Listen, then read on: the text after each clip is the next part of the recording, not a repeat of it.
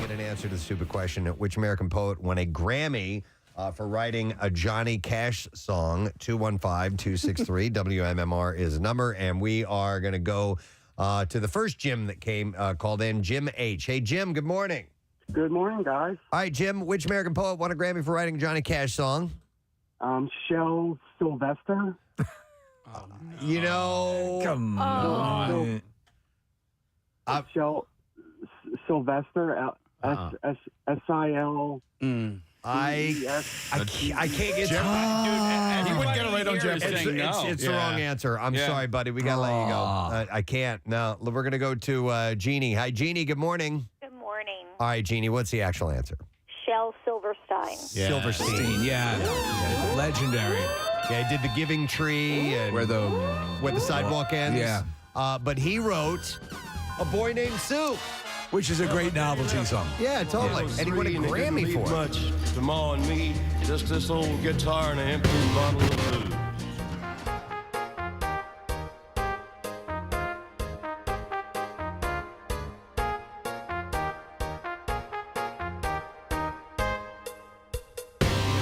Poet. And man, if you ever read The Giving Tree and you don't cry at the end of that, oh my gosh. Kind of beautiful. Yeah. It is, but that little kid took that tree for everything. Yeah. Gave it nothing back. Little All right. prick. Well, listen, I got some stuff to get to, and we're going to start with a heart-wrenching story as well.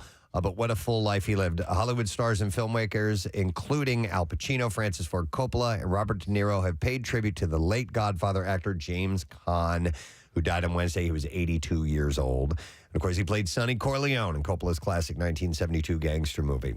Pacino, who starred as Michael Corleone, described him as a great actor and a dear friend. Francis Ford Coppola said Caan's work will never be forgotten. The director said, Jimmy was someone who stretched through my life longer and closer than any motion picture figure I've ever known. From those earlier times working together in the 1969 film The Rain People and throughout all the milestones of my life, his films and the many great roles he's played will never be forgotten. He will always be my old friend from Sunnyside, my collaborator, and one of the funniest people I've ever known. He had a great sense of humor, and that permeated a couple of the comedies he did. He did a movie called Freebie and the Bean, which is sort of a comedy buddy cop movie with Alan Arkin. He did a movie called Slither, which I think is hilarious, with Sally Kellerman. And then he's just done a whole bunch of other stuff. But Elf, too. Elf is the dad. So we have clips from The Godfather and Elf and Misery, of course. Another great movie. Yeah. Oh, my gosh. All right, so here's him in The Godfather. Hey, what are you going to do? Nice college boy, huh? They want to get mixed up in the family business? Huh? Now you want to gun down a police captain, why, because he slapped you in the face a little bit? Huh? What do you think, this is the Army where you shoot him a mile away? You got to get him close like this, and bada bing, you blow their brains all over your nice Ivy League suit. Come here. Mwah.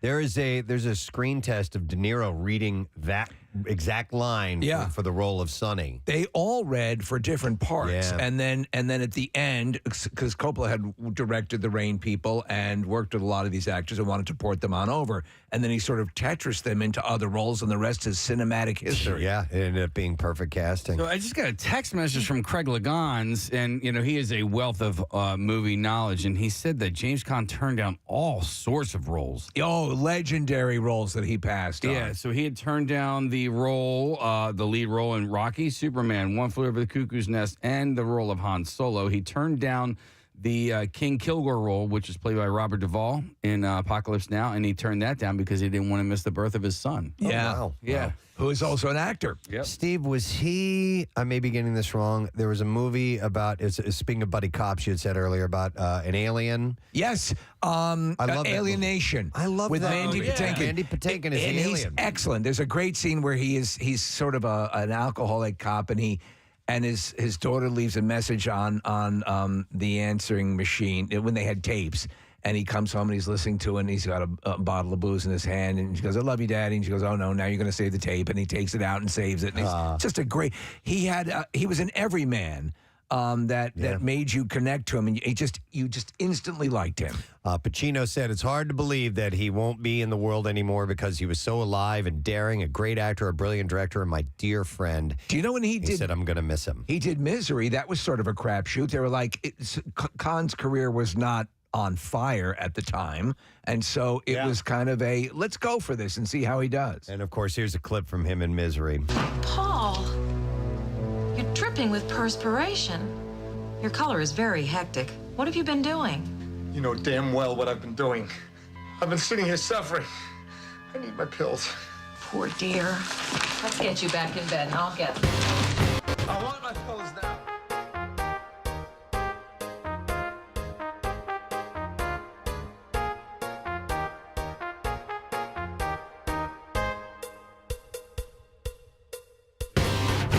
Him and Talia Shire sat down and they were talking about it because it was the 50th anniversary this year. It was CBS Sunday Morning. And Steve, I'm sure you know this, but the scene in the New Jersey Turnpike where things don't go well for Sonny, he had something like 150 of those little exploding things on his body. Squibs, they called them. Yeah. And so they made sure, and he made sure, and Coppola made sure, one take for that scene because it was literally going to be dangerous for him to have all of those go off. If they could fire off in the wrong direction, it'd be akin to getting shot. Speaking of Talia Shire, of course, she played Connie Corleone. She said he was a good man, a kind man, a family man, and a wildly gifted man whose great talent will always be loved and remembered. My prayers with his family that he treasured so dearly. And he's also, so we have a clip of him as the dad. And the at first you realize he's this sort of predatory corporate book publisher. And then he comes around, in Elf. Here we go. You're taking the books back? See, I see what you're trying to do here. You're trying to make me feel bad when, in actuality, you're the one that missed the payments. But the children love the books. I know that. I'm the one that ran the focus groups, but I like hearing that. Fellow filmmaker Rob Reiner, who also directed The Late Star in the 1990 psychological thriller Miseries, we just played a clip from, said that he loved working with him.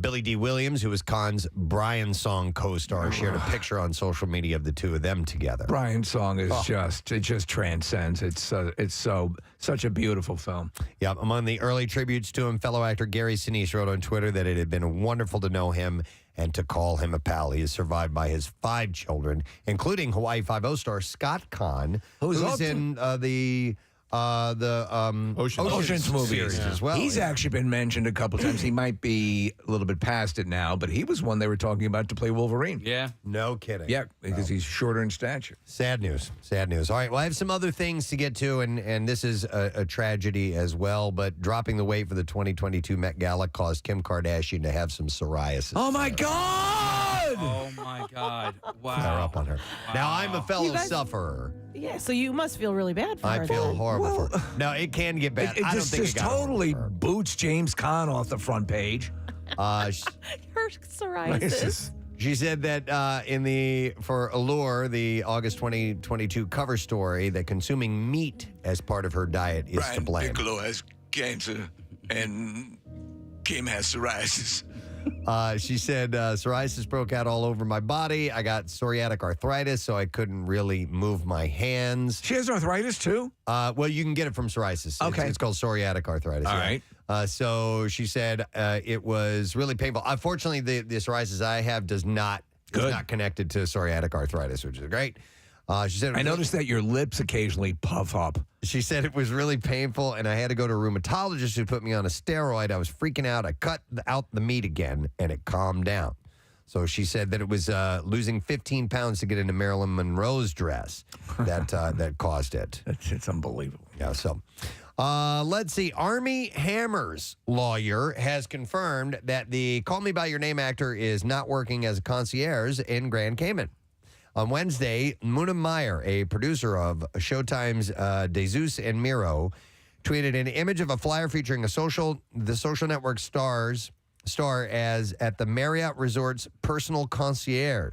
So then the perception was that things had gotten so bad for him, he was working at this resort.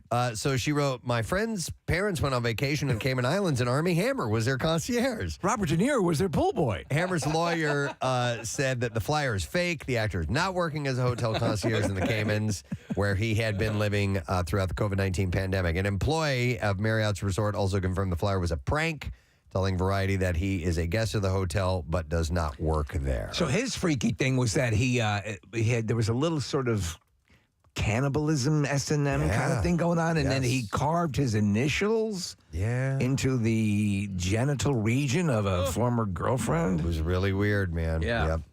An appeals court on Thursday rejected a $95 million defamation lawsuit against comedian Sacha Baron Cohen, filed by former Alabama Supreme Court Chief Justice Roy Moore, who said that he was tricked into a television appearance and lampooned sexual misconduct accusations against him. Second U.S. Circuit Court of Appeals in Manhattan, upholding a lower court's ruling in favor of Baron Cohen, said that Moore signed a disclosure agreement that prohibited any legal claims over the appearance. Well, there you go. The three judges also found that it was clearly comedy when Baron Cohen demonstrated a so-called pedophile detector that beeped when it got near Moore. And no viewer would think the comedian was making factual allegations against him. So that lawsuit has been dropped, according to the court. Despite news of their split last month, Jason Momoa and Isa Gonzalez were spotted out together in London on the 5th. A source close to the actress told E! News that the two are trying to maintain a close bond. The insider said that... would you call that dating? That they are working together and traveling a lot. So it's been challenging, but they are seeing each other when they can and really love being together. They are hopeful that they can keep it going and plan to visit each other as often as they can. Yeah, it sounds like they're dating. Yeah, keep that bond going. What would you call that? We see each other socially and we occasionally have sex. Yeah. Is that keeping a bond or is that dating? What is that called? I'd say that is a dating bond. Yeah. Wait, is that crossing over, though, into friends with benefits territory? Because, like, if you're not actually spending... But they are spending time together. Yeah. All right. Friends with benefits is... You're closer than this. I think they're getting together for the sex. That's Probably. So, speaking of sex, Damian Lewis confirmed his relationship with Alison Musshart when the two posed arm in arm at an event in London on the 6th. Right. He recently lost his wife to a battle. Was it cancer? Yeah, she had cancer. She was 52 years old. And this is a little over a year since she passed. Mosshart's mother, Vivian, recently discussed her daughter's relationship with the Daily Mail, saying they have a mutual friendship. You know, they have a bond. They have a bond.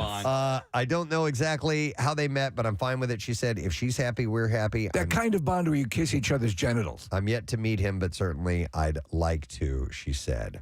All right. All right, now we have a breakup. Brian Hickerson confirmed that he and Hayden Panettiere have broken up for good. We were just talking about her yesterday. So Brian Hickerson was the one in that video that made the rounds when Hayden Panettiere was outside of the club and she was throwing down. I don't remember this. Was it a while ago? It's about 5-6 months ago before she entered the treatment facility. Okay. She's on the other side of it. She was she wanted to. Yeah, she was. Let's do it. Yeah. No kidding. Yeah. All right, then you should be able to find the footage. I'm going to have to look that up. Yeah. According to a video that Hickerson obtained from the Daily Mail, the former couple of 4 years are now friends. With benefits? Well, I don't know. Or are they having a bond? They have a bond. When asked by Paparazzo if they were still together, he said, no, absolutely not. Here you go, Preston. Here's the video of the encounter. She's there. And ponytail? Is she going to fight with him? Or? I think there was a fight. I forget who was the object of the ire, but this is the guy with her that she just broke up with. All right. So here's another breakup. Good Morning America meteorologist Rob Marciano is headed for a divorce. His wife, Erin, this kills me. Filed for divorce on June 18th in Westchester County, New York. How will you be able to do the weather? Marciano told Page Six in a statement Thursday, the last couple of years have been very difficult. I didn't want this and tried to save the marriage, but we are sadly divorcing. My focus is now on my kids. They were married for 11 years, and they share 2 children together. Never saw him, don't know who he is. I don't know. This is the guy so when on ABC Nightly News, David Murrell, they send this guy like where the hurricane's happening, and so it's very windy. What? And there is a lot of rain. There's sort of a high-pitched whistle. That's exactly what the report is. They should just send Steve. Sure. I'm on the rim of the volcano. It's very hot, and there's lava. I'm in Antarctica. I would call it stark white and cold. Sometimes, Steve, they send them to the place where there's drought. Yes. Yeah. Can't get a drink of water anywhere. Parched. So, well, he's getting a divorce, so he'll be free for more assignments like that now. Yeah. If you want to send me to other weather extremes, I'm opened up. Hey, this is cool. Marvel Studios has some devilish plans in store for Echo, the upcoming Disney Plus series currently filming in Atlanta. Charlie Cox and Vincent D'Onofrio, who portrayed classic Marvel comic characters Daredevil and the Kingpin, respectively, have joined the series, which also stars a Hawkeye breakout, Alaqua Cox, as Maya Lopez. I had to go back and look her up. She was the deaf character who was a real badass, man. She was a badass, but she had awesome. She had like a good side to her. Yes. Yeah, she was a tough fighter. She's the title character, right? She's Echo in this series? Yes. I guess so, yeah. Okay. Yep. So I think, doesn't she use... I don't know. Maybe she uses echolocation. Maybe she has like an that. Echo at home, an Amazon Echo. Maybe that's it. Yeah. But anyhow, the movie is the latest sign of Marvel Studios' efforts to weave in popular characters from Netflix's now defunct Marvel shows such as Daredevil into the fold. God, I love that series. So sources say Echo will include a plotline in which Daredevil, whose alter ego is blind attorney Matt Murdock, is searching out a former ally. There's a podcast called The Weekly Planet. They've reported that ally is possibly Jessica Jones. Love Jessica Jones. Another Marvel character who top-lined her own Netflix series and was portrayed by Kirsten Ritter. Now, if Ritter... Kristen. Or what's that? Kristen Ritter. Kristen Ritter. If Ritter, as Jones, does indeed make an appearance in Echo, that would leave Luke Cage, Iron Fist, and the Punisher as the street-level crime fighters still left to be reintroduced into the Marvel Cinematic Universe, but most likely I would imagine they will do that. Every one of those actors, Luke Cage is, I'm having a brain fart. He's great. I watch him in Evil. Terrific actor. Yeah. All of those, that whole line of Marvel Netflix shows, Preston, was so good.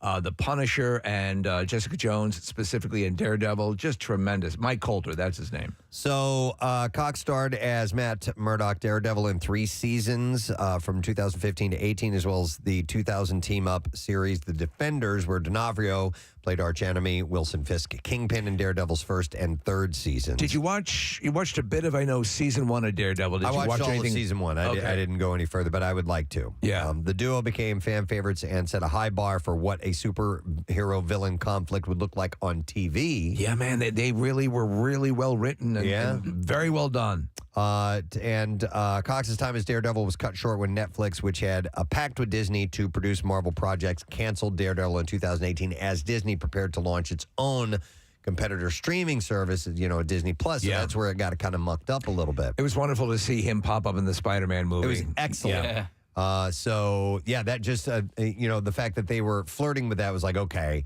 he's still in this. And he was so great in that. All right, and it's Friday, so we got movies opening this weekend. Oh. So beautiful.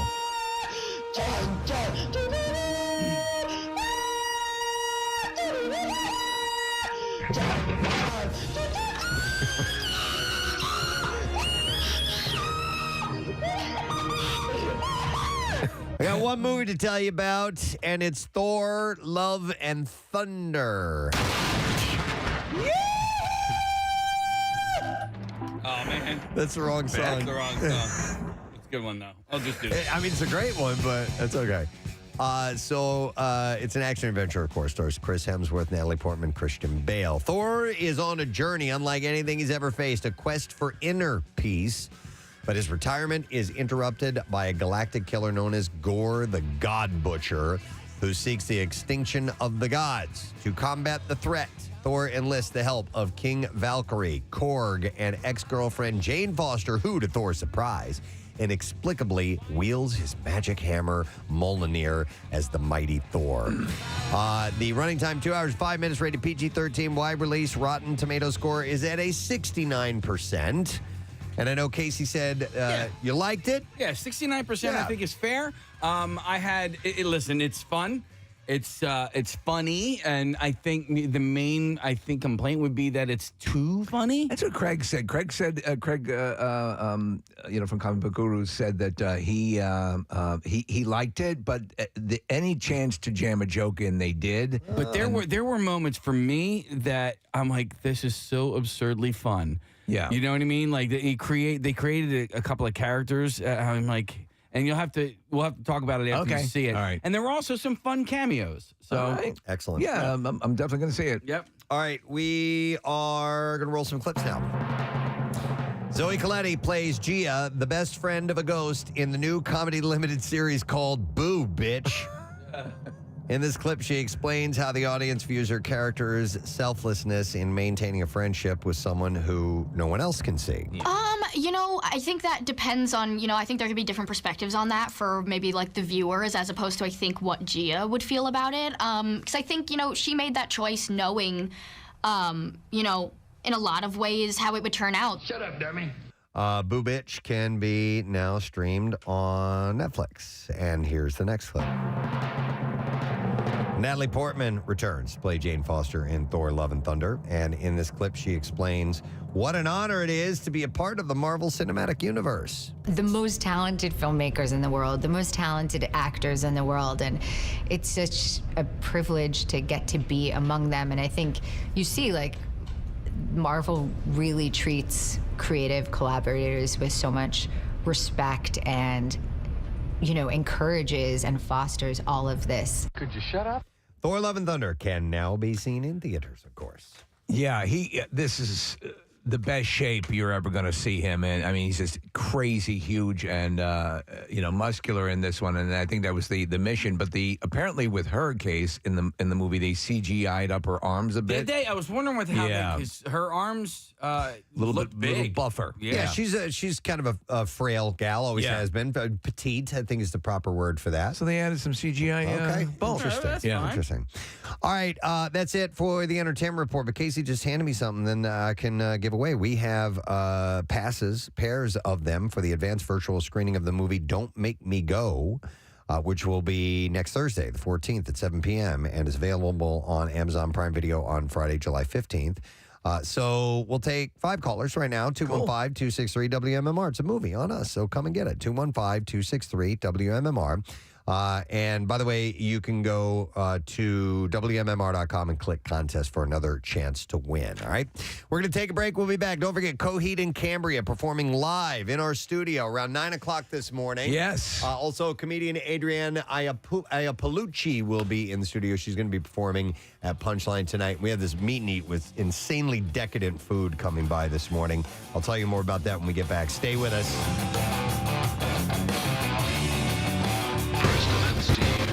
This time it's plant-based chicken nuggets. I've had them. Yeah. Oh, wait, you have? Because so have I, and they were the most disgusting things I've ever eaten in my life. Well, then I've had different. So Hip City Veg has the best chicken nuggets I've ever tasted, and there's no chicken. Okay, so this was sort of like, it looked like it was dark meat, but it wasn't meat. It was plant-based, and it had like a breading around it. It looked really good, and I was like, oh, I'll try this. Right.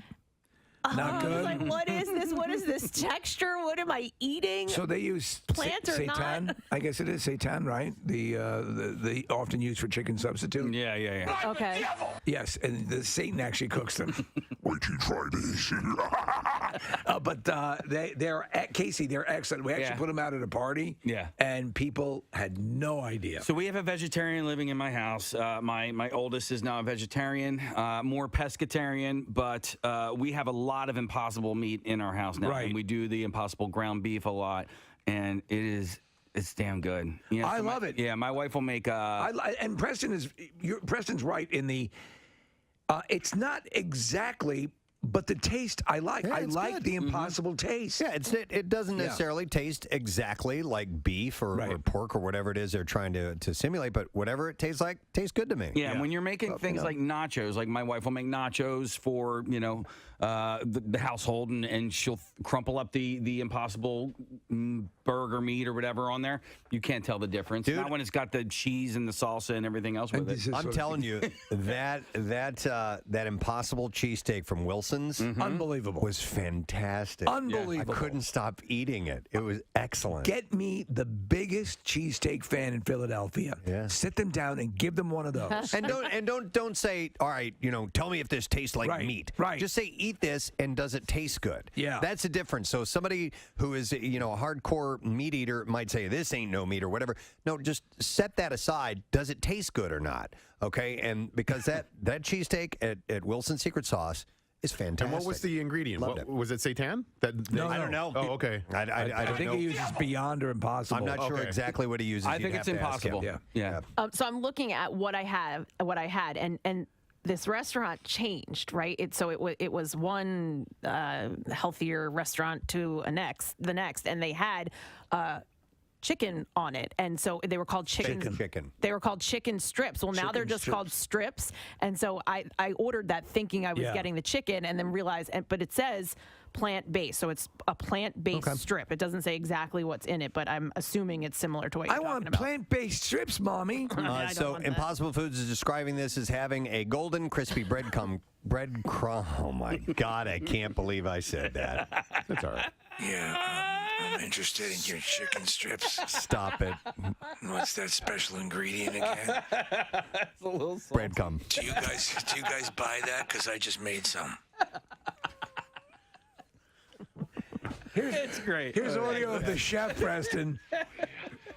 You're gonna be my regular Saturday thing, baby. Wait. Oh yeah. I think I like your reaction more than the actual flub itself. You're like, I just can't believe you just said that. All right, having golden, crispy breadcrumb coating. You're working in the kitchen today. Where's something low cut? And a juicy and springy white meat texture. How was your weekend, Jackie Bam Bam? Oh, good. How was yours, Press? Very relaxing. Right. How about you? Did you relax? I heard you tried on some jeans. I was getting worried about my leather pants and my roostered hair for the MMRBQ, more importantly. Do you ever wear shorts? Nah, but I do shave my legs if you need to know. Okay. But wait, No doubt. No doubt. Why? Why do you shave your legs if you're not wearing shorts?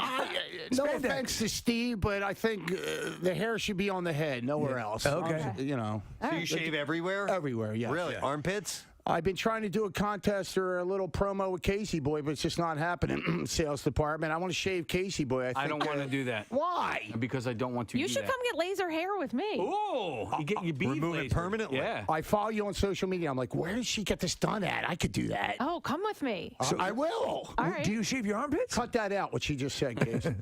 Do you shave your armpits? I do, yes. You want to take a look? Yeah. Yeah, they're short. All right, Yeah, there you sure go. enough. Very nice. Okay, he's a shaver. He's Your ass crack?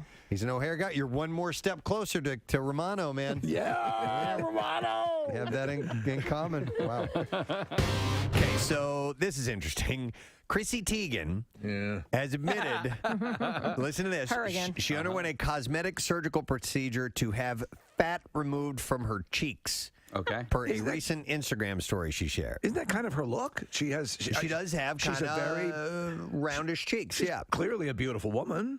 She wrote, I did that Dr. Diamond buccal fat removal thing here, she said. The Dr. Diamond buccal fat removal? I guess so, yeah. Dr. Diamond buccal fat removal. She I can't say Dr. Diamond buccal fat removal. That's amazing. I can't do that. Dr. Diamond buccal fat removal. Dr. Diamond buccal fat removal. Dr. Diamond buccal fat removal. There you go. That's pretty good. Thank you, sir. Now do it backwards. I can't do that. Fat buccal diamond doctor. Wow. Well, I left out removal fat. Oh, way to All go. Removal fat buccal diamond doctor. I'm reading it. I can see it written here. So Still good. Still pretty good. removal fat buccal diamond doctor. I will say this after Dr. Buckel's fat removal, that she looks different.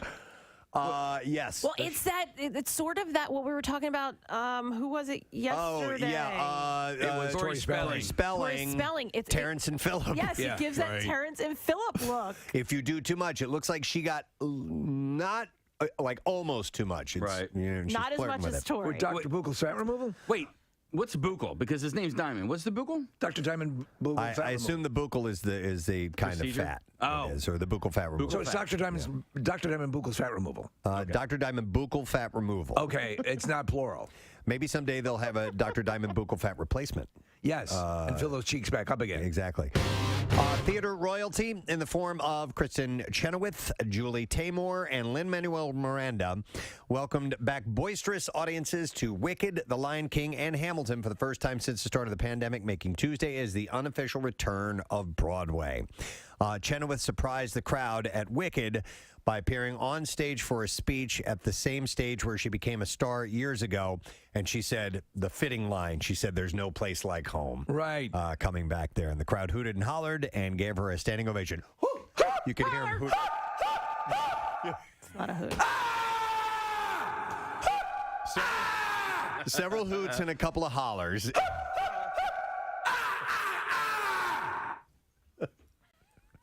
That'd be kind of scary. It would be terrifying. Yeah. I think that the actors would walk off the stage. Taymor, the director and costume designer for The Lion King, congratulated her audience for the courage and enthusiasm to lead the way. She said, "Theater as we know it is the lifeblood and soul of the city.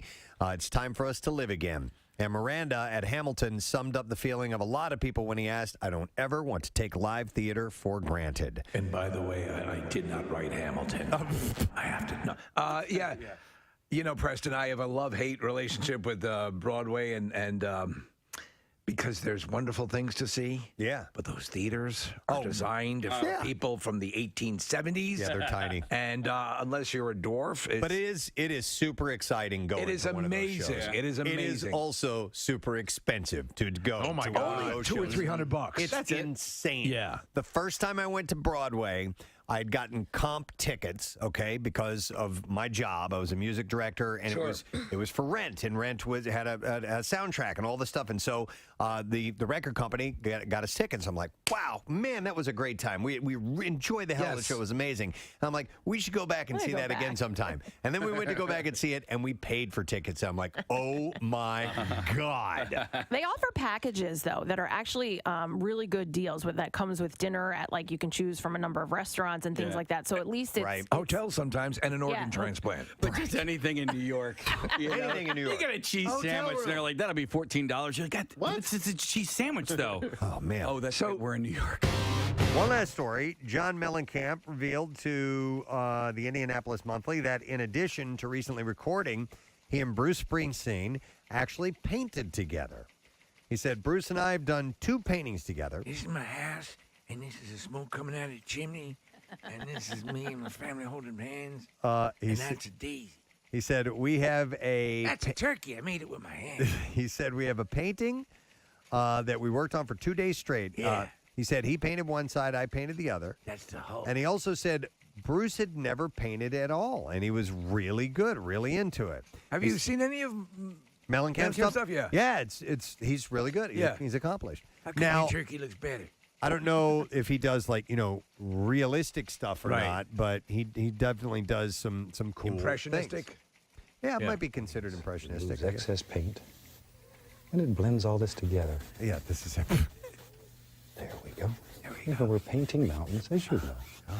You always want the top of the mountain to be more distinct than the bottom of the mountain, because at the bottom we have mist, and now we have wonderful pollution. So before I knew that I had ASMR, right, and I was a teenager, I would sit there with Bob Ross on, smoke a little herb and just sit there and Get just lost. absolutely zone out into it and have no idea why I liked him so much. Did you ever get inspired to attempt to paint along with him? Oh God, no. Okay. I have no artistic ability whatsoever. At a younger age, I had tried. I had a friend who was a decent artist, and he gave me a canvas and Steve.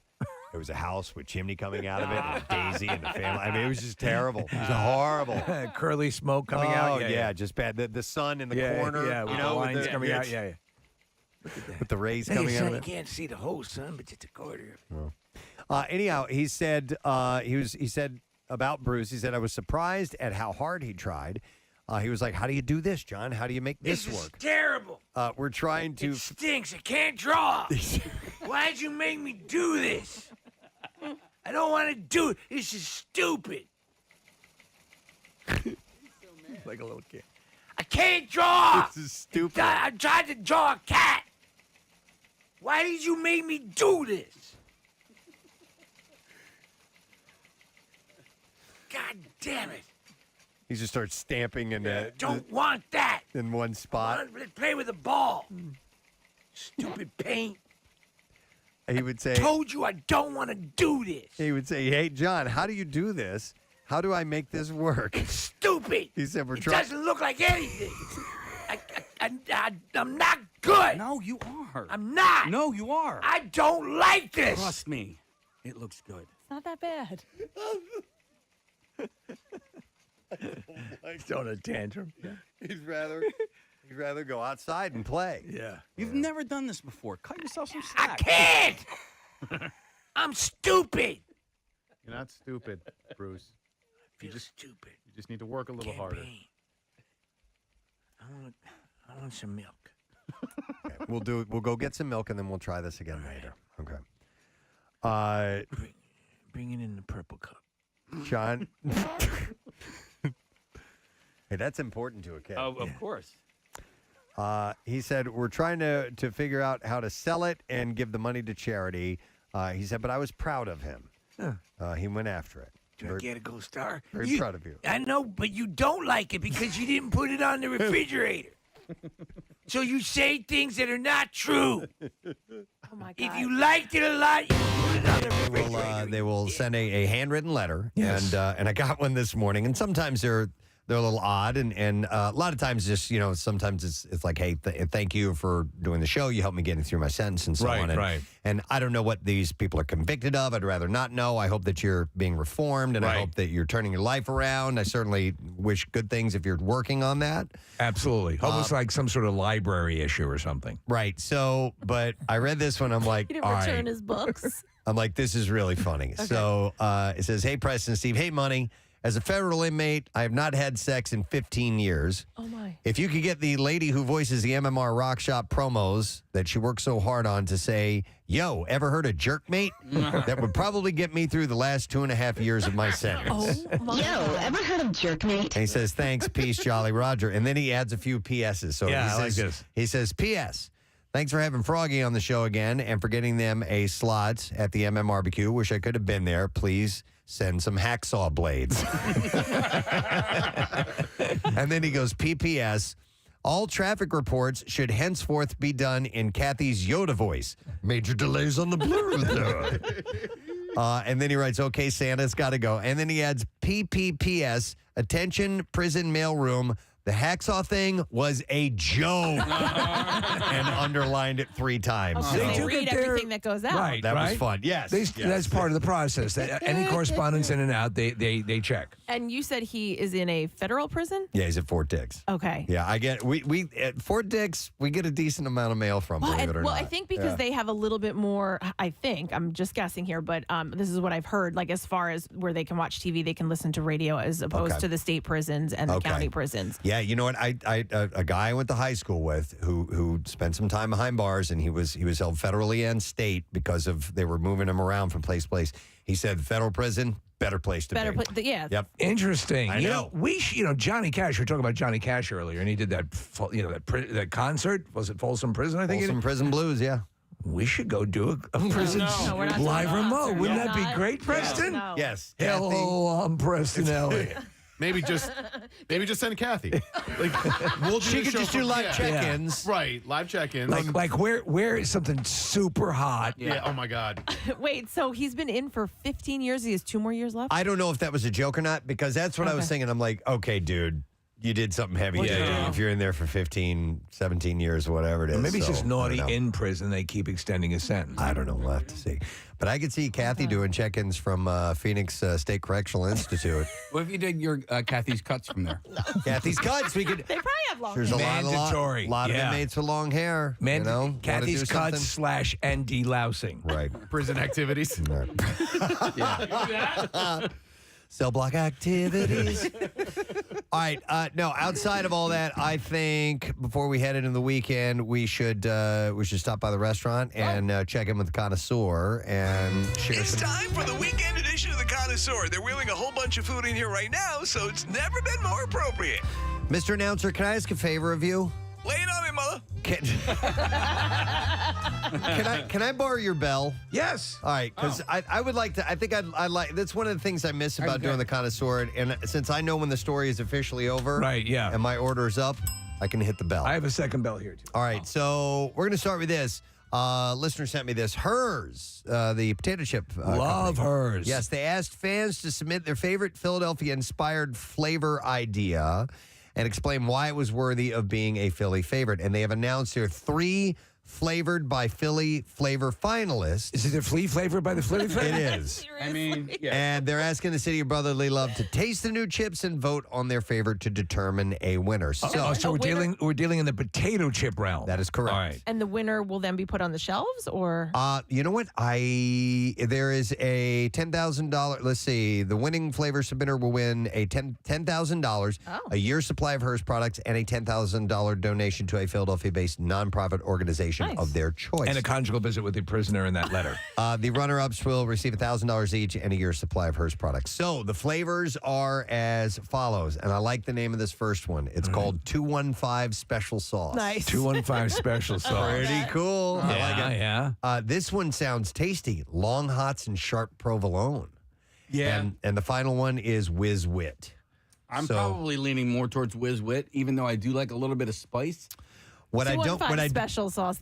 Just the name. the name's great. Yeah, it's great. But I'm wondering what that flavor Yes. is. What the If special there's a sauce breakdown, is. can we It's zoom got- in on the bag? That we have a It's picture got of the bag. like I have hot descriptions. sauce. Okay, I'm sorry. You Okay. can go ahead, Nick. Go ahead. Hot sauce, ketchup, salt and pepper for the 215 special. All right. Okay, I kind of like that. So it's crazy because that Long Hots, pretty much every Friday night from Memorial Day to Labor Day, I get a roast pork, and that's what that is. It's a roast pork sandwich with Long Hots and Sharp Provolone. I tell you what, I love it. Hers has done a great job, and sometimes it's like you say, is this just a novelty? They're just mentioning this, and it doesn't really replicate the flavor, but their line of flavored chips are pretty damn accurate. And like the ones they did exclusively for Primo Hoagies, they're really good.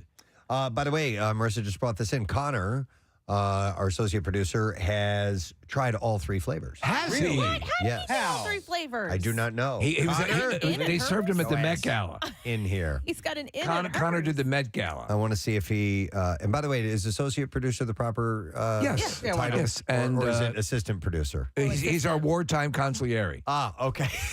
That's cool. That's way. Yeah, that's Congrats. it. That's What is it. a viceroy, by the way? I want to call somebody a viceroy. Can you be the viceroy? Yeah, call him a viceroy. Okay. That works for me. He's the viceroy of the President and Steve show. Connor is here. Connor Betts, what's up, dude? Not much. All right, so the 3 flavors. Long Hots is the best. The Okay. Long Hot. All right. Very hot, mildly hot. Mildly hot. Okay. How did you get to try these? They were just at Wawa. Oh, they're in I the walked store in and already. I was like, I guess I gotta try these. Yeah. So you grabbed all 3? Yeah. Food I've never seen. I have to eat this. Yeah. Damn it. Listen, I was at Wawa last night, and I ended up going with the cheddar and sour cream. I would have grabbed any one of these 3. Had you known? Had I seen them, yeah. So the description says the Long Hots with sharp provolone flavored chip delivers a bold roasted pepper flavor combined with notes of provolone cheese in the background and a mild heat that builds with each chip. All right, the Whiz Wit. How about that, Connor? Kind of tasted like what is that? Cheddar, like horseradish. Oh, okay, yeah. Also, kind of sour creamish. Okay. It was could work. okay. It was okay. I would eat it again, but not want to. All right. Yeah. I'm not if going out someone- to like get it, but it's like, Right. all right, like If if it's it's there, the only I'll- chip. If yeah, I'll someone was drawing down on you. That's kind of my philosophy to life. I would Yeah. eat it again, but not want to. Yes. So the description says this flavored chip is drenched in delicious cheesy onion flavor with a bit of meat to match the cheesy goodness that oozes out of the back of your roll after your first bite. So it is clearly a cheesesteak. Yes. Realm. How chip. about the 215 special sauce chip, Connor? It was. Okay. I didn't like it. The flavor was just, I think, all over the place. All right, the chip it says perfect blend of tangy, vinegar, and savory flavors with a hint of heat. So I like the vinegar side of things. I do like the vinegar chips, I have to say. The thing is, though, the only chip that they have with heat is the jalapeno, but that is a kettle cooked chip. So I don't think I'm they mad have, at the kettle cook. No, I know, but they don't have a regular chip that has a little bit of heat. Okay. All right. You're not a fan of the kettle cooked? I don't like the texture of kettle cooked. Yeah, I like that. Yeah. I like that kind of. Oh, I'm fine. Yeah. Thicker. Kettle cooked. Yeah. Crunch to it. Cooked in a kettle. Nonetheless, you can vote for these. So pick them up like Connor did, and then you can place your vote. And they need to. By the way, they narrowed it down from 6,200 flavor ideas. Damn. It's amazing. By the way, just in. Thanks, Connor. The Wawa that I go to looks like it's almost about to be complete. good They for did a you. massive remodel, and they put a special new Wawa sign up, Preston. I actually pulled over and called my wife when I saw it. Steve, okay, I'm sorry, Kath. No, I was just going to ask a Wawa question because it's out near you, Preston. So typically, they look the same and then they redo them. Right. And there's one when you get off of the Northeast Extension at Lansdale. Yes. Maybe 40-foot road or somewhere around there. Anyway, yeah. it's a brick structure, and it doesn't seem like they're changing it and it's been like that forever. So it's a different Is it design Wawa? completely different design. They have a few Wawa? classics. I'm just wondering No, if it's not a classic. So no, it's not. It's in a building with other places as well. So Is that what there's it a is? pizza shop around the corner. Okay. So it's in kind of a complex. I mean, I kind of like it that it's different, but I didn't know if there It's was small. some It's a reason tiny that one. it was that brick and had to stay that way. Yeah. That's a weird lot. Like there's some stuff that's been torn down recently, and then there's a Super Wawa that's not far from there, right up. Yes. Yeah. On 63, they just built Yeah. it not that long ago. Yeah, and that yeah. one actually has seating inside, and you can get beer and Oh, no stuff like kidding. that Oh, there. really? Yeah. Yeah, in Harleysville. Yeah. So anyhow, all right. I want to ask Steve something Yes. because I know that you're a fan of kettle corn, and I don't feel like I've ever had a chip that has been sweet. What if would a sweet chip? A sweet chip. A A potato chip that is not salty but sweet. So you have like chocolate covered pretzels and things like that. You're saying but it's entirely sweet and not sweet and savory. Mm-hmm. Interesting. Put something together. I'll taste it. All right. All right. I'll get my team working on it. All right, order up. Next one. We're going to go, let's go to the bar for this one. Disney. Yeah! Yeah! Kathy just took her shirt off and is swirling it over her head. There are two reasons you'll want to try this cocktail, Kathy. All right, so Disney Cruise Line's newest ship called the Disney Wish is ready to set sail for its maiden voyage on July 14th. The new ship is get drunk. It is the largest Disney fleet and includes all new restaurant and lounges, including, and this is why you'll want this, a Star Wars themed bar. Oh, wow. That features themed cocktails. And Kathy, the Caber Crystal drink only costs $5,000. Oh, for the I'll cocktail. try that. This is a cocktail for $5,000. What the hell? Why? I'll break that down happening? for you. All right, so the drink is reportedly out of this world. Because it's Star Wars, which takes place in space. All right, so it comes served to you in a Camtono. Star Wars fans will recognize the cylindrical container from The Empire Strikes Back and later in The Mandalorian and the Book of Boba Fett. The container is used as a security safe. You would think that you could keep this very cool thing, but that's not the case. However, the For Star Wars... $5,000, you can't even keep it? Well, there are some things you get, okay? The Star Wars $5,000 cocktail does come with the following. You get a Star Wars backpack. Oh, my God. That's worth $5,000. You get a Star Wars water bottle. No. You also get a hyperspace-themed room decoration. Wow. And a bottle of personalized sparkling wine from Skywalker Vineyards. No one's ordering this. They've had a bit of a problem with this. The hotel down in Orlando, the one that's supposed to replicate, it's almost like interactive dinner theater, right? Spaceport. The general reaction has been less than wonderful to it, especially for the cost. So I wonder how this will go over. Well, not only do you get the backpack and the water bottle, but your purchase comes with a voucher to visit Skywalker Ranch. Oh, and that's cool. Yes, it is not open to the public, so a visit to the movie ranch where George Lucas works is pretty exclusive. However, you only get one voucher per cocktail, so if you want somebody else to go, you got to spend $10,000. That seems fair. So the cocktail comes with a Star Wars-themed escort off the ship as well. Oh, now, hooker. here's what you get in the actual cocktail itself. It's not a hooker, Casey. You better like Camus cognac. All right, the Caber crystal drink is mostly made with this cognac. It includes yuzu and kumquat as well. There are some Grand Marnier quintessence in the mix. Oh, you don't like Grand Marnier? No, Grandma? No. All right. And along with your Caber Crystal cocktail, you also receive 3 shots of Pappy Van Winkle's Family Reserve 23-year bourbon. Hi, Grandma. Taylor's Kingsman Edition Very Old Tawny Port and Watenshi Gin. This sounds like a massive waste of money. If you know your spirits, these are very, very expensive spirits. I think the main thing is you get the Skywalker Ranch. So you're right, Preston. You're going to go solo. At least if you're going to do 2, that's $10,000. Yep, solo. Yeah. By the way, it's a Kyber crystal, Preston. Oh, the Kyber Pass. Yes. Oh, not really? Kyber Pass. No, How did Kyber I- crystal. How did You I said pronounce Kyber. it? Caber. K-A-I-B-U-R-R. You need a Kyber crystal in order to make a lightsaber, and the Empire uses it to blow up. Now I know what they are. Yeah. Okay. All right, so $5,000. That's it. That's easy, right? All right. These drinks are overpriced. Order up. Let's see. There's a TikToker. Her name is Rosie Zeppelin. She's from Perth, Australia. Says that she makes hundreds of dollars, maybe even thousands from time to time, by just eating food on camera for her male fans. We've talked about some variations on this. There's the, and I forget, Nick, there was the, you were talking about the special where there was the woman who eats. And a lot of it is fairly disgusting. But there's an interesting aspect to this.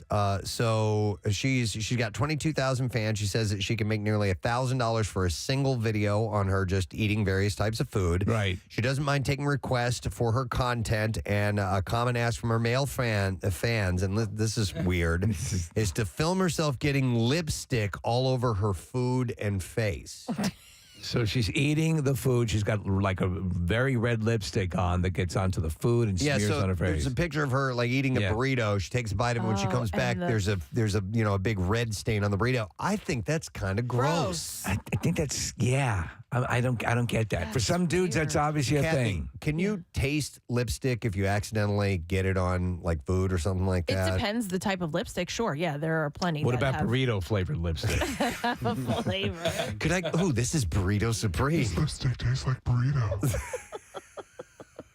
I mean, lipstick doesn't taste great. I actually don't like if I get it on my cup or whatever, I wipe it off. Like I don't like I don't know. To me, it's just seems, I don't know. Bizarrely. Yeah. And I think I may have seen a movie somewhere where this happens, but I want to, and I know it would taste disgusting, but I want to bite into a stick of lipstick. I hear you. You know what I mean? Well, I don't know why, but it looks like it might taste good, even though I know it doesn't taste I good. forget the name of that show that's on Netflix, but it's basically, the way they you have to decide whether it's a cake or Yeah. So I've seen them do that with lipsticks, where it's actually like fondant, with it like a cake pop. Okay. So you could chew into it. Would that satisfy your? Seeing a movie where someone was eating lipstick. And you're gonna, the lipstick on the teeth when that happens to women. Like I that, know. It would be, Do you say something if you don't know the person? Yeah. All right. Hey, I teeth. probably would too. God, my buddy Jim, his mom always had lipstick It's on her always teeth. the case. Like with always gums, when they get up around 75, 80 and they can't quite feel everything on their face. Yep. So there's a little bit of egg salad underneath, the lip. And it's kind of weird. We're watching the video from her. She's attractive, but she's really cute. She's not, but it's an interesting thing for $1,000 to watch her get lipstick on a burrito. Yeah. Hey, Press, is it Billy Madison by any chance? He doesn't eat the lipstick, but Steve Buscemi's character puts it all over his lips, and then Man, he I'm goes glad I over. called that guy. Yeah. No, it wasn't that. But all right. Anyway, order up. Next story. No, I hit the goddamn button 3 times, Steve. Nothing happened. There it is. All right. All right, this one from Marissa. Liberty Point, the sprawling 1,400-seat restaurant that opened along the Delaware River waterfront earlier this year, is hosting a summer food and concert series every Thursday night through August 30th. Different performers and chefs are being featured each week. Oh, that's cool. So it's called the Philly Grown Food and Music Series. Grown as in like in pain? And no, GROWN. Oh, I'm sorry. Philly Grown, not. That thing's happening again. It's part of a larger effort by Delicious City Philly. Is that the name of your podcast, Marissa? Whoa! Yes, it is. Let's get her on. So it's part of Delicious Philly, which is the food and restaurant podcast centered on Philly's food scene, and Avram Hornick's Philly Independent Productions to celebrate the city's food and music scene while supporting local chefs. Is Avram your co-host? My co-host is Eli.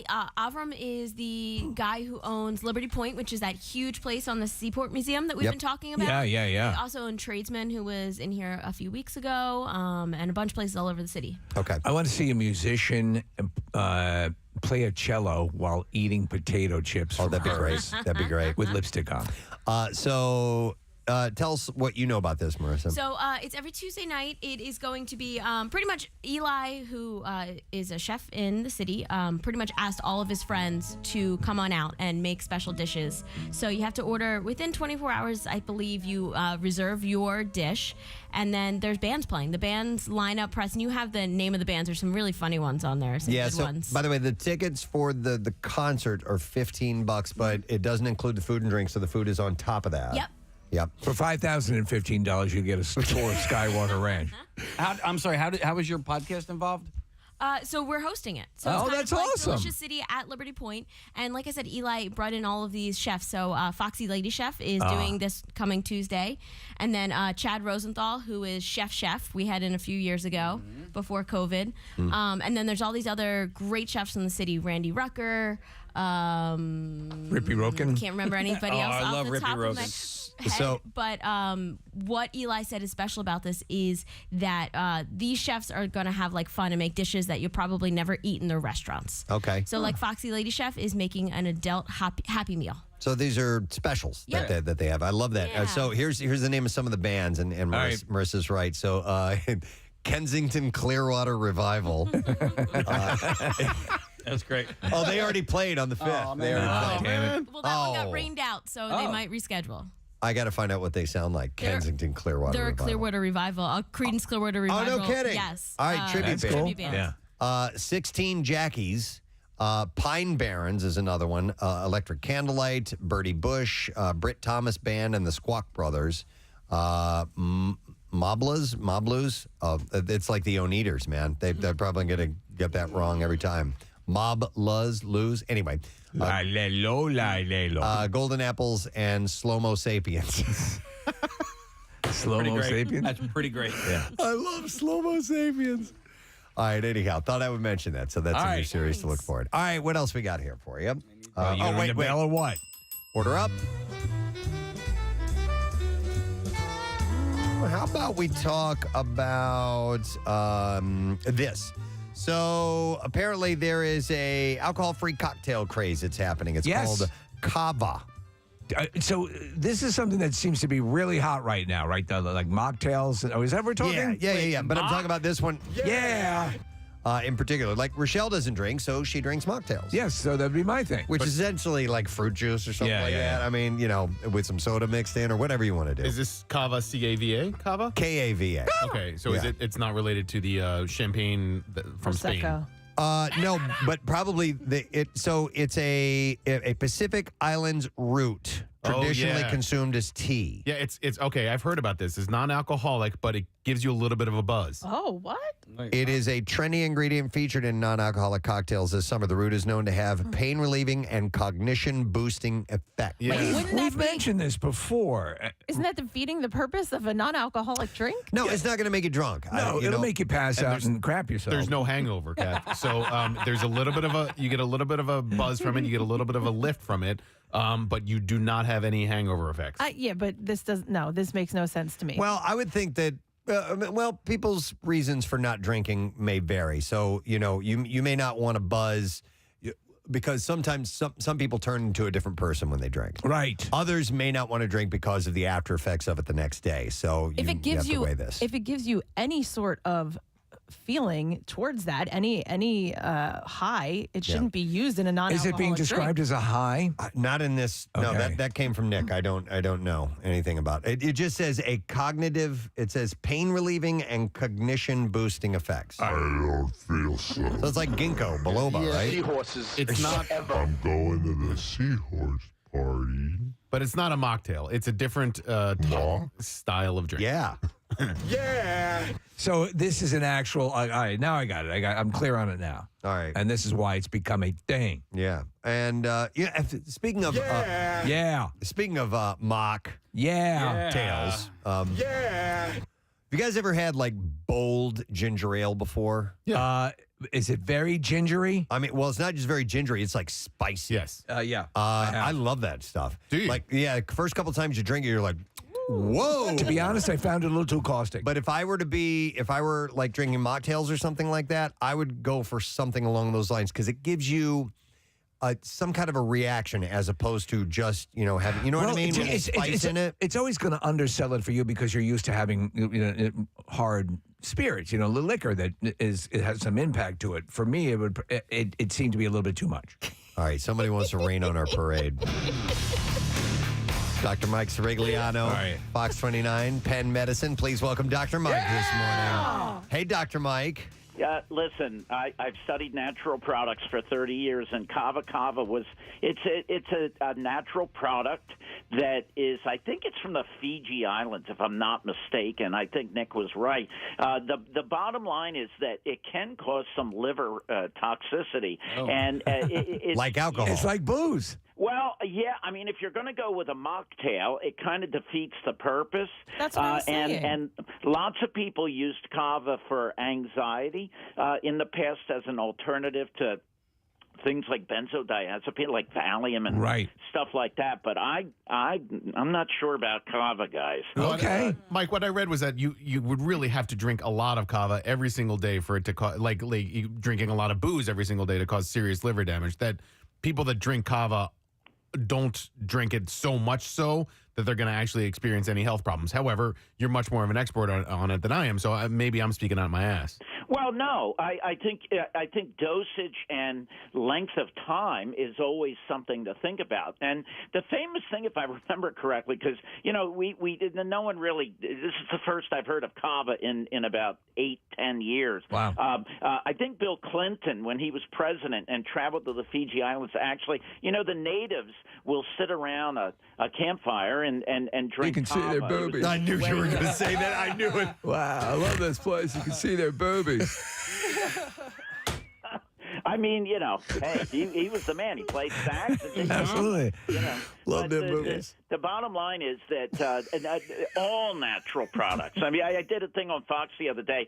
Somebody was taking 50,000 units of vitamin D 3 times a day. Oh, my God. And they ended up killing their liver because it's a fat-soluble vitamin. And the take-home message, look, if you do it once in a while and you don't have a history of cirrhosis or a liver transplant, it's probably okay, but everything you put in your body has the potential for harm, even if it's natural, even if it's a plant-based thing. By the way, a number of people are texting in, Dr. Mike, that you can get effed up. I mean, by that I mean putting on a buzz, but with kava. So they're not dumb. I mean, the natives in Fiji, I think before they had tribal wars, they would sit down and drink a big out of a bowl of kava, and they would make everybody chill out and make love, not war. Yeah. Okay. Would you like some more kava, Lala? Oh, wow. Interesting. Yeah, but, see your boobies. It's not completely benign. No, okay, that's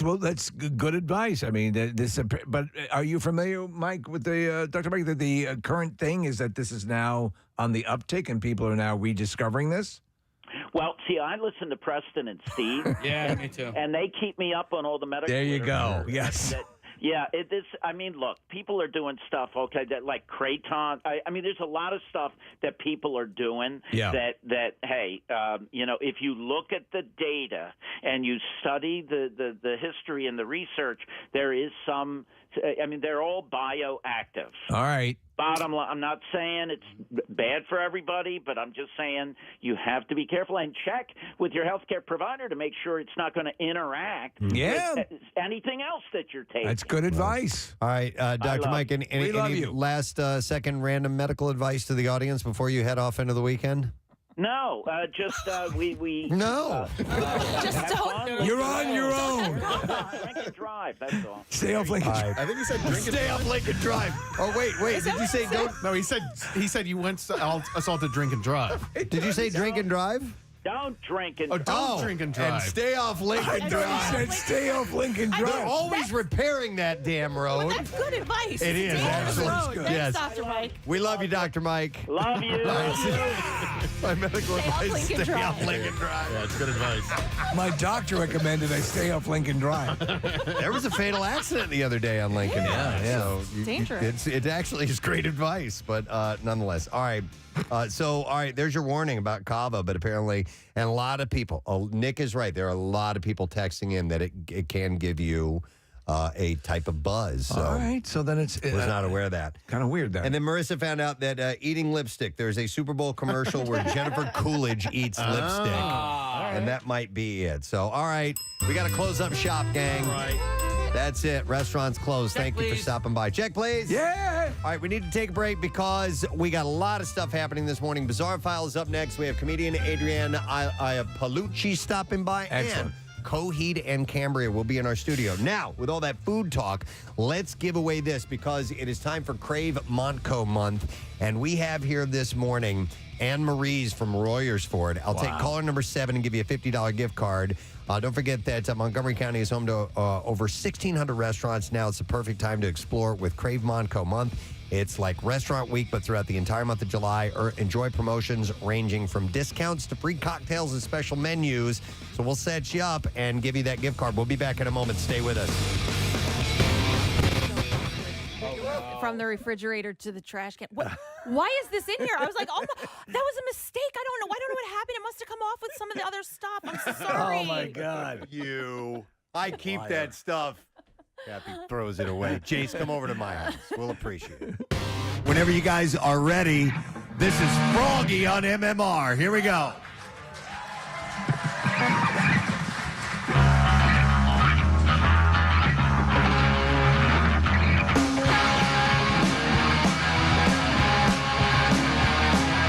I love nachos. Nachos from 7-Eleven. I know that they're bad for me, but when I eat them, I'm in heaven. 7-Eleven nachos. 7-Eleven nachos. 7-Eleven nachos. Liquid topping tastes so good. Post-band practice, I buy them. I eat them in Fiona's kitchen. Best worst nachos in the world. They're the only thing I want. 7-Eleven nachos! 7-Eleven nachos! 7-Eleven nachos! You would have some if you could.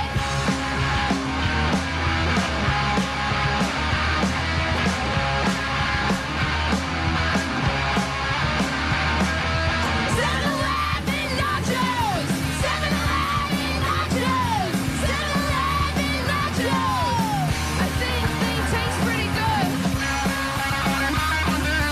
7-Eleven nachos are like $4.20. That's a funny number, but I should know the price by now, but I really don't. The cheese is so good, it's all bright orange. Yeah! Oh, nachos! And cheese! Yeah! Yeah! Yeah! Yeah! Yeah! Wow! 7-Eleven nachos. I love that. I love the lyric. They taste pretty good. I love it.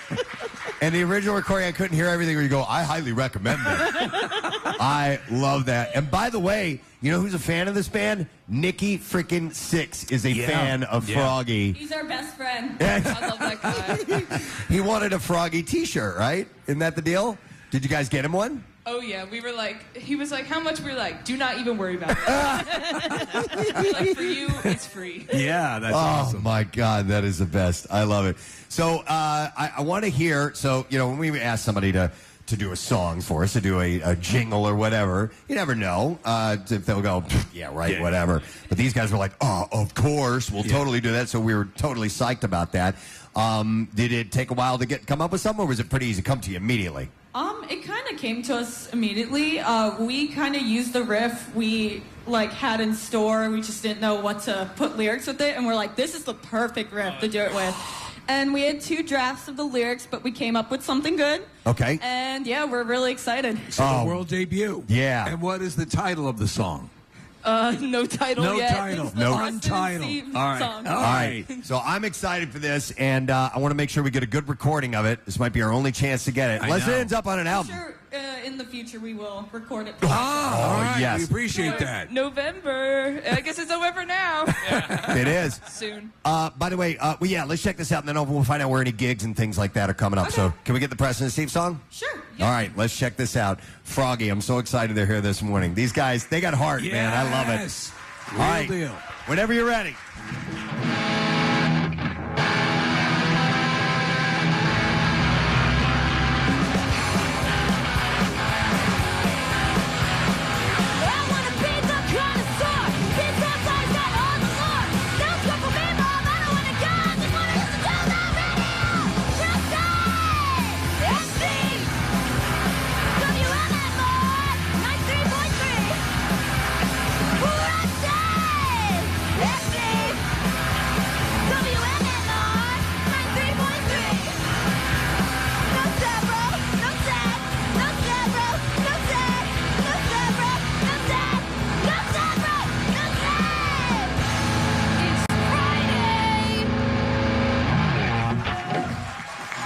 We got to have that.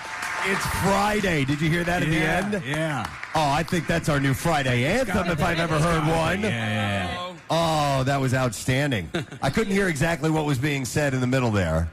The third part was no school for me, Mom. I don't want to go. I just want to listen to the radio. Yes. Oh. No, we need that. Yes. Old absolutely. school angst. I love it. Love it. We're honored. You guys have any gigs coming up that we need to be aware of? New Year's Eve at Philomoka with Colleen Green and Joe Jack Talcum. It's going to be awesome. Yep, it's our biggest show. And something early December in the works, not fully planned out yet. We're actually taking November off to record a little something. Yeah, very nice. So, yeah. Nice. Well, you keep us surprised to what your dates are, and we'll get them out for you, man. Yeah, It's awesome. thank you. People who love straight up punk are gonna love this this energy that you guys have. So that New Year's Eve show, all ages show, or Yep, is it all ages. Okay.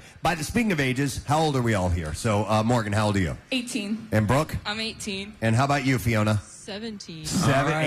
18, and 17 years old. They're so damn good, though, man. They really are. It's great. Hey, what are you guys doing the second or third Saturday in May of 2022? Nothing that I know of. All right. Free. Yeah, just I'm free. keep those Saturdays open. Just Dude, that would be awesome. no. I was like, what is he talking about? What is The second? barbecue. Got it. And them barbecue. Yeah. Sometimes it takes Froggy.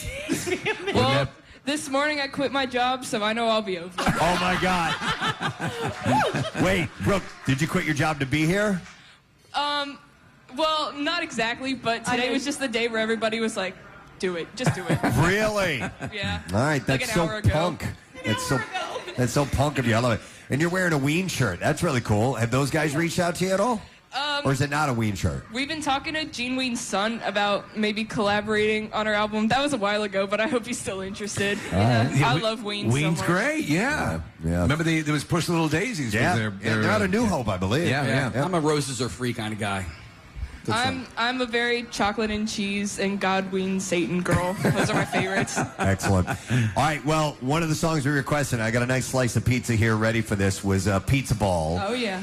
What's the name of your LP or your EP that you have, your album? Sopa de elote translates roughly to corn soup or corn chowder. I picked something random. I was like, guys, I think this will sound weird. We had no idea what to do. Yeah, we just kind of picked. I love it. Corn soup is fine. Yeah. All right, well, let's get one more song out of Froggy this morning, and whenever you guys are ready, we want to hear Pizza Ball. Woo! Yeah, all right, let's do this thing. Ladies and gentlemen, if you're just tuning in live at the Preston Steve Camp Out for Hunger, this is Froggy.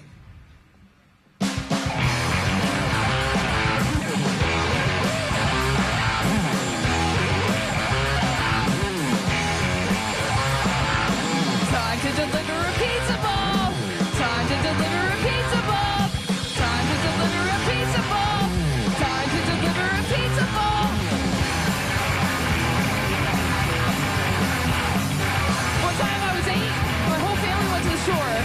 And there's this guy, Wayne, who's making this clam chowder. It was what he was known for. And it tasted so freaking good. I had like 10 bowls of that clam chowder. And I tell you what, I woke up in the middle of the night and I said, Mom, and I threw up all over the floor. Someone carried me away, and that's all I remember from that night. Yeah! Time to deliver a pizza bomb. Time to deliver a pizza bomb. Time to deliver a pizza bomb. Time to deliver a clam chowder bomb. Time to deliver a pizza bomb. Time to deliver a pizza bomb. Time to deliver a pizza bomb. Time to deliver a clam chowder bomb.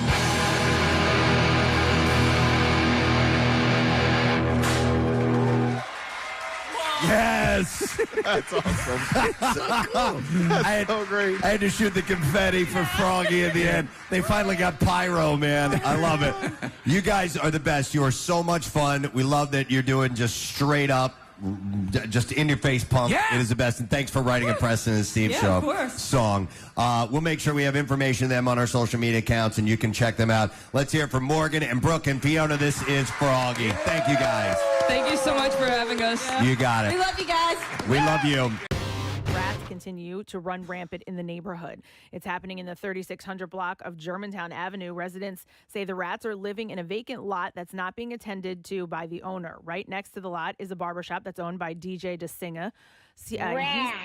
He says the rodents are burrowing into the ground and under nearby buildings. He says complaints have been made to the city, but not much has been done about the problem. Kathy, did you see that the rats actually started a barbershop quartet? It was amazing. The rats are even finding their way into nearby homes. One resident said it jumped up on my couch and went onto the floor, and it had claws. Wow. I would die if that happened to me. Listen to them. They're beautiful. Good old days, 20 years from now. Wait a minute. Can you speed that up? Oh, my, these will be the good old songs that are on the... I can't speed it up Damn while you're... it! Well, no, not while you're actually playing it. I shall work on it so we get an actual depiction yeah. of the rat barbershop quartet. Yes, it would be, journalistically appropriate. Right. to Yeah, get I mean, that come on a little now. bit more in accurate. part if we accurate. can. Exactly. Preston. That's why Actually, you won that I think award. better than speeding it up would be like pitching it up. You know what I mean? Well, whatever. Yeah. Yeah, somehow or yeah. another make it higher. Can you do that? Or I don't know. It doesn't Probably matter. not. You know these will be the good old days. That just sounds like a key change. Okay. I'm still... It's all good. I'm just playing with it a little bit here. Listen, it was a threadbare concept to begin with. You've never produced a rat barbershop quartet before, Casey? Well, no, but you know call what? yourself a major market producer. I know. All right, so here's... He was called the Phil Spector of rat barbershop quartet. The wall of sound. So with the cold Wall of weather months cheese.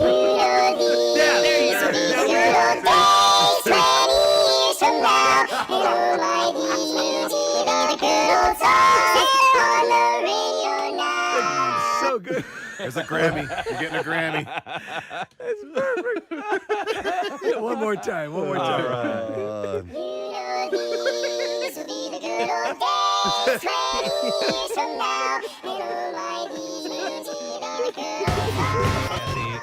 Anne-Marie's and Royersford is here for Crave Monco Month. I didn't know that they specialized in low-calorie food offerings until I went out there.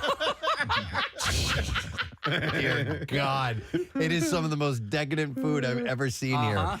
Anne-Marie's is kind of legendary in Royersford. I've never been there, but it's like the breakfast place where there's a line out. If you don't get there, you don't get breakfast. Well, because you see why clearly if you just walk outside this door. And Anne-Marie herself is here this morning, and I just had the St. Teresa pancake stacker, which is basically it's a blueberry cheesecake pancake with crumbles on it. Yeah, Casey. It's amazing. Unbelievable. And then did you see the cinnamon? I did. They have Cinnabon pancakes. Steve tried to help me put one on a plate. Yeah. It took two. Steve and I both.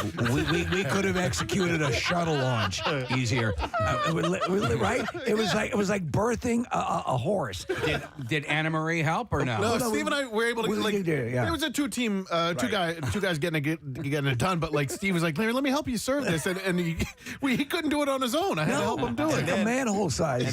They also serve lunch and dinner too. She said in the pandemic they started offering dinner options, and she was describing one of the dishes to us, and I heard Nick go, "Wait, there's fried chicken on a hamburger?" That'll be my lunch. And, they brought in the Karate Pig burgers and the Hollaback burger, which is brisket and caramelized onions and bacon jam, and it's on. This food looks amazing, so thank you. Anne Marie's in Rofo, 347 Main Street. We'll do some more giveaways with them and Crave Monco, but in the meantime, we need to do a Friday anthem, and this is the studio version we're playing this morning.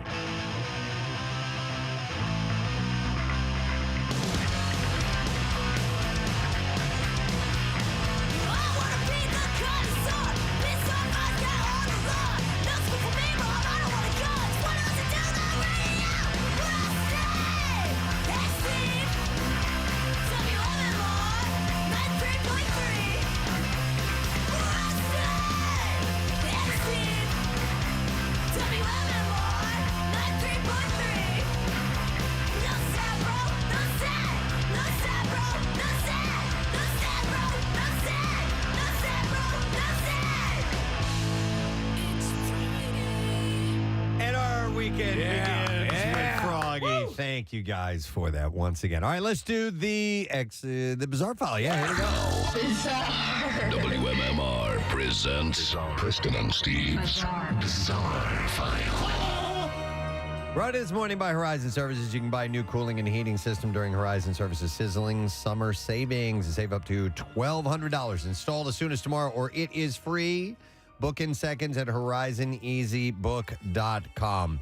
Ontario's Labour Ministry is investigating after distressing videos were shared online showing a construction worker dangling high in the air from a crane load in downtown Toronto. Yeah, I saw this. Yeah, it's insane. Yeah.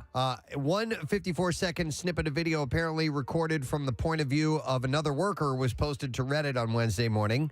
Videos of the same occurrence recorded from different angles were also being shared on other social media channels. If you have any sense of vertigo or any issue with that, this will make you vomit if you watch this video. In a statement, a spokesperson for the construction company in charge of the project confirmed that an incident took place at the site Tuesday. Yeah, it was an incident. The worker's hand was entangled with a tagline after hooking up a load. Fortunately, he was safely lowered to his work surface and not seriously injured. The worker in the video is employed by Modern Niagara as a rigger responsible for ensuring loads of materials are securely fastened before being hoisted by crane operators. The police, firefighters, and paramedics said that they received no calls related to the incident. So the guy was okay. He was fine once he dropped his load. It was really scary looking. So in Alabama, the Monroe County Animal Shelter is ignoring PETA's request to surrender Bob, an errant homing pigeon belonging to an Englishman that wound up in Alabama 4,000 miles away from its intended destination. To PETA amid allegations from the group that the pigeon's owner cruelly subjected him to a pigeon race. So Bob, the 4-year-old pigeon, was supposed to fly 10 hours from Channel Islands in the United Kingdom to his home in northeastern England. Instead, Bob's owner believes his pigeon, who was covered in oil, wound up hitching a ride on an oil tanker before making its way to Mexia in Monroe County, Alabama. I'm claiming asylum. From there, Bob was taken to the shelter, which checked out the pigeon and posted an appeal on social media trying to connect the bird with its owner. They covered me in oil. Then Colin Henstock of PETA said, "We urge you to view the results of our investigation into the similar UK pigeon races, which led to the deaths of thousands of birds." But the shelter's Tricia Davis said that it would not honor PETA's request, adding that she does not understand why PETA wants Bob the pigeon. Well, I guess they're more familiar with them. She said they preach birds should stay with their flock and birds are meant to fly, but yet they don't want Bob to go back to his home, to his flock, and they don't want him to fly. Flock? Yeah. She said that she watched Bob and his owner, Alan Todd, interact with each other on Zoom, and the pigeon actually responded to Todd's voice. Todd, is this you? Yeah, this is Bob. There's all sorts of stuff going on. There's international issues, and I'm trying to hash this out. I'm not going to be able to make the next race. If you could let my wife, Catherine, know that I'm fine. Catherine? So Alan got to speak to Bob on the phone. That's amazing. Or to Todd. I'm sorry. Alan Todd is his name. So she said, if Bob's owner is willing to fly all the way back to Business class, please. the United States to pick up one single pigeon, then I believe he should have his pet. I'm sort of fascinated. Mike Tyson was into this for a while. The pigeon raising and these pigeon races and the homing pigeon, their ability to locate. It's incredible. It is amazing. Yeah. I didn't realize it was still something that was kind of going on that vigorously. Yeah. A 43. This is terrible. But this is what people do around 4th of July. A 43-year-old man lit a firework on top of his head, resulting in his near sudden death in San Antonio. Come on, man. Officers in San Antonio were called to a residential area just before midnight on Tuesday, July 5th, following the firework mishap. First responders found the victim was suffering from severe head trauma with brain matter exposed Jesus from his Christ. skull. Well, what's the safest place to launch from? Your head. The victim, 43-year-old Pablo Ruiz, died shortly after officers arrived. Ruiz's friend, who witnessed the fatal incident, said that Ruiz had been drinking when he chose to light the mortar-style firework from the top of his head. Investigators believe that it somehow exploded from the bottom of the tube and pierced the top of his skull. So it was a missile and into his exposed head. his brain. So, Yeah. he was trying to shoot it off the other way, but, those things can sometimes shoot out down the bottom. Everybody saw that video of the people setting off fireworks in their front yard, and then it gets under the car and explodes a whole cache of fireworks. That first one misfired and shot downward, and that's what can happen. That's what happened on this guy's head, man. This was the last year officially that I launched Roman candles from underneath my scrotum. Okay, I just you figured stopped it? You're retiring. It's a ticking clock. Too dangerous. Yeah. All right, the Navy Blue Angels modified their routine after an FA-18 Super Hornet accidentally shook up a few buildings last year at Naval Air Facility El Centro, California, causing $180,000 in damage. That's like a Maverick move. And injuring a dozen people. Wow. This is pretty wild. So the damage was caused when the Blue Angel pilot flew a little too close to buildings and a little too fast during a sneak pass maneuver at the base. The sneak pass involves flying as low as 50 feet at about 700 miles per hour, which is just under the speed of sound. The sonic wave created by the sneak pass shook walls, picture frames, ceiling tiles, covered people, furniture, and floors with heavy debris, dislodged sheathing in sheer walls, pulled nails out of plywood framing, cracked drywalls, and broke windows. Firefighters reported ringing in their ears and headaches and were concerned with possible of respiratory issues from fallen dust and debris, but did not report lingering effects. Thankfully, it seems none of the 12 people hurt by the flyover were seriously injured. That's a tremendous amount of damage. Though it sounds like it was a frightening experience for some. One witness said it felt as if the airplane had crashed into the building. So the investigators found that the pilot was not the problem, since he had not deviated from the team's established safety boundaries. Instead, one of the top contributing factors was the jet. From 1992 to 2020, the Blue Angels flew an FA-18 Hornet, but started in the 2021 show season with an FA-18 Super Hornet, which are larger and heavier than the older Hornets and have a longer range and reduced maintenance demands. And essentially, they're more powerful and louder. God. And it was the sonic vibrations that caused this to happen. So pretty wild that it could cause that much damage and injure people just by flying close. But they are powerful machines. And that is what I have in the bizarre file for you at this moment. We are going to take a break. And I'm trying to decide. Because that's what we do. Yeah, we do that here, man. As we take a break. You going to give away something? Yeah, you know what? Should I give away another one of these, or do you have something else? Well, we haven't done this yet this morning. Okay. This thing here. Let's give away some beer. All right. We have a case of Victory Summer Love to give away. In fact, you know what? We'll do two cases. Callers 10 and 11 at 215-263 WMMR. So you have to be at least 21 years of age. The aroma starts with bright citrus notes that drift into a tropical fruit character and finishes with a touch of apricot. Oh, that sounds good. With this smooth, crushable body, always craving one more sip is inevitable. Oh, sounds great. Inevitable. All right, so callers 1011 215-263 WMMR. Be back in a moment, and Adrian Ipalucci will be joining us. Stay with us. Never thought I'd start my day off this way. You don't have much else to do. rehearse their parts. Yeah, that's why they're so good. I'm looking at the video of this, and we saw what we thought was a dead rat on our walk the other day. No. And well, it's confirmed. I'm looking at these videos because it wasn't huge, so we Right. were like, "Is it a mouse? Is it a rat?" No, it These, was a rat. these are more like like field rats, or Right. So if you get if you've ever been inside of the Subway, subway, you're gonna see much larger rats. Hello, hello, hello, hello, my baby. Hello, my honey. Hello, my ragtime gal. Even better. It's so good. Even better. It's talented. Hello, Barbershop. Hello. That's just And then they wear the most adorable little white pork pie straw hats and stuff. Yeah. I'm glad you guys are having fun with this. These poor people in Hunting Park are dealing with all these damn rats. Kathy, you just have to laugh, and then same with these guys. Yeah. With the cold weather months approaching, neighbors fear the rats will only get more desperate. DeSinger says that he doesn't know how he can bring people safely into his business if there's rats in the drop ceiling. A spokesperson for the Philadelphia Department of Public Health said officials have been in the neighborhood to inspect the rat issue and are currently working to get into the lot legally. It's unclear when the problem will be resolved. Ladies and gentlemen, I bring you Rat. Hello. Hello. Hello, my baby. Hello, my honey. Hello, my ragtime gal. I would go see a show like that for sure. Wow. I had a little adventure yesterday. Do I have time to share a quick story, or should we break? Yeah, we need to be out. You got plenty of time. 5:42. I wanted to share this real quick because it's fresh and we'll never get around to it if I don't. But yesterday I went, and I'm not going to say where exactly I went, but I went to a medical appointment. Right. Yesterday. It has nothing to do with my butt or my none of that. It was It's something more else. Botox-ish. No. But anyway, so I show up for this appointment. It's a new appointment for me. I've never been in this place before, and I need to go and fill out some paperwork ahead of time. Right. So they asked me to be there about 15 minutes before my appointment. I showed up there about 20 minutes ahead of time.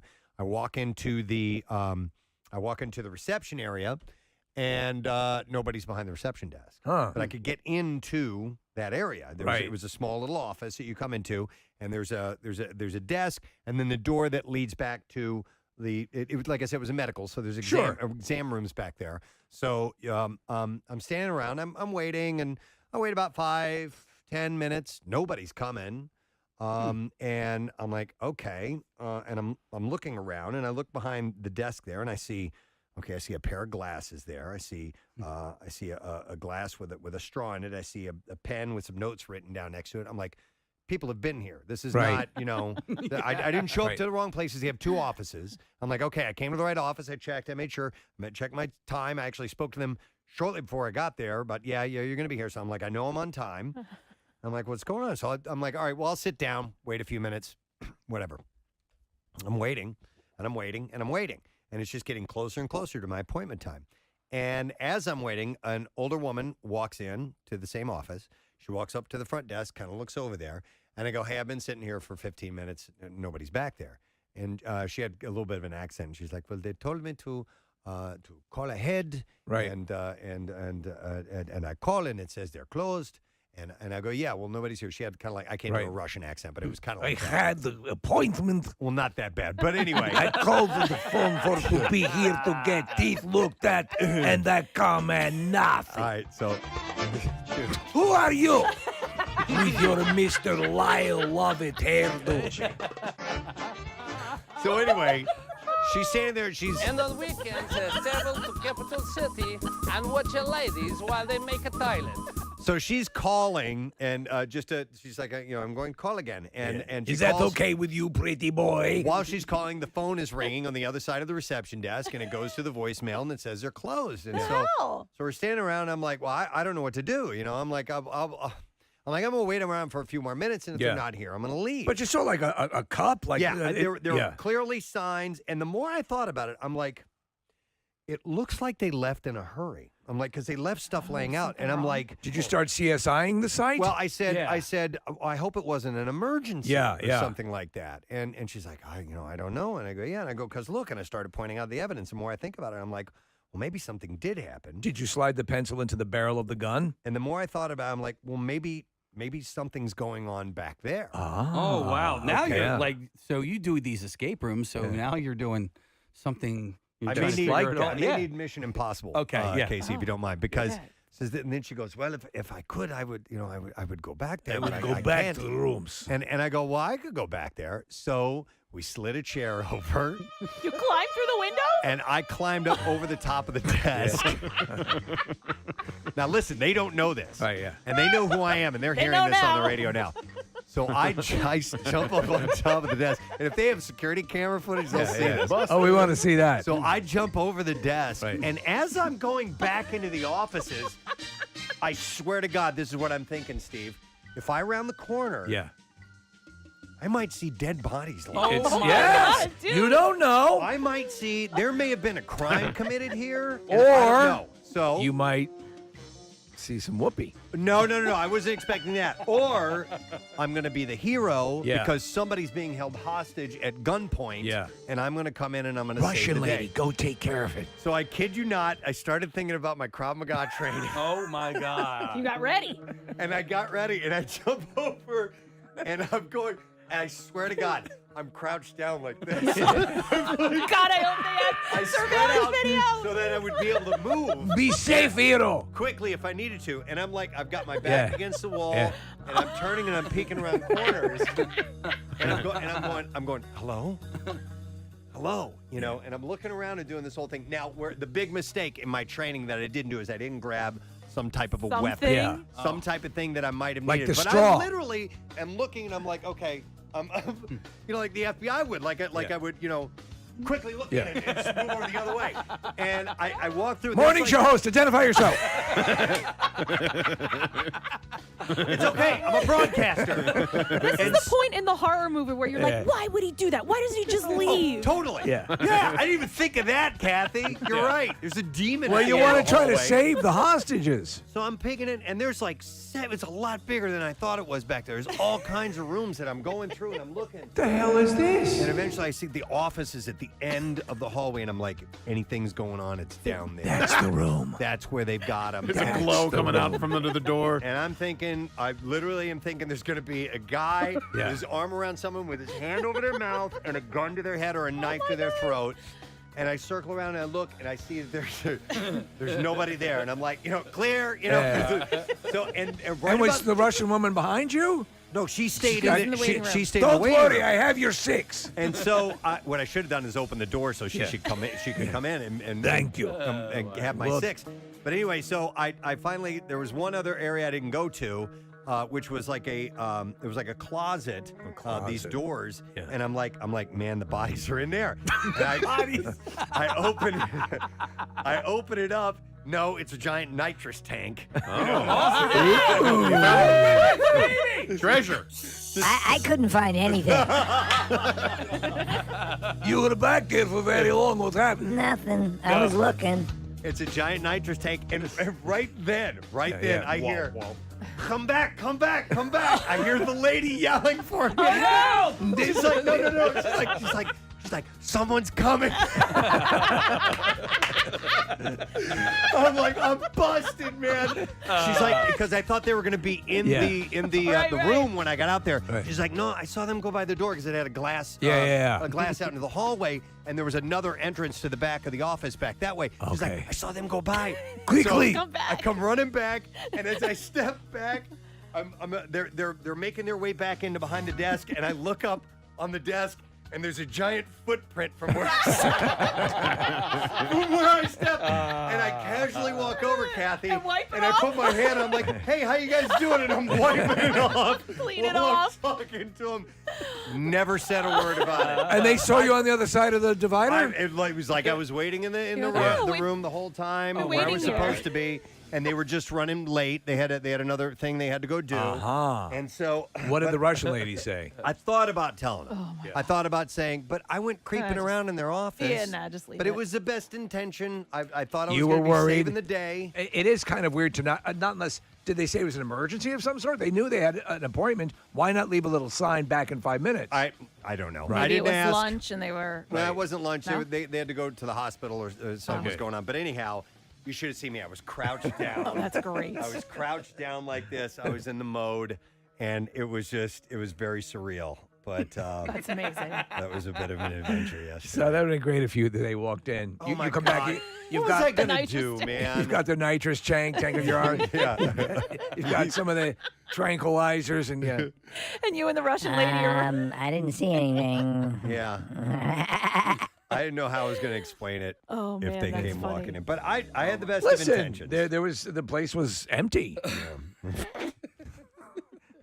I'm gonna save them.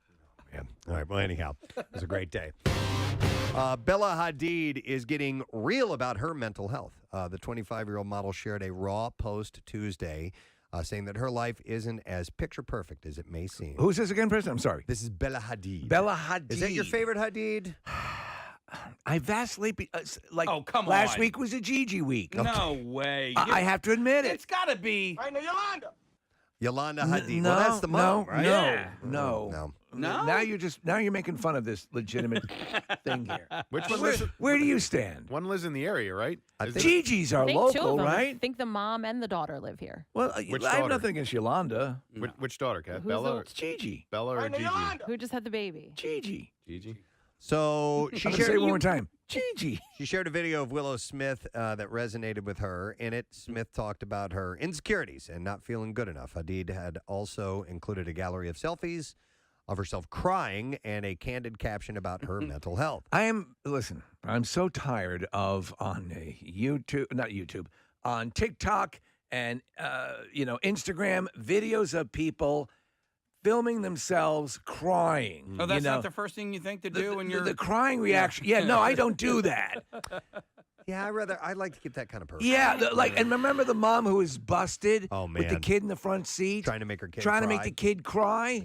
Yep. There was. I just watched one of somebody crying. And I was like, oh God, here we go. Knock it off. Another one. But wait, she was opening her own boutique, and that's why she was crying. She was like, happy. this has Happy. They are sound checking while we're in here getting ready for Coheed and Cambria to perform live in our studio this morning. We'll get Very to that cool. in the next hour, but I'll keep the mispronunciations going with our next guest. Yes. It's what I do. We would like to welcome, she's going to be at Punchline Philly this weekend. Adrienne Iapolucci is here today. Did I get You it? got my name right, so Okay. forget Anna Maria's. Okay, thank you. I wasn't sure if it was, no, Iapolucci I wasn't having trouble with. Sometimes it's Adrienne. Do you Oh. prefer anything like that?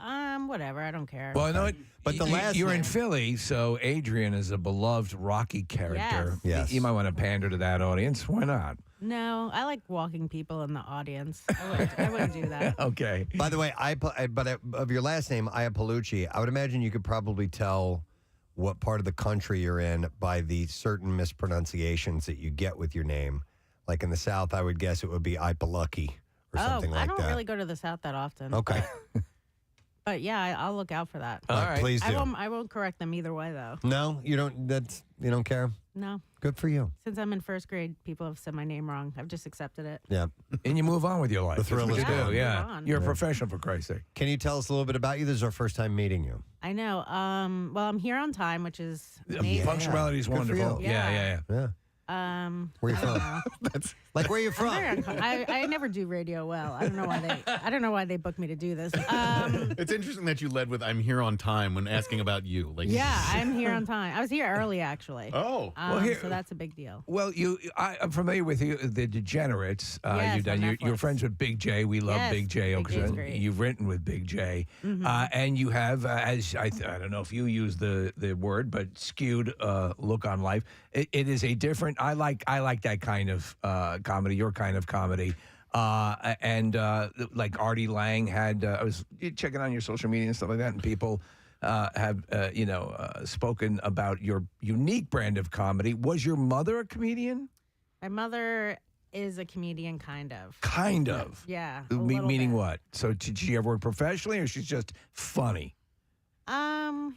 She does comedy. I don't know. Yeah. She's not doing it like where I'm doing it. But Okay. She is doing it. But Did she'll they- call me up and ask me for advice. I'm like her manager. Okay. In a way, I keep telling her to quit. So she Like a does. true manager. She does actually do comedy work at clubs and things of that nature. Yeah, a little bit. Yeah. She does, with Catskills and stuff like that. Oh, the Catskill. Well, Our comedy's a little different from each other. Okay. How would you say you developed your style? Who were your influences? Because I love it, Okay. but I'm sure not everybody taps into it. So where did your first developing of this comedy begin? Just growing up in the Bronx. Yeah. Being poor. Being poor? That's how you compensate. Yeah. So I remember, I had two influences. My dad had very sick, sarcastic sense of humor. My mother, very, very different. And they sort of gelled, and I was sort of their Frankenstein. So as a kid, were you always mouthing off, or were you shy? No, I was always like the class clown. Okay. I wasn't shy. Yeah. Sorry. What do you want me to do? Like, I feel like if I did impressions, this would be a great time to do Dude, we're one. just talking. Yeah. You don't got to do it. You're putting too much pressure on yourself. It's just a conversation. No, but people who do impressions, they do great on the radio. Not necessarily. Yeah. No, we Not hate. always. We hate with the impressions, and that's why we don't ask you to I do forgot material or anything of that nature. Who was in here who was an impressionist? I forgot who it was. And I remember asking direct questions, and he didn't even answer. He just went into all state. Oh, Yeah. You remember that? Yeah, there's that Pablo guy. I was like, I just asked you a question. Yeah. I know you can do that voice really well. How about you just answer the question that I You asked? just said you hate Pablo. We didn't say that. It seems very racist. I just said he didn't answer my questions correctly. The worst is in real life situations when somebody tries to do an impression for you that they think is good and it's not. Listen, I remember I was on this little vacation thingy, and they hired these models to it was with Cuervo, and they were serving us, and this woman. Was this Cuervo Nation? Cuervo Nation. So this woman was an absolute knockout, and she's like, I do a great Mike Tyson impersonation. Oh, no. Okay, and she does it. But she essentially went into this 5 minutes Mike Tyson soliloquy, and she's looking at me in the eye, and I'm like, I want you to stop so bad right now. But I don't know how, I don't want to hurt your feelings. And so Steve will do impersonations, and people will come in here and they'll go, oh man, I do a really good Bill Cosby too. And it gets so awkward. Mine aren't that good to begin with. So to have someone it's okay, but you kind of have to nod and go, okay, that's fine. You don't want to You hurt can someone's stop now. feelings. Wait, right, was she right. doing the impression in a bathing suit? She was in a bikini. That's so embarrassing. That is so embarrassing. I would die. I was dying inside. I was like, oh my God, please stop. Because all she did, because she already had a squeaky voice, she just spoke with a lisp. That's all she did. It wasn't even that good of an impression. Listen, she imprinted upon you. You remember that situation years after the fact. So do people try their comedy out on you as a professional to, Yeah, see sometimes. Yeah. They'll always be like, you can have that. Oh, I love that I'll line. bring that up. You can have that one. So you're a professional. Work professionally. I did comedy for a while, and that was always an interesting thing after the show. Someone who was completely bombed. I got a joke for you, and then come up and tell you something that was completely not your style at all, and it's like. Yeah, and that would be the comeback. No, you can keep that one, because it's but they think they're going to help out the act.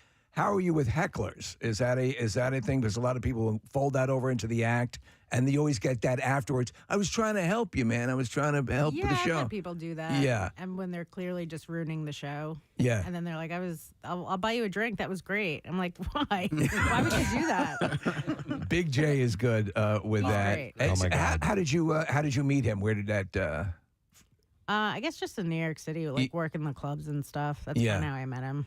Big J is funny because visually you think, okay, this guy is going to be The nicest guy, though. slab of meat. He's just the nicest, and he's smart. We put him in some. If you want to talk about you're uncomfortable doing morning radio, we put him in some situations where he was like, okay, let's go for it. We had him at a what was it? Strip club. We Strip had club. him. We had him do a set at a strip club, and But it ended up being really good. Yeah, Oh my God, it was he's great. great at stuff like that. It's because his crowd work is second to none. Yeah. I mean, and So he good at has it. one of my favorite albums of his is just strictly a crowd work album.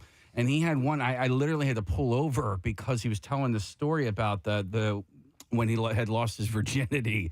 I've And heard that story. It's really funny. it's so good because, I mean, it's absolutely true. And I don't know who we were talking to a little while ago. Oh, it was Neil Brennan, who is a huge fan of yours, by the way. Oh, that's nice. He's very funny. Yeah, really funny. But like what I dig about Neil Brennan, and I love comedy, but I love honest comedy, right? So when Jay is telling the story, it's completely and totally honest. It's embarrassing, but I could totally identify with it. And I was like just crying. And I think I even had you listen to it because I was like, dude, this is really funny because I guess I can't really. It's a little blue. No, you can't. It's a little blue. Yeah. I can't go into like why it was so funny, but Are you not allowed to curse on here? no, certainly. I think you got a certain.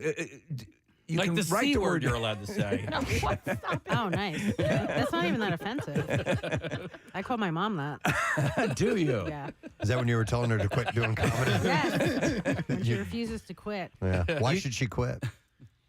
I don't know, because I don't want her doing it. I don't really care. thought this Honestly, through. we're never really together, so it doesn't matter. Okay. But the last time we did a show together, it was an urban show, and she brought her like 65-year-old friends out, and they're all just chanting because they want to go home because they're tired. Right. They're just chanting, "We want Debbie," and I was like, "I'm never doing another show with you." Right. That was it. You don't need your parent coming in and trying to steal your thunder.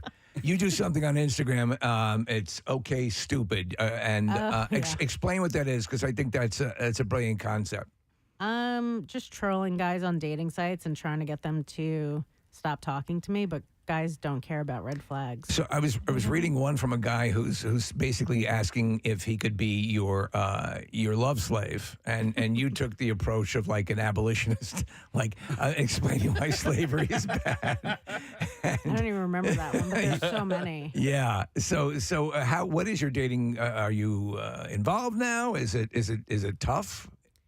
Is what tough? Dating, in your line of work. I don't know. Anyone that's attracted to my comedy is usually insane. Yeah. So Right. that's what I've realized. I can't date people that like my comedy. Right. Because it's not. They're usually insane. Yeah. Okay. Yeah. And so what is your situation? Are you I'm not to get too personal. Are you single? Are you asking me out, Steve? I'm spoken for. I'm here. Yeah. I'm currently single. Okay. All right. And you're a big animal advocate. And what did I read here? It says you are co-parenting 2 dogs with 2 baby daddies. That's true. What is that like? Do you have visitation and stuff like that? Basically, whenever I go on the roads, I'll be like, you have to watch the dog. That's kind of it. That's the thing about having dogs is like cats, you can kind of like leave for a few days and just throw a huge bowl of food out, and and if you're going to be gone for a little bit longer, you can move. You can move, but all right, somebody just clean up the box. With a dog, you need somebody to like every single day take them out, feed them and stuff. I used to have to do that for my cousin, and that dog was so mean. I like every single time he came in the house, it was a standoff, and Jake would bark at me. And at one point, when I came in, he was standing on the dining room table. I guess maybe to get Power move. Power move, right? He's trying to get eye level with me, and I was like, "All right, I'm out, What kind man." of dog was it? It was a beagle. It was a like a nasty beagle, and That's a good band name. Nasty Beagle. Nasty Beagle. That seems to be a bizarre dichotomy there. A ferocious beagle. But he was really nasty, and so for the entire like week, I'm telling you, like every single time I went in the house, it was like, okay, do you remember me? Like, I know you remember me. I'm the one who feeds you. I'm the one who's going to let you out, and we're cool. And he's like, no, we're not cool. I don't know. It was just a weird. All right, so this is not. We're not talking about me here, guys. Adrian is the star of the show here. Quit stand up so she could watch my dog. I can do that. What kind of dogs you got? They're bugs. They're Boston Terrier pugs. Okay. Wait, I gotta look to see what the. What is it? What is the breed? It's a bug. They're called bugs. BUGG. I'm gonna look this thing up. Yeah, This I've sounds amazing. never heard of that. Are they cute. kinetic? Are they docile? Are they what are they like? Oh yeah, they're pugs. They just like sit on your lap. They're not jumping on tables. Sedentary. Oh, we're all Okay. right. We got pictures. They're super duper cute. Oh my God. Yeah. That's very cute. I'm a Mine's little cuter I'm a than little that. dog guy. We have Yorkies. At Oh, my house. mom loves Yorkies. Yeah. She had 2. But his Yorkies though tear up any if they see a bird Any or what- animal yeah. that gets in the yard is a dead Wow. piece of meat. like they're psycho. They're made. didn't know They were that. bred to go after like vermin and stuff like that. So they like to eat anything. That's good if Yep. you have mice. Yep. But they pick rabbits, which is not as fun. Oh, man. Just tear their heads Well, off. I mean, he showed us a scene that looked like a Joseph Mengele kind of, it's completely just eviscerated. What do you do when it does that? Are you like, good job? Yeah. I mean, you have to be encouraging. Thank you so much. Yeah, you have to give encouragement. Well, that's kind of what they like. So we have our cats, and I have a lot of cats. I have the dog. The dog doesn't kill anything, but the cats will butcher if a field mouse makes the critically bad decision to come into our house. They will decimate it, but they want to do. I guess it's cat nature to present it to you as a gift, and it's like. No, so they'll bring it to like the foot of your bed or where they see you a lot. So yeah, my friend had a cat that did that. Yeah, and they just put the dead mice like on her bed. Press, it's their gift of love. You were walking your dog not that long ago, and it swallowed a bird whole. Yeah, did it? yeah, Wow. a live bird. Oh my god! Well, These are weird dogs. It had fallen out of a nest. It was, in my dog's defense, it was a baby bird. Okay. He was doing it a favor. Just went over. Yeah. I'm like, your dog oh my killed God. a baby bird. Yeah. So it happens. Dog. I wanted to ask you, Adrian, if you're just tuning in, it's Adrian Iapolucci who's going to be at Punchline. What's your relationship to the city? Do you come here often? Have you been here, played here many times? So my ex lives here, so I used to come here a bunch, and now I really don't. Okay. Is that why you're so chipper this morning? Is because your ex lives here? What'd you say? I said, is that why you're so chipper this morning? Because your ex lives in the city? Do you think I'm chipper? I'm being sarcastic. Oh, okay. Yeah. I don't know you that well. I know. You also think it's good your dogs eat birds. I know, so take that for what it's worth. But so you used to be here a fair amount? A little bit, just because I do shows in Manhattan a lot, so it's hard to come here often. But Right. I was coming here maybe once or twice a month. Okay. Any places you like to, besides work, like to go to or check out while you're in Philadelphia? Eat or, swing No. by? No? I try and get out of Philly as soon as possible so I don't get murdered. Yeah, that's kind of the going thing here. You guys have a pretty high. You head back to New York. As a New Yorker, that's weird. But I don't want to hang out in Philly because everyone's getting killed. It's funny because when you come from a town, I'm from New York, but it's always the thing. It's like, no, here's okay because it's where you live, but you're not. And then you come into another town and you turn on the news like, Jesus Christ, it's a bloodbath here. Oh yeah. Yeah. You guys did 4th of July well. Yeah, yeah. It was crazy. Well, were you in New York City for the 4th of July? Yeah, I just gotten back and then I went to a hotel because the fireworks are insane. My dog goes nuts. Oh, do you do the what they call it, the thunder? Oh no, I've never Thundervest? done that. Yeah. The fireworks are so bad though by my house, so we just left. Yeah. Like regular fireworks or people like doing their own fireworks? No, people doing their own fireworks, like in the middle of the street. My neighbor had it was like a Mastiff, huge dog. Oh, those are cute. It was horrible because it was 4th of July, a couple 4th of Julys ago. It literally chewed through a wooden door to get out of the house, and they finally got it back, but it bored a hole. Because the fireworks were driving it crazy? The fireworks were driving it so crazy. I'm like, it's the worst night for pets. What were you about to bring up? A thunder vest? Yeah, so I think that's the name of it. And it's sort of like a compression vest. Yeah. They're almost like heavy blankets for Right. dogs. And so it's supposed to mediate the effects of the terror of the fireworks. Yeah, thunder shirt. Thunder shirt. Yeah, Thunder. it looks just like that. You can put a Interesting. T-shirt on them also, but that doesn't work for the 4th of July. It Maybe doesn't for like work. a thunderstorm or something. My dog growing up, he would run upstairs into the bathroom and jump into the bathtub, which is crazy because He was very clean. well, no, he didn't. It's not like he loved baths, right? Right, so right, he, knew that as a place that he wasn't too fond of. But when the thunderstorms happen and when fireworks happen, that's where you would find the dog. So maybe he had like a sixth sense about him. He was like this is like the way they can sense earthquakes and things of that yeah, like nature, tornadoes. so. Don't they tell you to like go into like the bathtub to? I don't know. Isn't it? Bathtub is a safe place to go. Earthquakes and stuff like that. Yes, I have heard that very thing. The bathtub will stop the earthquake. Yeah, I've heard I that. thought you're supposed to stand underneath like a door. The archways. well. It turns out a lot of that is just to make the eventual victim feel comfortable in their final moments.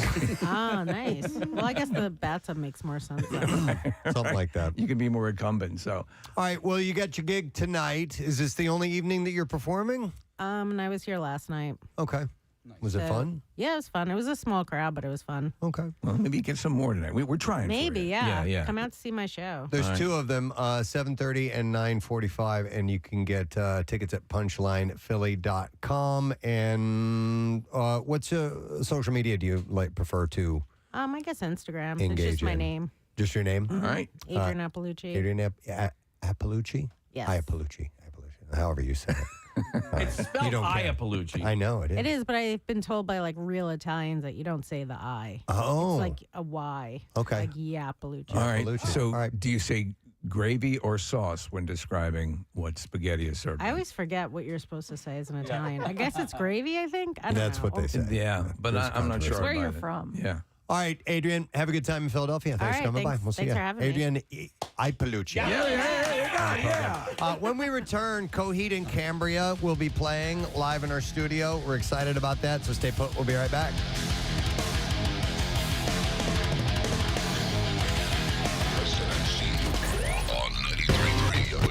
All of my clothes in person. Let's check in a year when she's crying when it fails. My clothes. Mhm. I was like, what is this? Hey, a lot of small businesses. I know. Statistically. All right, well, anyway. Not mine. My boutique is going great guns. Hadid wrote, I love you and your words. It made me feel a little less alone, and that's why I'd like to post this. She was commenting on a video of Willow Smith. Hadid reminded followers that they are not alone and there is always light at the end of the tunnel. She said, this is pretty much my everyday, every night for a few years now. Social media is not real. Yes, that's right. Okay, for anyone struggling, please remember that. Sometimes all you've got to hear is that you're not alone. So from me to you, you're not alone. I love you. I see you and I hear you. No, it's just like the Na'vi in Avatar. I see you. Yeah. Self-help and mental illness, chemical imbalance is not linear, and it's almost like flowing roller coaster of obstacles. Okay, now she's losing me. Ups and downs and size to size. Listen, people obviously, struggling with depression. Depression is a real thing. It's terrible, but you've got conflicting things here. Social media is not real, she writes. Anyone struggling? Listen, you can find support on social media, but you can also find exactly what is pushing you down. And You know pushing what I your mean? buttons. It is a construct. And, and we've said before, initially, when it had a much more benevolent, at least to me, it felt that way in the early, hey, hooking you're people on up. this too, hey. Yeah. And there's a very, very destructive part of social media now. If you're going to be on it, know the difference and don't let the heavy stuff bring you down, man. She wrote, Right, anyways, Yolanda. not sure why, but it feels harder and harder to share my truth on here. Thank you for seeing me, and thank you for listening. I see you. I love you. So look at this picture here on Instagram. You had to hold the camera. All right, what we're looking at is a picture of her crying. It's a close-up of her tears. She's looking away, and I mean, that looks like a posed photograph. Yeah, it does. I have never cried and been like, hold on, let me get my phone. I got an update to the new OS. 1 second here. Wait a second. Why is this thing going through? Wait, the flash is on. How do you flip the camera? I can't flip the camera. You have to angle it just right. I mean, this is ridiculous. This is. The light isn't right. Wait 1 second. I need another one. Hold on. Can you come take this for me, please? Yeah, that's not what I'm thinking about when I'm crying. Yeah. Seriously. She keeps opening the wrong app that looks like the app for the phone. No, that's not the Instagram. No, that's. If you thought that Bradley Cooper and Lady Gaga looked like a couple in love at the 2019 Oscars, it's because they planned it that way. I know that she has already said that, but he is finally saying something.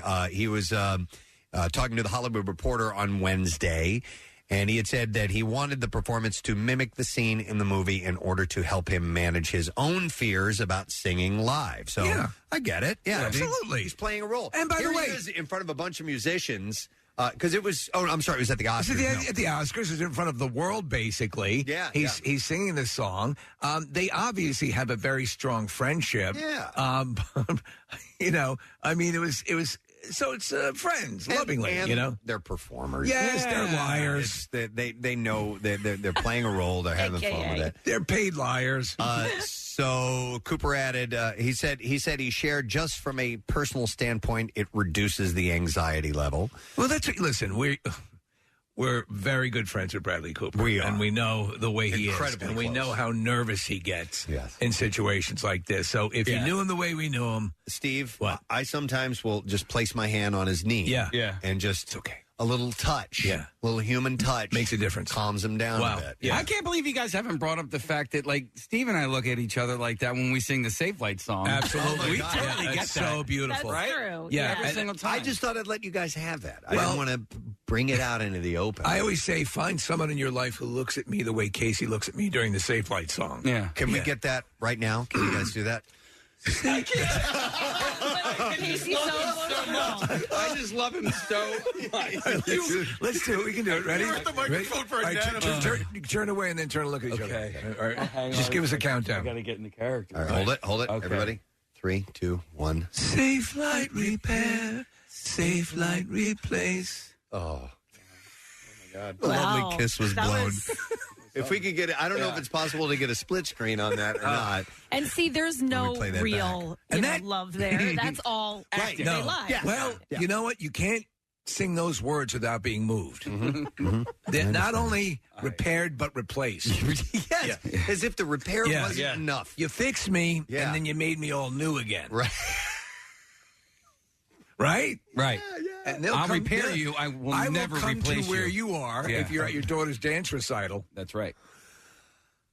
Bradley Cooper added that they kind of fall in love in that scene in the film. It's that explosive moment that happens to them on a stage in front of thousands of people. Yeah. And it would have been so weird if we were both on stools facing the audience. So that's why they did it that way. This is actually the first time that they rehearsed. They sang the Chicken Pot Pie song, Preston. Wait, do you want to do Safe Light Repair like that now? We're looking at the video where they're kind of heads leaning against each other. Oh, no.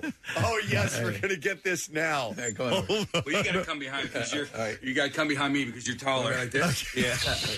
All right, we are getting this on camera, right? Yeah. Well, Okay. where's the camera at? Right here? Yeah. Yeah.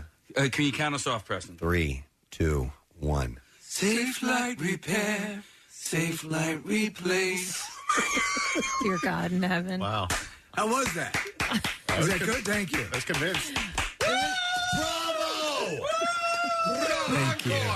Can I just? We are involved with other people. Yes. We're just, I have the deepest respect for Diane, and I know Casey. And you I, love Claire. her, yeah, And your cats. and my cat. More on the creepy side for me.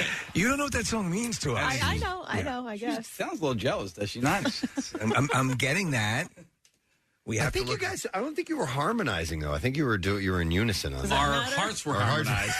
Our hearts were So the monetary donations for Camp Out for Hunger continued until the day before Thanksgiving, and the final tally of money that you donated at Acme Markets is $1,454,710. Just amazing. And that added to our final monetary donation, with everything added in, for Camp Out for Hunger this year was $1,802,000 to help feed people in this area. Oh my God! Another banner year. $1.8 million, and you put that on over 2.3 million pounds of food. I mean, again, another situation where you figured, how are they? How are we going to get to that point? How are we going to top the miracle that was last year? And look what people just step up. They're amazing. Yep, it's pretty incredible. So thank you. Before we get into our concert announcement and music news, Nick, what were you laughing so hard at right before that started? Or do we even want to know? You want to know? I would just want to take a seat, Preston, and I got my little chair here. Oh, and I didn't do it again. Oh, there we go. And somehow, Casey found a way to rig it so that it just slowly descends. I took video. I took video. Okay. You did? How did you do this? All right, so stand up and you'll see. Because it'll go back up. Yeah. So there's a handle that will allow you to lower the seat, and I assume he taped it, right? He tied it. I tied it with a bandana. That took work. I'm impressed. So it just sinks down slowly. I was just so kinda glad. cool. I didn't know how I was going to react, and I was just so grateful that impressed. it didn't like slam down and have you fall. You got to be careful. All I heard was everybody in on this but me? You had your headphones on. I think. saw Casey Yeah. come over here and tie it, and I go, "Are you trying to kill him?" And he goes, "No, but his chair will sink when he sits in it." Where'd you get that idea? I don't even know. It came out of nowhere. It came out of nowhere. I saw the bandana sitting there. Okay. And Nick wasn't there. I was like, I wonder if I could. I mean, it was like lightning fast how the synapses were firing. Okay. Not as permanent, but definitely some pain involved. Florence Pugh, the actress, recently pierced her nose, but confessed that she fainted in the process. Oh, my God, really?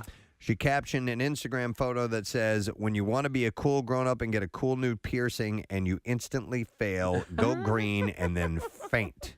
All right, so Kathy, did you faint when you got your not your ears pierced, but like you got your belly button pierced? Nah, I didn't. She had a nipple pierced. I didn't know. faint. I didn't want to bring that up. What's that? I didn't want to How bring can that you up. not bring that up?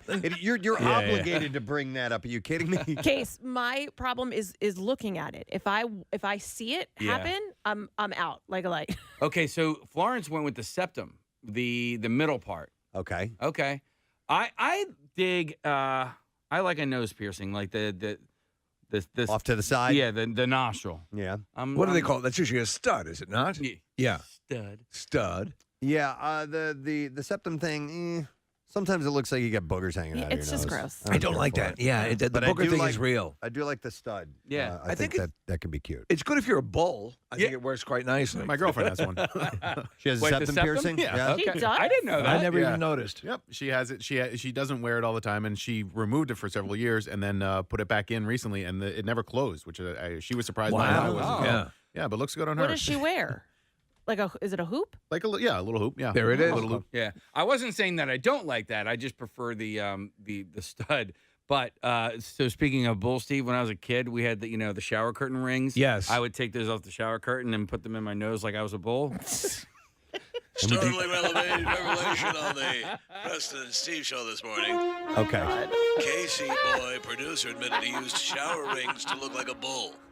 We go down to Jimmy Lukaschewski outside of One Ballot Plaza. Jim, what's going on out there? Crowd has already started to form, Tom. People want to get the exclusive on the interview. Okay. Can I go down for an interview? All right, so let me ask you this. Would you look in the mirror and make noises? Well, I don't know about the noises, but everything I did, dude. Did you make a face? I spent so much time in front of the bathroom mirror as a child. I used to pierce my own ears. I would I'd spend a lot of time making fases and Wow. I know. But I'm You guys make fun of me. Yeah. And then he would go back to college. I was just curious what level you took it to. Would you actually stomp on the ground? No. Do anything That'd like be that? stupid, Preston. Yeah, come on, man. He was just making faces in the mirror. That's just silly.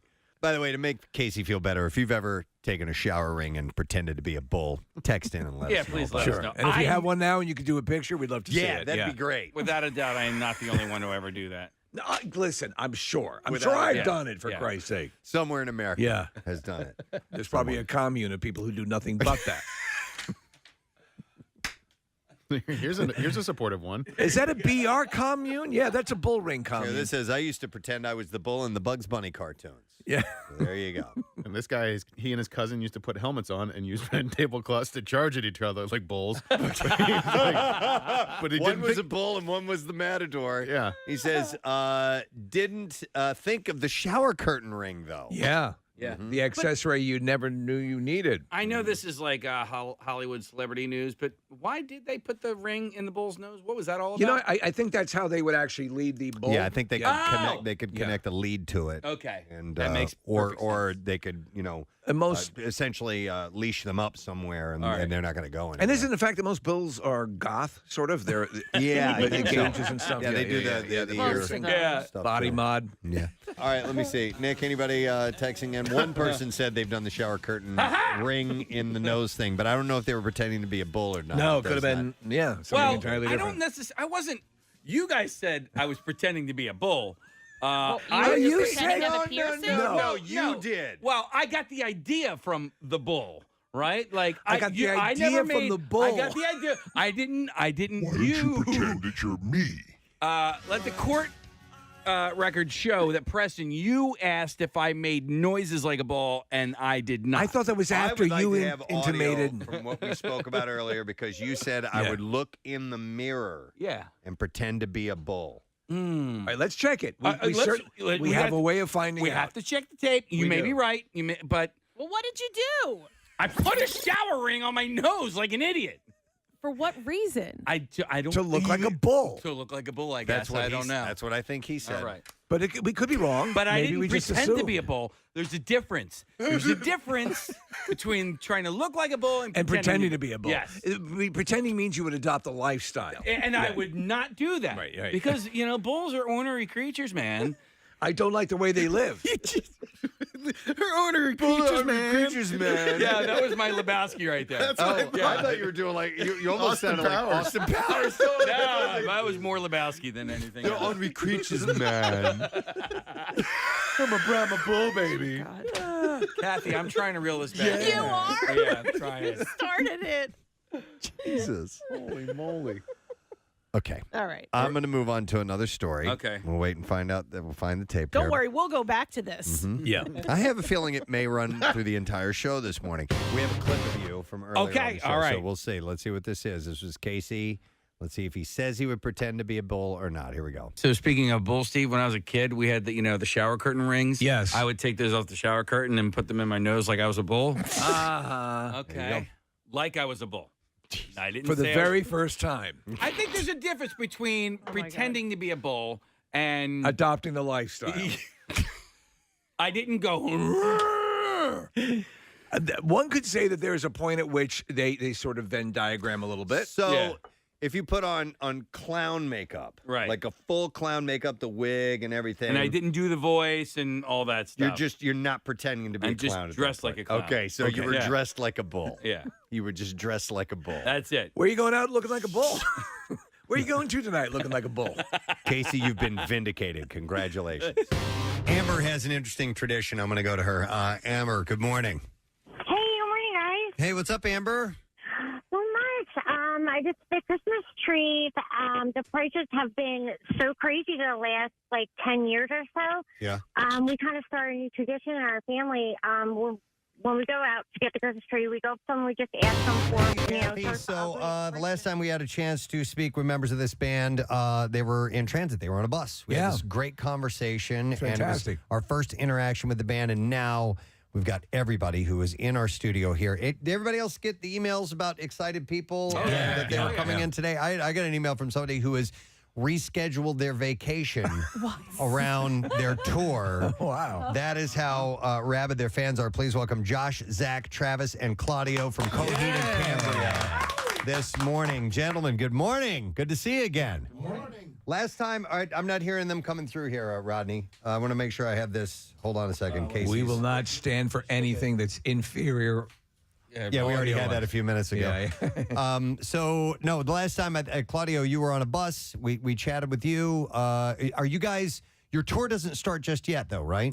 No, we're we actually go. headed to Lidditz for dress rehearsals. I keep hearing great things about that soundstage there. Like all the bands go there so can you explain to the layperson what it is that you do there? Well, it's more of like dress rehearsals. So it's really if you have a lot of at least from my understanding, because we don't typically go there, but because we have props and video and things like that, it gives like the production a chance to run the system. And that's what it's test it the out. facility's designed to accommodate that. Yes, So, yeah. because we've had who is I mean, the Stones were there. Yeah. Fish goes there. Metallica. Chili Peppers. Metallica. Yeah. Are there other places like that in the country, or? I mean, probably, but I think this is the one we're aware of primarily because our old tour manager lives in that town and now works for the facility. There you go. Okay, So we get a discount. When it comes to the production, so we just played Rush, and I had a chance to talk to Geddy Lee one time, and I'm a lifelong Rush fan, and when I go to the shows, that's one of the things I love. They would put movie screens up. They would have inflatables. They would do these things that were part of the music that was being played as well, to interact and give you this visual as well as audio sense thing. And I'd ask, I'm like, okay, You guys just don't sit down and come up with that stuff yourself, do you? He's like, no, there are people that help out with this. What about with you guys and the production value of your show? Do you have people that listen to the music and go, okay, here's what I envision this looking like? I wish it was like that. No, so typically I'll draw like a very crude sketch of what I imagine and then like send it off to management, and then they'll find somebody that can, put the pieces together in terms of like financially. So like if you want a Stonehenge, but you accidentally put the inches instead of feet. Right. Okay. I was thinking the same thing. The same thing, like, because to me that seems. But you're, and we talked last time, and I've since taken a more active approach in listening to a lot of your stuff, because we love progressive, concept albums, and we love the whole predicate for your musical journey across these different albums and the sci-fi elements and so on and so forth. But it's got to be hard when you're putting together a show, because it's so in your minds and you've lived with it for so long, in that staging process, to say, how do I convey this thought? Because it's so near and dear to you to at some point say, all right, you do it now. It's got to be hard, right? Right, absolutely. But, I also understand, like, with trying to put together a production like this, there are going to be limitations. I'm not making, like, the Star Wars movies. Right, so there's, right. like, trying to find these pieces that are really both resemble the story properly and also just the lineage of the band. Right. So, like, picking those things. And so it's a delicate process. That's why it's so hard to just kind of hand off. It needs to work in both domains. It's amazing when you encounter someone who's very creative and can do that. I think that actually is an evolution in the step of being creative, is to say, to get your people where you can go, okay, now you can, I'm going to pass this along to you, because you have to at some point, because the general product will suffer if you don't have someone doing that. Right. Yeah. I was curious about, when you are rehearsing for a tour, if when you guys go and you get in this performance space and do it, if you will try to get to where, okay, guys, we're going to run it all the way through from beginning to end as if there's an audience there. Do you try to do that, or you do? Okay. Yeah. So with similar amount of breaks in between songs, like, you only have a certain amount of time, you go right into this other song.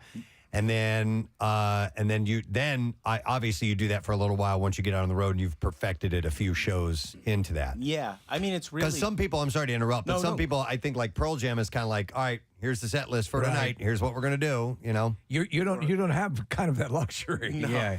No.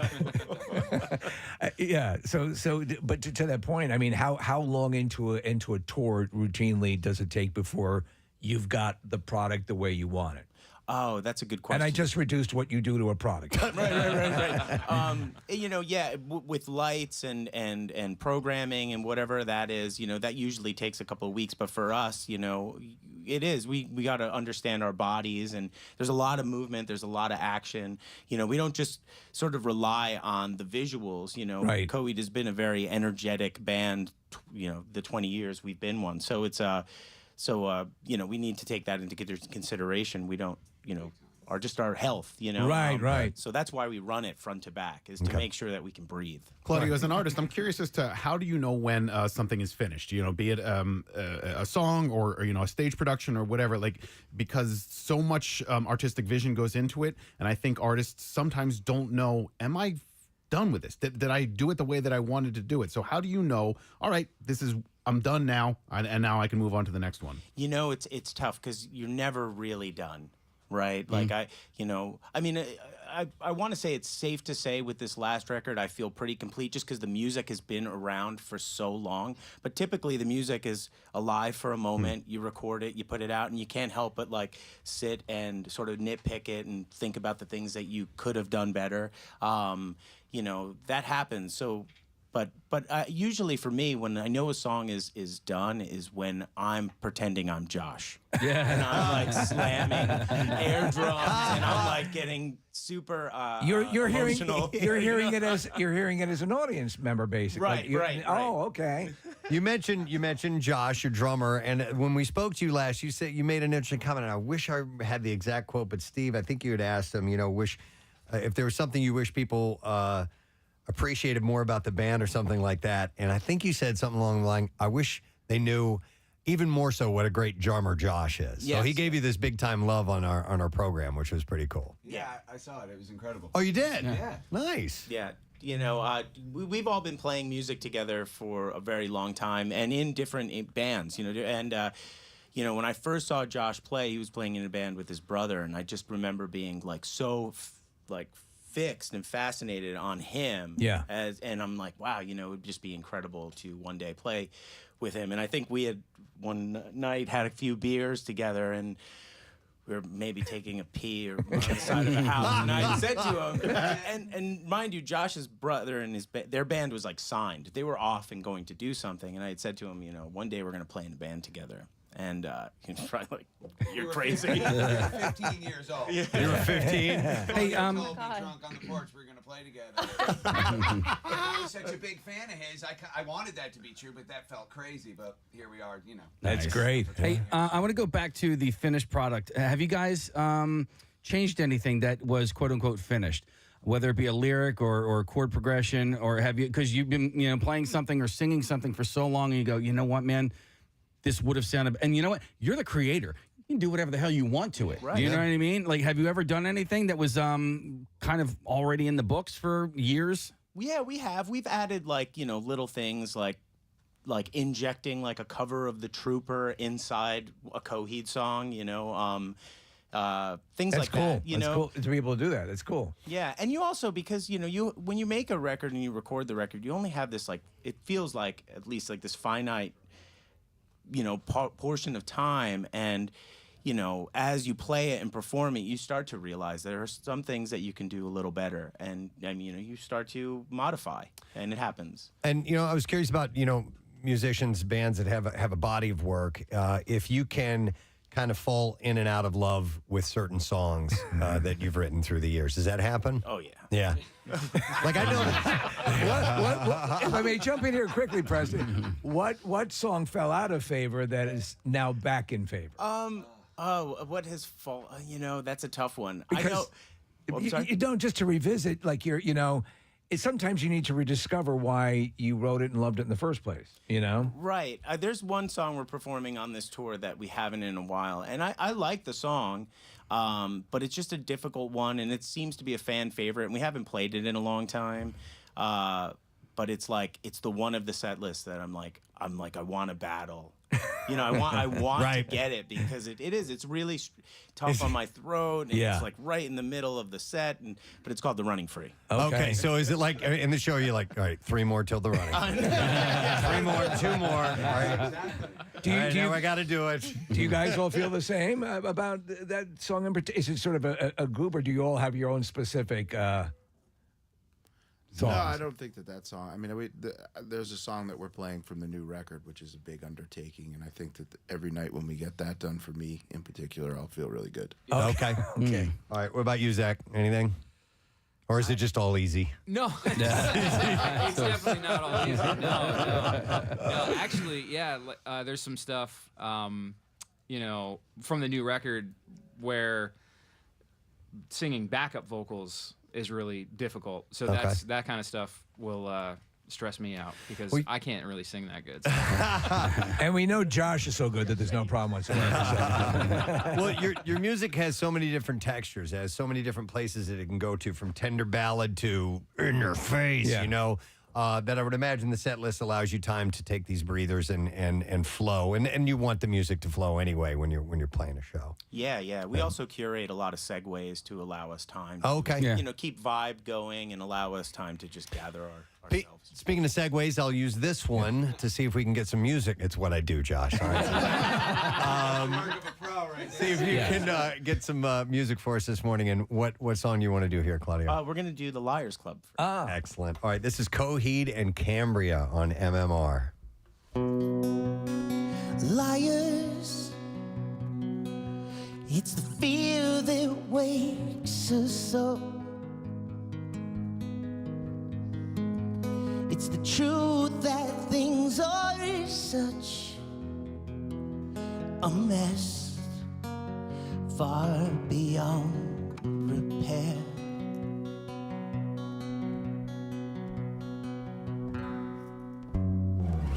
Your mind at service the words worth saying. Do to deserve these. Everything seems broken when you look at it that way. Oh, it's a disease, and there ain't no cure. Oh, the truth is such a bore. Oh, do you want me to lie? 'Cause I can do it, baby. I can do it lie. Do you please ask me to?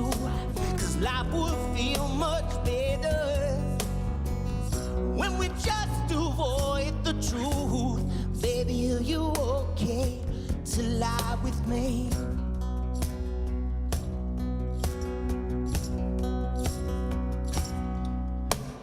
Deep in disgrace, where empty retreats farther than it seems to be. The older I creep, the pain in my body, longing for the days in my teens, where I guess I'll accept this carriage, dead me on the wheel with my mama stabbing. Jealousy here in the back seat.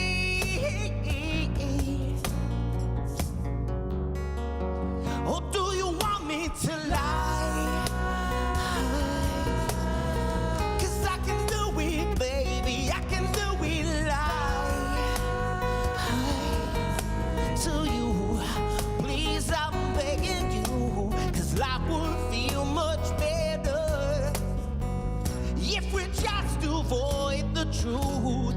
Baby, are you okay to lie with me? 'Cause I can do it, baby.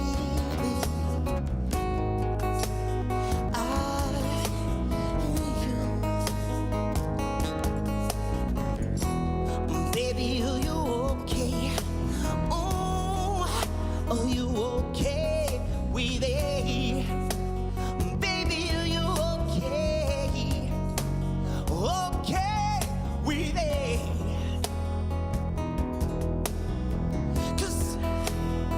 'Cause I can do it, baby.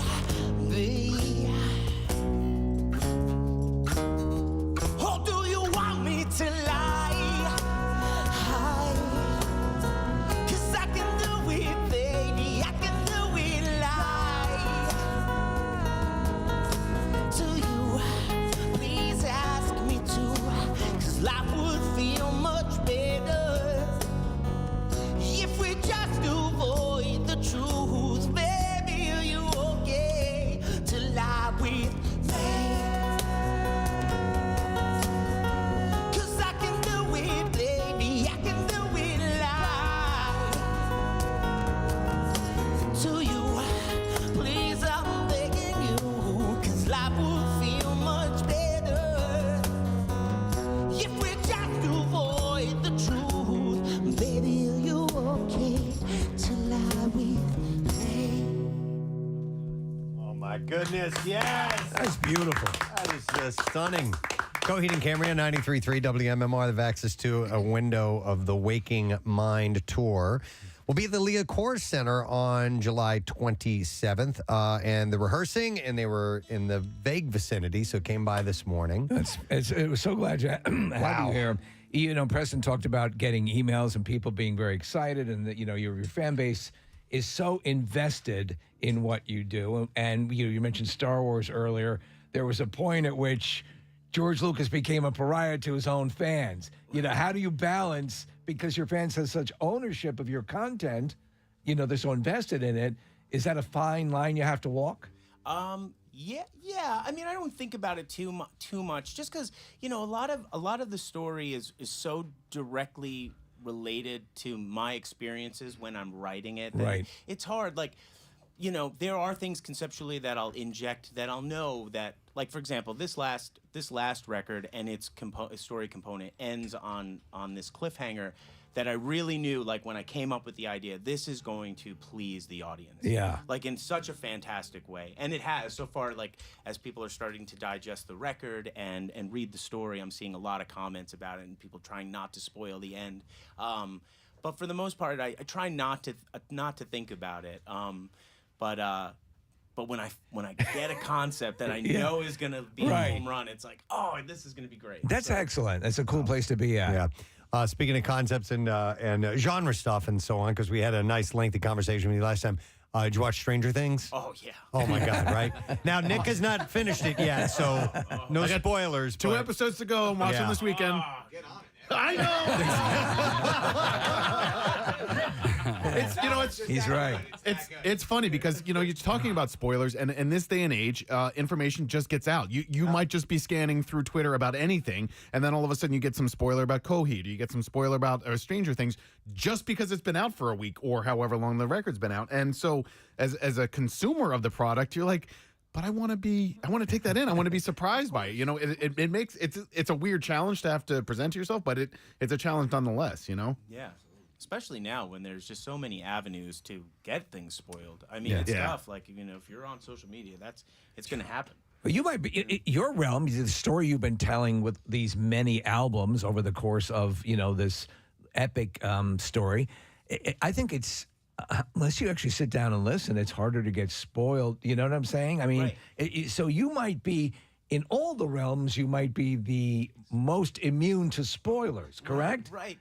But it's funny because the other day my wife, because my wife and I, we partnered together on writing the story. And she got a social post that was a picture of the end of the story with the illustration and the big spoiler. Right. And she's like, I can't repost this, so she just like X's out all of the stuff. Oh my God.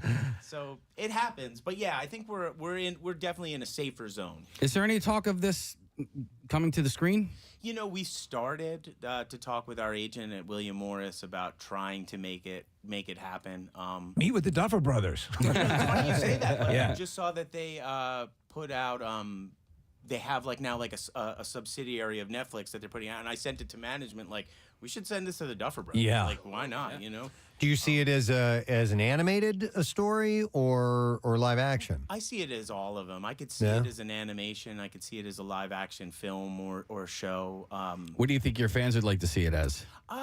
That's a good question. I think probably a show, just because it's more in line with the format of a comic. Yeah. Seeing as comic book is like 12 issues, primarily like in like an arc, so 12 episodes in an episodic. I could see that. I could see it like that, but these Vaxxas stories really, to me, play out more like a film. Who rocks your world in as far as who were your seminal influences as far as science fiction? And I assume you're all in the genre as far as a love of this material. You in particular, Cliff. I mean, yeah, just growing up, Star Wars. I mean, I was born in '78, so that was just in your wheelhouse. Yeah. And then I was so into that I was looking for.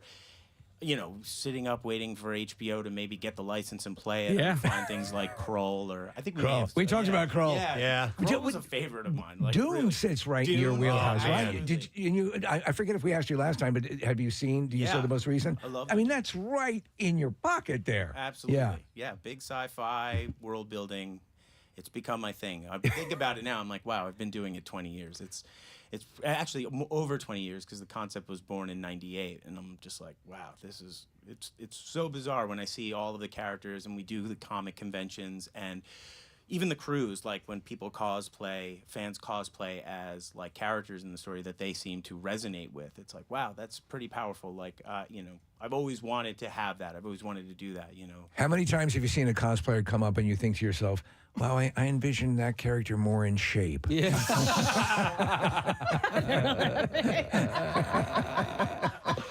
In my mind, different. You know what happens. Like there was a guy who used to come out to our events, very nice, but we eventually called him Captain Central America. Yeah, because he was less impressive than Captain. And then we had Cross-Eyed Batman. Yeah. Hey, they're having fun. They're definitely having as fun. long as you're having fun, that's all that matters. Absolutely. From the characters in the story, do people reach out to you and say that they've gotten inspiration and in their own personal lives and so on? Yeah. Yeah, absolutely. Just inspired to create stories or fan fiction, basically, off your stuff. Well, that happens. That could happen. But even just like aspiring to be like an author of some sort. Wow. Or a creator. That's of so cool. So. Nice. Do we have time to get another song out of you? Absolutely. All right. Let me make sure I'm there for you guys. All right. I'll mention again, Vaxxas 2, Window of the Waking Mind tour at Leah Core Center on July 22nd. You can get tickets. Just go to CoheedandCambria.com. All the tour information and ticket sales information is right there. What are we going to hear now, Claudio? Shoulders. Excellent. This is Shoulders on MMR's Coheed and Cambria.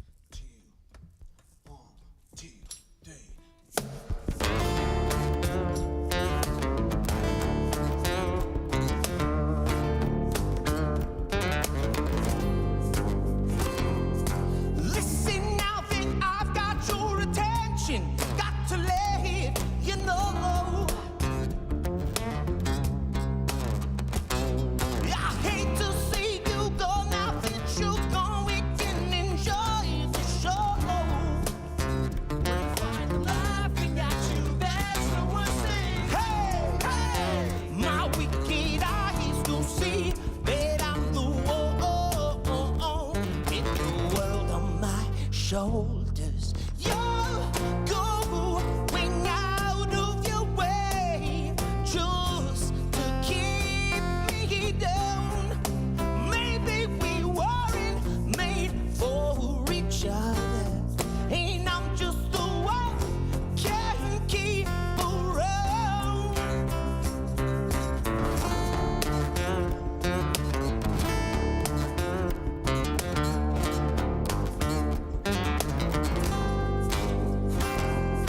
Maybe all things have been misconceptions. That's the life you chose. Everybody's laughing at you, I forget you. But change is the exception. Time to breathe your life outside the shadow. When they keep on laughing at you, then you got to say, hey, hey. My wicked eyes to see that I'm the one with the world on my shoulders. You're going out of your way just to keep me down. Maybe we weren't made for each other, and I'm just the one can't keep around.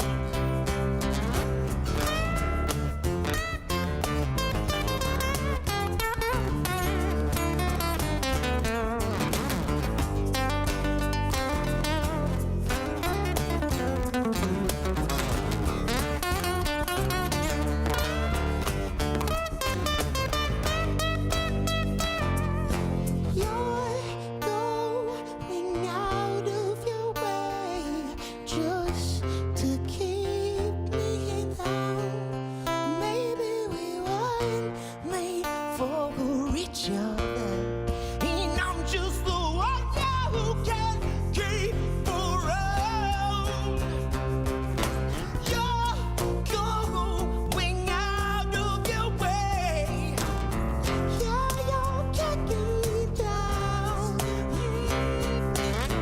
Maybe we weren't made for each other, but this worst thing is to keep around. Yeah. Oh, man.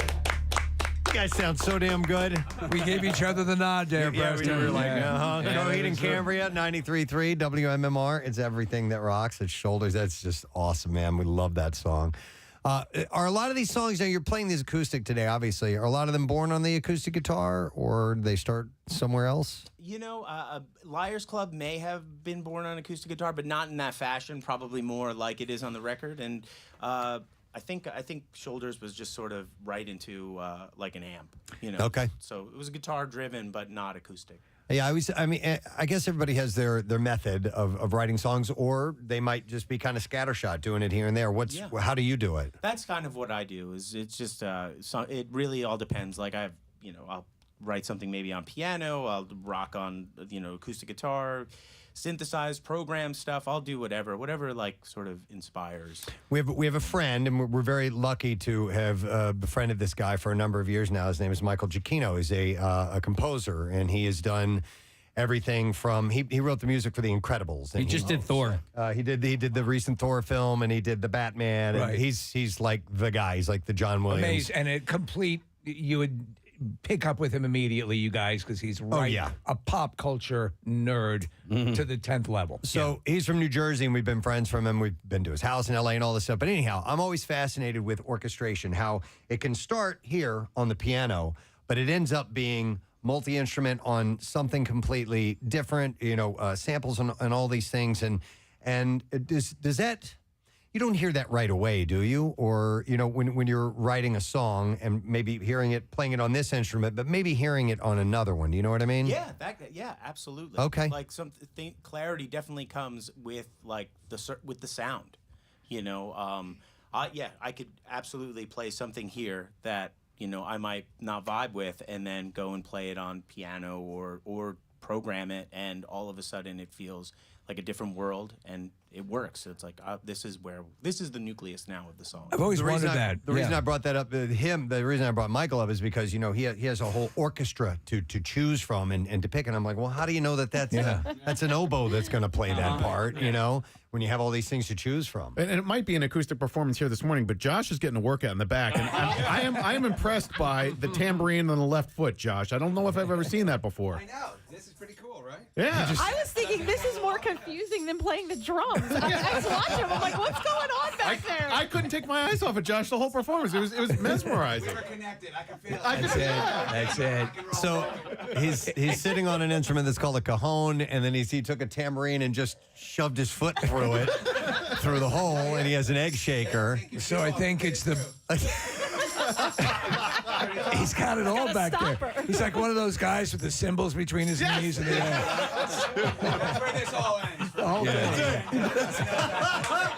with that. Josh, I don't want to say he's carrying the whole band, but I mean, Josh, next thing you know, Not singing. Josh is out on Fisherman's Wharf with a case out in front of him, and hey, it's come to this. Do you like now. my monkey?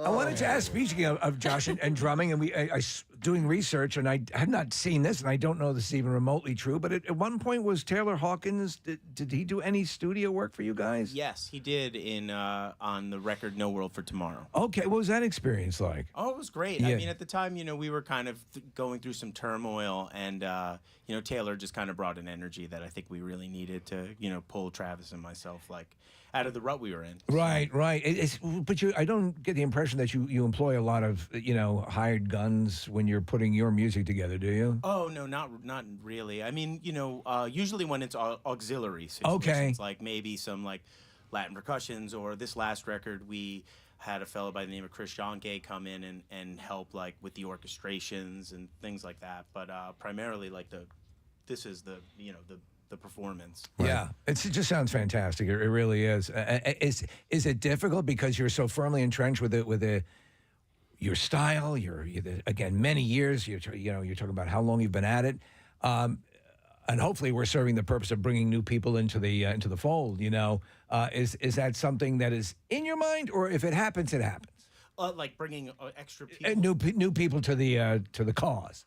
We have done it in live performances in the past. Background singers, auxiliary keys, that sort of situation. I mean, I think about. I was meaning on more like a listener fan base. Oh, yeah. Bringing them in how? In other words, because people who are unfamiliar with your music, who may have perceived you a different way. not realizing, is that something that you look to do, or is that even? Absolutely. I mean, anybody would want more ears on their stuff, but I wonder if that's an active modus operandi there. It is. It's definitely. I'm. The music is very personal to me, and I think it has a very universal quality to it. Right. Concept sort of aside. And yeah, I would love to reach a bigger audience, and I think it has the potential to do that. Yeah, it's funny. I just quickly, Preston, bring up like when we had Ghost and Tobias Forge in here, and it presents one way, and then you see, it's actually like this, and and you can sort of clear misconceptions about what we've learned about you and how fascinating the whole thing is. I think a lot of people are now finding that a very intriguing aspect. So hopefully we're helping in that. Oh, thank you. Yeah, I think so. By the way, Josh had tweeted out earlier that he was appearing on the show this morning and got a tweet back from Zach Myers of Shinedown and said to tell us all hi. Cool. Here at WMMR. Do you guys have buddy bands, guys that you, for some reason or another, a whole other band that you've become tight with? I mean, you tour with other groups. I'm sure you've played festivals throughout the years and things like that. That's for any of you guys. Any other bands that have become, really tight with Coheed and Cambria?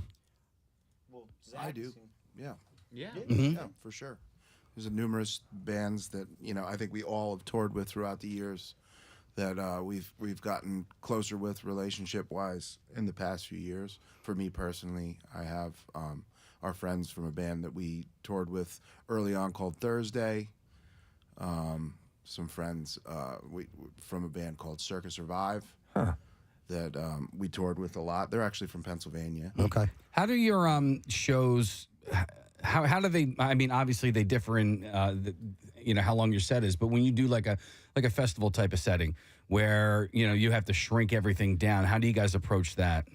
It's just like that, basically. Right? You just play faster. It's the full concert, just at 78. Yeah, it's tough because you don't get the sound checks, you don't get that sort of attention. So yeah, it's really kind of a running gun situation. You know what I never really thought of was in those type of settings, the festival shows, because you talk about like lighting and stuff like that, like how that all works. Because we have our MMRBQ every single year, and I never really paid attention to, because you guys have your own lighting guy, right? So or lighting people. How many people do you got doing your? I think there's just a lighting and video tech. I Okay. believe. And then of course all the other sort of setting it up. Yep. So your question was? Well, just how that, I forgot that I'd even asked a question. What do you guys like to eat? No, how that's, because it's. I forgot I had a question. Well, it started getting answered, and I was like, maybe the question got answered. I have no idea. But the light, so you talk about the sound on the stage, that's one thing, right? To flesh that out.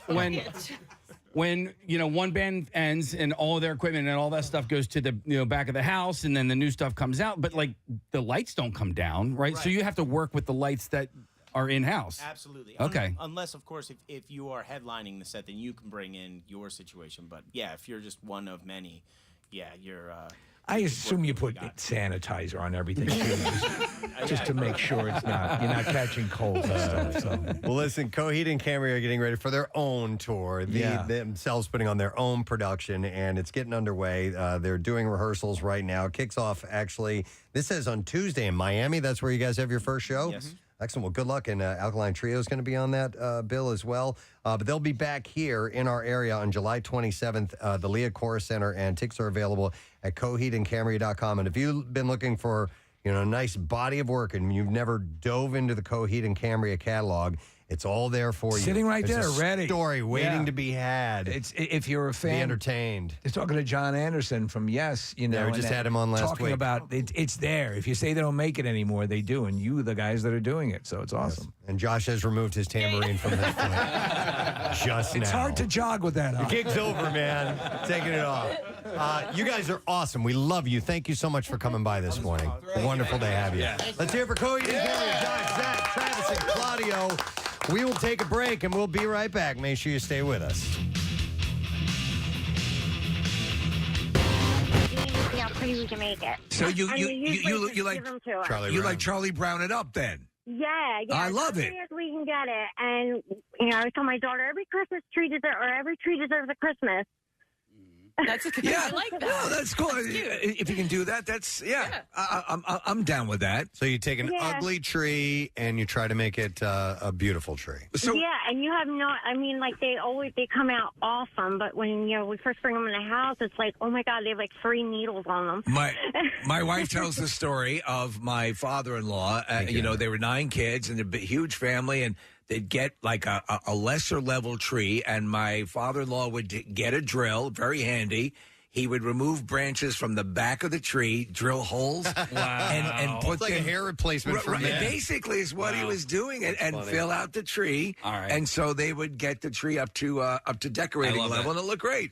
That woman, Amber, said something that I think could be turned into a Christmas story. Every tree deserves a Christmas. Yeah, I think that could be a kid's book, don't you think? Or the loneliest tree at the lot, the one that doesn't. Yeah, right. That's overlooked all the time. But then a wonderful thing happens. It gets thrown into a wood chipper. Right. It's like a turn. Then a wonderful thing, like Jimmy Durante. Yeah. But then they chucked it into the wood chipper. Yeah. They start with its feet. Oh, dear God! Make it stop! You see its little animated head with its mouth gaping open, and it's the last to go in. Branchy was the last tree. Branchy. He was all dried up. Hardly anything left on him. But then Bill, the kindly owner, slowly fed him into a wood chipper.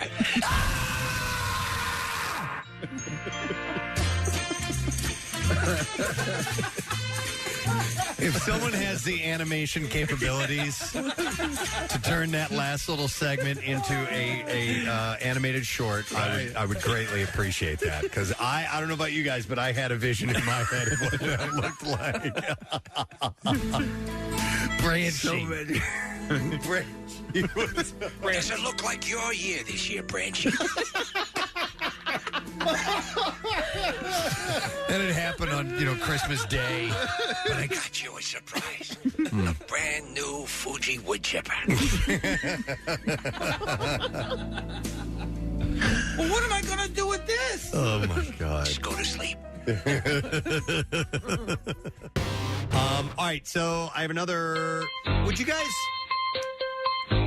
So I have a story of a mathematician, and while I was thinking about it, is that really considered science? Yeah, I mean, it's used in science, but it's its own subject. Let's as take well. that angle. It's used in science. The reason I bring this up is because Jacques Tits died. Oh my God! The mathematician behind Tits Buildings, the Tits Alternative, the Tits Group, and the Tits Metric Stop it. Yeah. has passed away at 91. Why'd you pick this story? Well, he's a because he was an mathematician. important man. Oh, all right. That's why. Belgian-born mathematician Jacques Tits. This is wild because he died in the same week Heinrich von Butthole died. Oh, no. Oh, what a loss. Who revolutionized calculus. What a loss. We lost Tits and Butthole in the same week. I know. Oh, my God. What was his name? Heinrich von Butthole. Heinrich von Butthole. Well, Tits Visionary, that guy.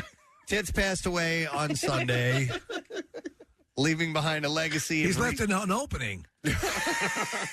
Why'd you pick this story? Leaving behind a legacy of research in group theory and geometry. His tendency to name his contributions after himself suggests that he knew his tits' power. By the way, what is group theory? Because it sounds reminiscent of, no, that was governing dynamics, of the guy in Beautiful Mind. Oh, and I've forgotten his name. Let's call him Russell Crowe. Russell Crowe,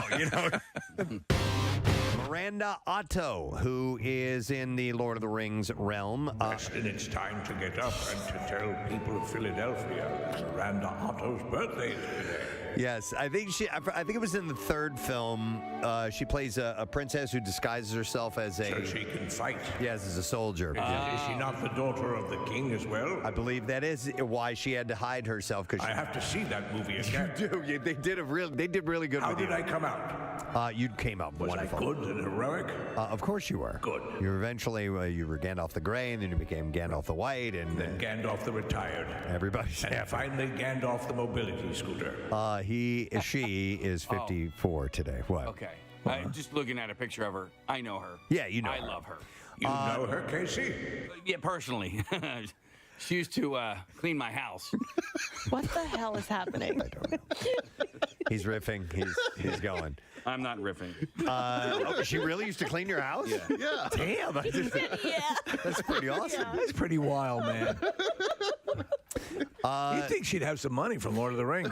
Well, no. I mean, she used to. Now she's, She's fallen on hard times. Meteoric rise. Word has it that she gives handies for fivers. It was tenor for me.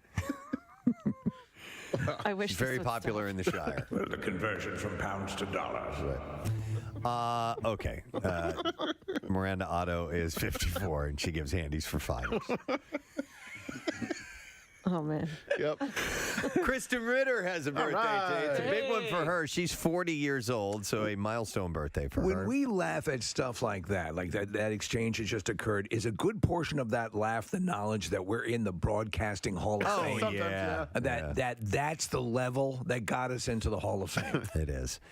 This gentleman is announcing his retirement. Yes. And we were all just jumping in going, oh, my God, I can't believe it. Blah, and it went on and on and on. It felt like a tectonic shift. It did. And but the news is being broken now, and we're going to ease into whatever emotions we may have with this gentleman hanging up. It's like that joke where they say when the guy says, your mother died. You can't just tell me the news like that. You got to tell me, your mother was on the roof. And, Right, yeah. He's into you this have to a little parse bit. it out a bit. So he's easing into it, and we're sad to hear the news, but looking forward to seeing him for at least the next year. Yes. So let's get him on now. Ladies and gentlemen, over 40 years he's been at this. Please welcome Jim Gardner from on the show. Good morning, Jim.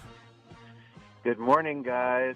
Hey, well, you know what? Listen, I'm gonna start with saying congratulations to you because retirement is something that I think should be celebrated. When somebody is ready to go ahead and put the career to rest, it's obviously people are not going to be happy about the fact that you're leaving, but still, I think it should be celebrated.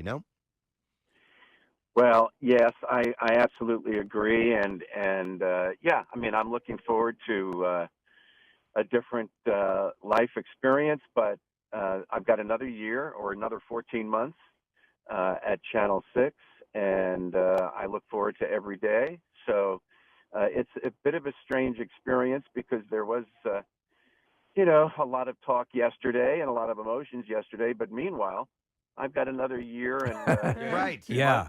On the 6 o'clock news. So, what is it that we're really talking about? Is that by design to let us, your viewers, down in an easy way, or is this for yourself? No, yes, it's a way, that I can sort of transition to, a different situation.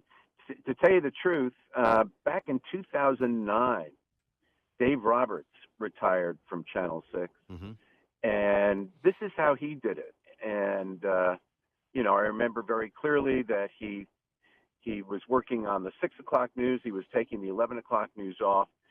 So when this whole thing came up a year or so ago with our general manager Bernie Brzezinski, I reverted back to I call it the Dave Roberts model. And I thought it worked very well for Dave.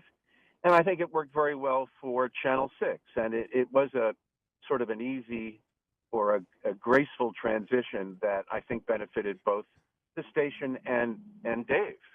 It makes complete sense. And I think obviously, the station is going to want to do things. The city, I'm sure, will want to do things in acknowledgement of this. I think this is a perfect way to do it. You were very sweet in your commentary last night, announcing it. And there is something that happens to people who have schedules, as have we, that are off the 9 to 5 rail. And and you were saying you have had certain things in your life, or have not had certain things in your life for 4+ decades that are quite common for a lot of people. And I thought that was a sweet way to frame it, and I was nodding to my wife because she puts up with an askew schedule, and that it was very very sweet the way you phrased everything. You're very kind. Yeah, I mean, I look forward to that. I'm not complaining that I haven't had it for 46, 47 years, but it is an opportunity for me to experience.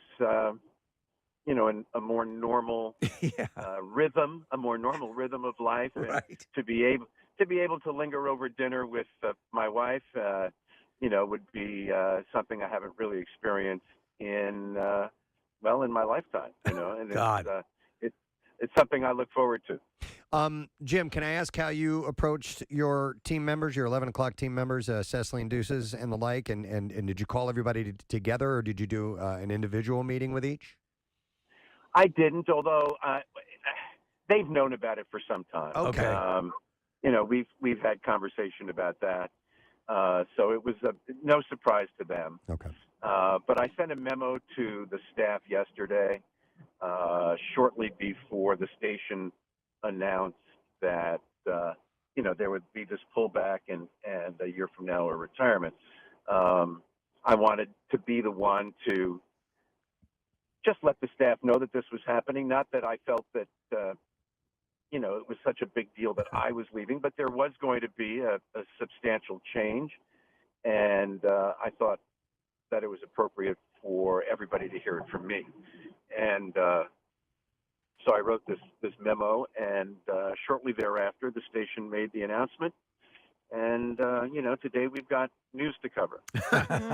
That's the way you approach it, yes. Jim, this is Nick. We've had an opportunity to chat a couple times about travel that you've had over the last few years when you've come down to Camp Out, and thank you for being a part of Camp Out over the last few years. I'm curious as to what's on top of your bucket list once you have retired of where you're going to go. What are you going to see that you haven't been able to get to yet?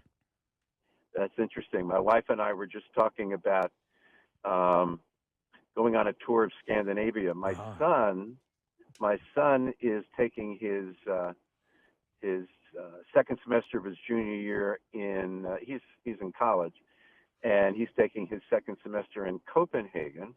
So we're going to go to visit him at some point, but it's still going to be chilly there. So I think we're going to put off a tour, until it gets warmer and there is a more leisurely opportunity to really take in that part of the world.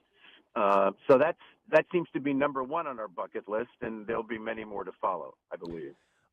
Jim, I was curious if your timing of this, of you finally hanging it up, so you video was out. It's Kathy's smell test. When I smelled you guys. Yeah, I watched it last night. It was great. And the question is, can Kathy identify her coworkers by smell alone? I'm not going to give you a spoiler. You just have to go watch it.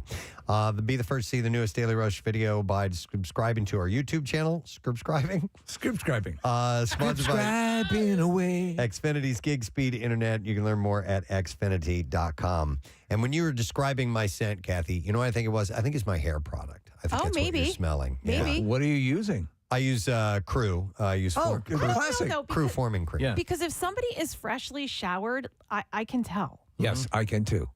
So it might be your hair, but I know that I could smell that you shower every morning, and Yes. I also know that. But Do you know who I could absolutely identify by scent? Casey. Matt Cowper. Oh God, yeah.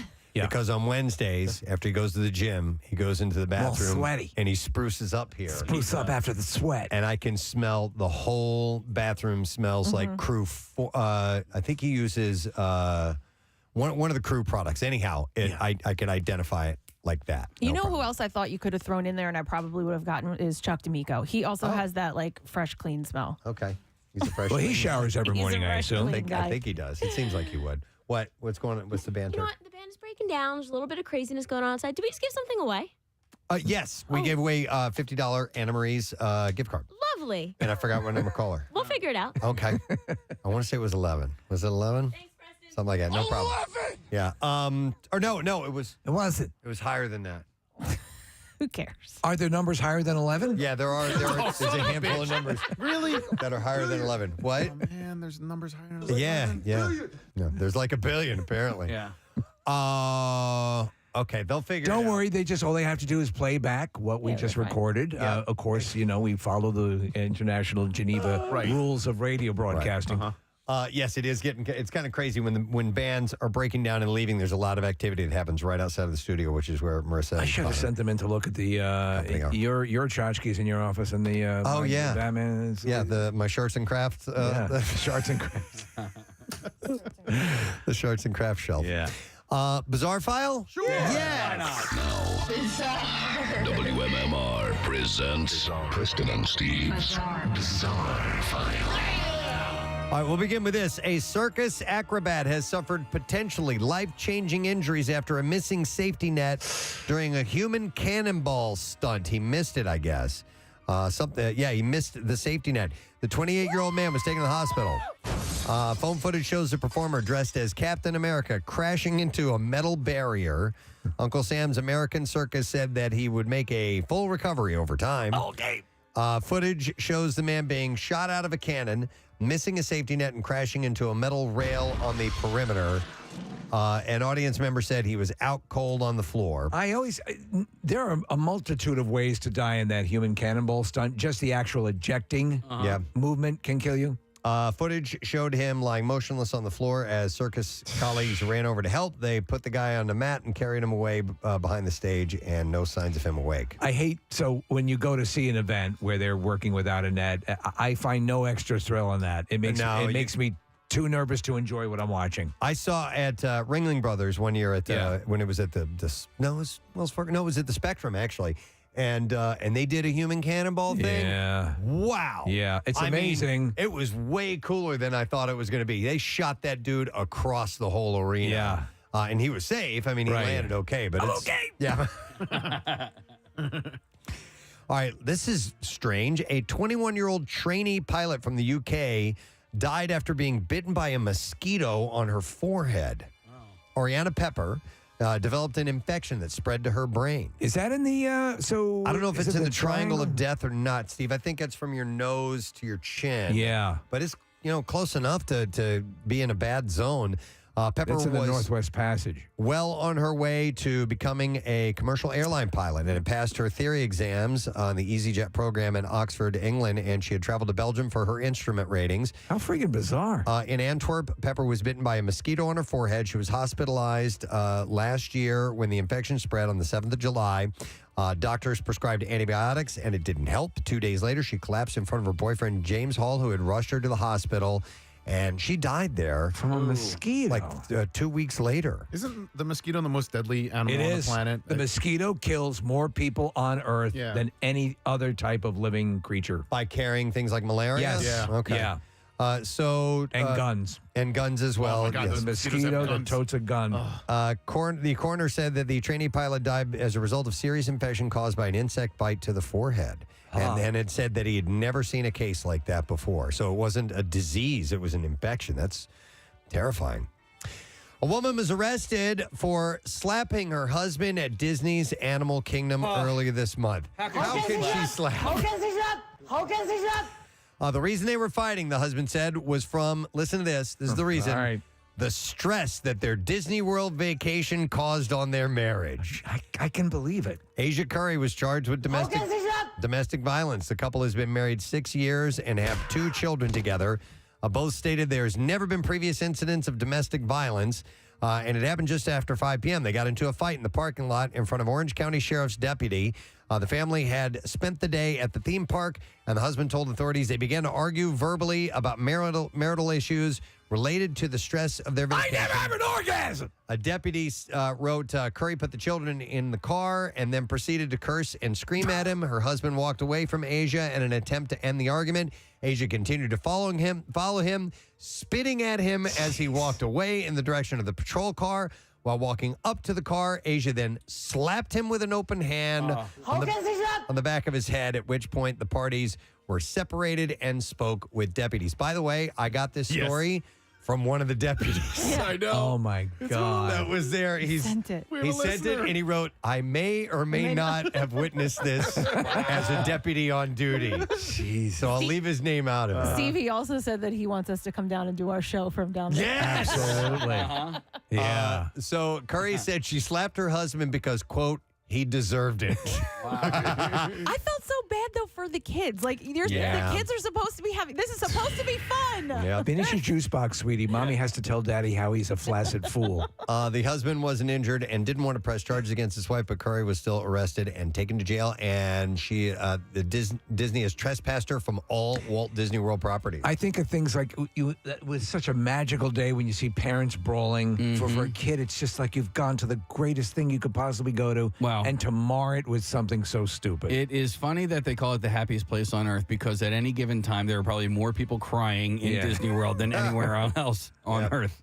All right, so this happened earlier this week or at the end of the week last week, but I wanted to include it before we wrap for the week. A large chunk of an alpine glacier broke loose and roared down a mountain in Italy, sending ice, snow, and rock slamming onto hikers on a popular trail on the peak and killing at least 6 and injuring 9. Jeez. And it was authorities said that toll might climb. I haven't followed up on that story yet, but a local civil protection official said the situation was evolving, that there could be perhaps 15 people missing. Rescuers were checking license plates in a parking lot to see who might be unaccounted for. The glacier in the Marmolada Range is the largest in the Dolomite Mountains in the northeastern Italy region, and people ski there in the winter, but the glacier has been rapidly melting away in recent years. Experts say that the glacier won't exist anymore in the next 25 to 30 years, as much of its volume is already gone. So that makes it really volatile, really dangerous. Yeah. And here's one more? Yeah. All right, I don't want another bad one here. Let me see. How about... Okay, we'll go with this one. It's another Disney story. A Central Florida man was arrested after deputies said he posed as a Walt Disney World cast member and took a Star Wars R2-D2 droid in the hopes that Disney security would hire him. Oh. David Proudfoot is facing grand theft charge and charged with obstruction by false information. Deputies were called to the Swan Reserve Hotel by Disney security. It's a really long story, but I'll sum it down. So the guy had apparently dressed as one of the workers there, and he was moving stuff around, and they came and they said, "What are you doing?" He's like, "Yeah, well, I've been hired to move stuff around." He started giving them fake names and things.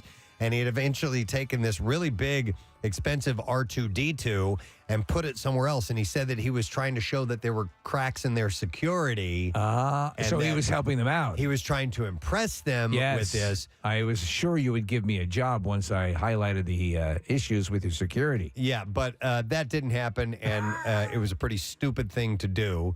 The deputy said that Proudfoot told him he had no intention of taking the items off the property, but they arrested him because he was, maybe stealing it. And there you go. That's what I have in the bizarre file for you at this point in time. All right. As we take a break, what should I do? What are you going to do? What are you going to do? I feel like that you need to hold on to. Okay, I'm going to hold on to that. I'm going to give away, we have so many things that I can give away, and I just have to stop and make sure I'm giving away the proper thing.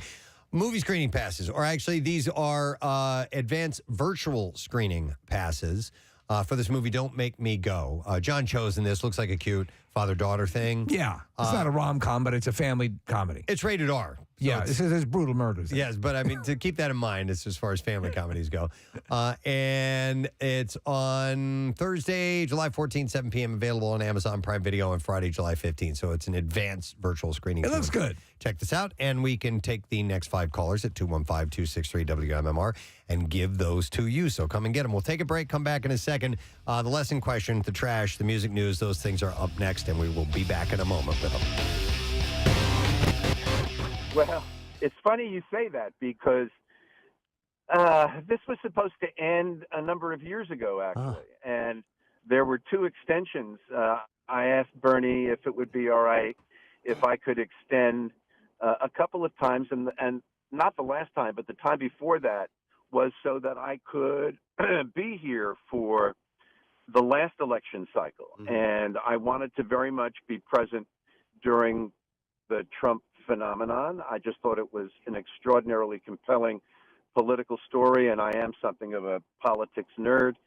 And you know, you can say what you want about your personal feelings or your political preferences, but from a journalistic standpoint, obviously the whole Trump era, and who knows if it's over or not, has been just extraordinarily compelling, and I wanted to take part in that. Okay. And then the second extension was, you know, in the formative stages of the pandemic, and I just felt very strongly that I wanted to be here for that story. It was, you know, and continues to be a unique story that really covers every facet of, you know, our human endeavor. You know, it's on one level, it's very personal. On another level, it's very societal. You know, we go from a story of people's fears and anxieties, fears about their own health, and whether they're going to, you know, escape the fate of hundreds of thousands of their countrymen. And on the other hand, it's, you know, an extraordinary public health story. You know, it's a story where people are hoping that this economic crisis doesn't affect them. People have lost their jobs. People have, you know, suffered real economic dislocation. On the other hand, it is an extraordinary economic story on a national and worldwide level. So, you know, there's so many different aspects to it that really touch all of our lives, and I just wanted to be here for that. And, you know, the story continues to unfold. There's a scene in the great the Patty Chayefsky movie Network where the William Holden is talking about, you know, his plans, and he goes he's gonna, you know, I'm gonna write a book. He goes, everybody writes a book. But I honestly would say I would love to read a book about your life. Yeah. If you, you know, if that's in the works. You talk about being a political junkie. I am as well. And, you know, I'd love to, you know, get some insight over your many decades dealing with everything as it has progressed. Well, you may have to wait a while. That's okay. That's good. okay. Yeah. Just include a lot of pictures because I'm not very smart. No, it's funny. I had a very, very nice email from Bob Iger, you know, who's the former CEO of the Disney company. He's still, I think, chairman of the board, and he was very, very generous with some of the things he said. But I recall talking to him at a Disney dinner in New York, and it was shortly after wrote his book, which was very, very good and very informative, and I really enjoyed writing it. But I had the occasion to say, "Hey, I read your book." he said, "Here's some advice, Jim. Never write a book." he said it was easily one of the most difficult and arduous tasks of my life, and my advice to you would be, don't do it. Okay. So, Well, we don't want to cause undue stress. If it's something that floats your boat later on, yes, so you would definitely, I would definitely purchase a copy. That's all I'm saying. I also want to say, and we were talking about this earlier, is that, listen, the same way we have Pierre Robert here at the station, who is an icon in rock radio, and his 40th year is this month. And you know, we were saying you are there is, having lived in different markets, there is none smoother than you and more competent on the air. I mean, you're the best I've ever seen. The best we've ever seen. Yeah, so and he's the standard that I hold everybody else up to. So Right. whenever I travel to another city and I'm in that hotel and I turn on the local newscast, I'm like, not Jim Gardner. ain't happening. Nope. Yeah. So does that create an extra onus and weight on you as you depart, or is it, you know, how do you? Or, you know, I assume you're not walking around with the "I'm number one" T-shirt on and all that stuff. So how do you process all this? You know, it's. I have always thought that 85-90% of my job takes place in the newsroom, not in the studio, and I've always felt very strongly about that. I think probably there are some people in this business who see it the other way around, where they identify most of their, their work and what they're being paid for is the actual newscast. Yeah. And that may well be. I've just never identified things that way. I work very closely with producers, and I'm very, very engaged. Some would say too engaged in the evolution of every newscast. And so what happens in the studio is almost like putting a period at the end of a task that to me takes place elsewhere. I have never thought that I was, and I'm not being falsely humble. I've never thought that I was particularly skilled as an on-air anchor person. I've never spent much time trying to cultivate, a presence, a personality. I just read the news. Yeah. And maybe that serves me well. I don't know, but I've often, or most often, thought that my work in the studio was left a lot to be desired, and certainly wasn't as developed as my work in the newsroom. So, if you guys think that I've done a good job in that part of my job, then I'm grateful, but I've never seen it that way. Right. Oh, I absolutely, and I think part of what it is, I absolutely think that, but I think it's your delivery and the comfort that you give to your viewers. Whatever, is happening in this world and whatever your, information that you're imparting to us, it's you deliver it in a way that makes us feel comfortable and that it's going to be okay. I mean, at least that's what I experienced when I watched Jim. I appreciate that. That's terrific, and I'm glad that you feel that way. It's never my intention to make a news story more comforting than it deserves to be. Unfortunately, or whatever, the reality is that we're talking in the news business mostly about difficult subjects. Yes. And yes. Oftentimes, unpleasant stories. And I don't know that it's an anchorman's job to reach out and hold the hand of an audience to make them feel better. But if there's a certain, what I think it is, and forgive me, I'm perhaps making conclusions here that I have no right to make. But I think if an anchor person has a sense of empathy, in addition to, being a reasonably smart man or woman and having good writing skills and being ultimately, curious. I think if an anchor person has empathy, that really comes through.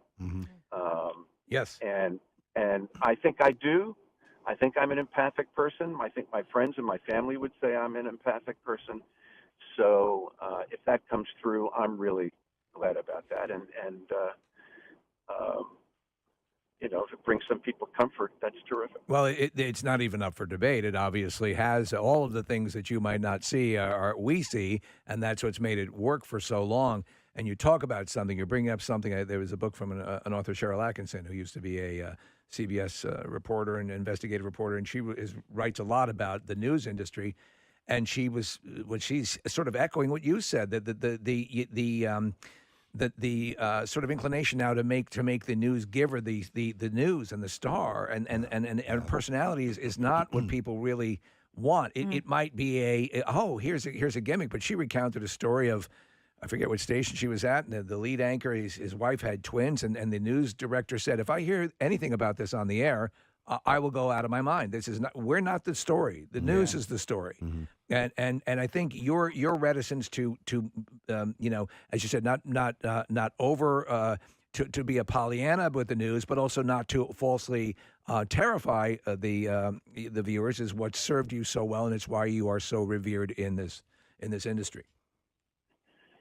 I really don't know what to say about that. I know we're throwing a lot of compliments at Yeah. you, Jim, but yeah. Yeah, when you use words like revered and stuff like that, it's, it makes me feel kind of awkward. I got you. Well, you're going to have to deal with it. Don't worry, I'll make you feel even more. You got a awkward, Jim. year of it.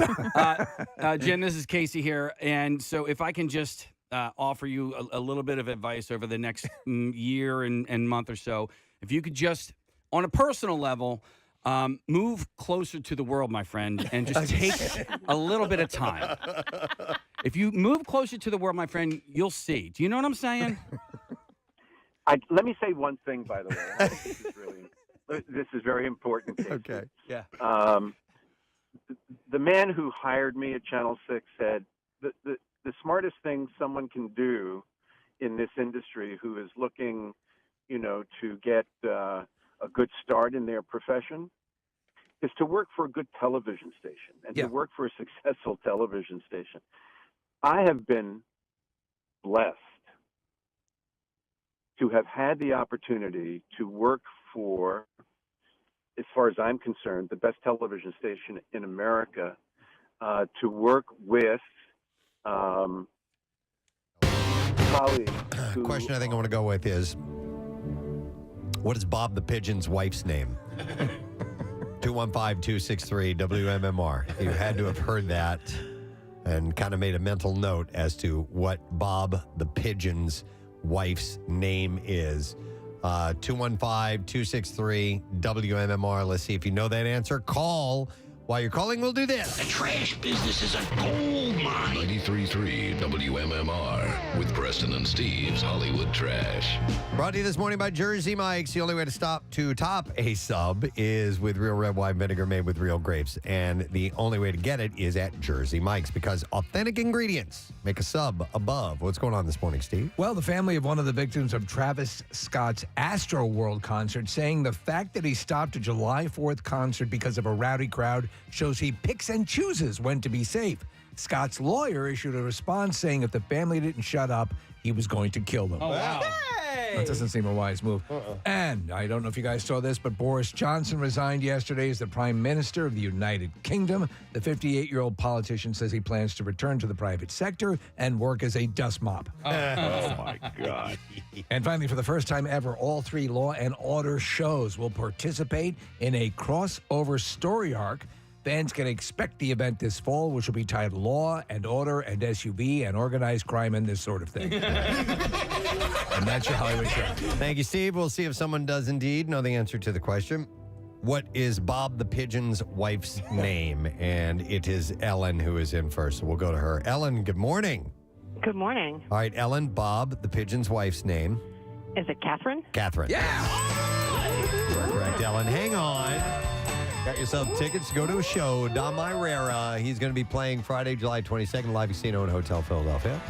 Showtime is 8 p.m. Tickets start at $30, and you can save now via AXS.com. Must be 21 and older. Gambling problem? Call 1-800-GAMBLER. Now, Preston and Steve's Music News on 93.3 WMMR. Music News this morning brought to you by Rita's Water Ice. You can stop by Rita's today and register to win a shark and ray encounter for 4 at Adventure Aquarium. Enter via QR code or on promotional poster. So, Disturbed will release a new single called Hey You on July 14th. It is the lead release from their upcoming studio album. The band recently shot the video for the song in Los Angeles. No, it's Hey You. You. Oh, it's not Hey Not Yo. Hey You. Hey! I remember yelling that. Is when we found out our phones worked. We were in a live broadcast, and all of a sudden we were able to take a phone call. Hey! Is that a Cardboard Classic? Yeah, it was a Cardboard Classic, yeah. Okay. It was. That's my version of They Did It. Nick's They Did It. That's me. Hey! And then Me screaming about as loud as I can. Hey! phones are working. The band, yeah, I know. Listen, it's the little things, I man. know. The band shared behind-the-scenes pictures from the shoot on social media yesterday. Disturbed's David Draymond said last month that the new album is tentatively set for release in November. Axl Rose tweeted out a thank you to fans after his recent vocal issues caused Guns N' Roses to bail from performing July 5th in Glasgow, Scotland. The band's promoters are... She's got a child that appeals to me. I can't get it, guys. One more time. 2, 3, 4. She got a child that appeals to me. Reminds me. I can't. The band's promoters are currently scrambling to reschedule the date. Rose posted a message to fans in which he said, I'd like to thank everyone for their well wishes. It's greatly appreciated. We apologize. I'm sorry? You all mean the world to me. Something mean the world to me. You all mean the world to me. Okay. You should really just go on vocal rest. Give me a vocal rest. And do screen rest while you're on it. He said, we apologize for the inconvenience of postponing Glasgow and have been following doctor's orders, getting rest, working with a vocal coach, sorting out our sound issues. Seems good so far. Thanks again for everyone's concern. At the end of the day, it's about giving you, the fans, the best of ourselves and the best time we can. And that's all that I, the band, and the crew focus on. So see you in Munich is what he had to say.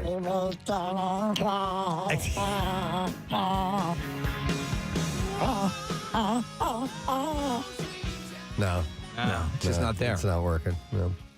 One last story, and John Mayer is caring for his father, Richard, after he suffered a medical emergency and was rushed to the emergency room. Mayer shared his family's news just hours after Dead & Company announced the cancellation of Wednesday evening's show in Saratoga Springs, New York. How's his dad doing? I don't know. Mayer is a member along with the band. I know who's in the damn band. I don't need to mention this.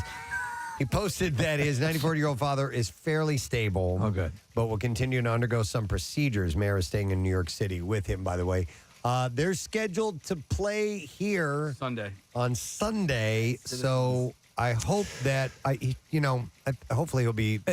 From what I understand, he's taking a turn for the better, and that the dad is doing better. So hopefully that'll mean that. I know he snuck into the hospital room the other night to see if he was asleep.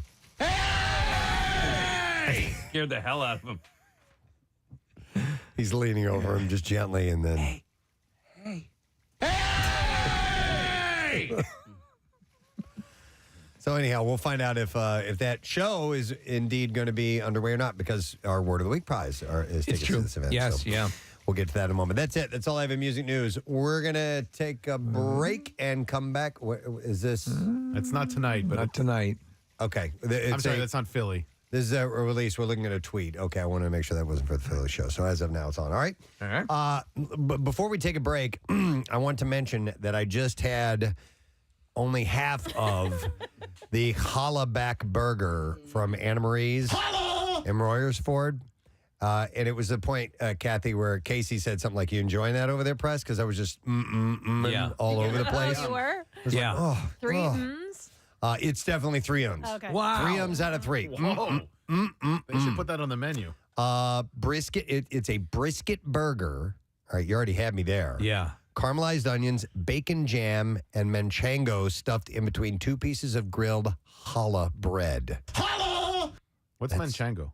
That's a cheese. Okay. It was a former slave who became a gunslinger. I think that was Mandingo. That was Django. Oh. Unchained. Wait, what's Mandingo? He's a porn star. Oh, okay. All right. And, music news over. No, keep typing. Yeah, please. Thank you. I must be the fastest typist on earth. People don't know that we have a guy in the corner of the studio here just taking every single word down. Yep, that's what we do.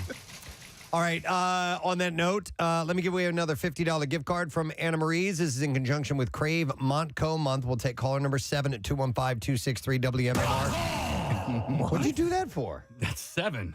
Oh, okay. Oh, okay. How soon we forget. I did forget. I'm sorry. I thought I knew you. Anna Marie's is known for big, fun, yummy food and their involvement within their community. They It's an oxygen-nitrogen sort of blend. They treat their customers like family and always offer something different on their menu. And today they brought a variety of items. Like I said, earlier, the hollaback burgers, the Cinnabon pancakes. Bunch of great stuff. It's amazing stuff. It really is. Anna Marie's is offering 10% off your entire bill through July when you mention Crave Montco. So keep that in mind. Caller number 7, the $50 gift card is yours. 215-263-WMMR. We're going to come back and wrap the whole thing up. Stay with us. Preston and Steve. 93.3 WMMR. Finding great candidates to hire can be like, well, trying to find a needle in a haystack. Sure, you can post your job to some job board, but then all you can do is hope the right person comes along, which is why you should... Competent, who have been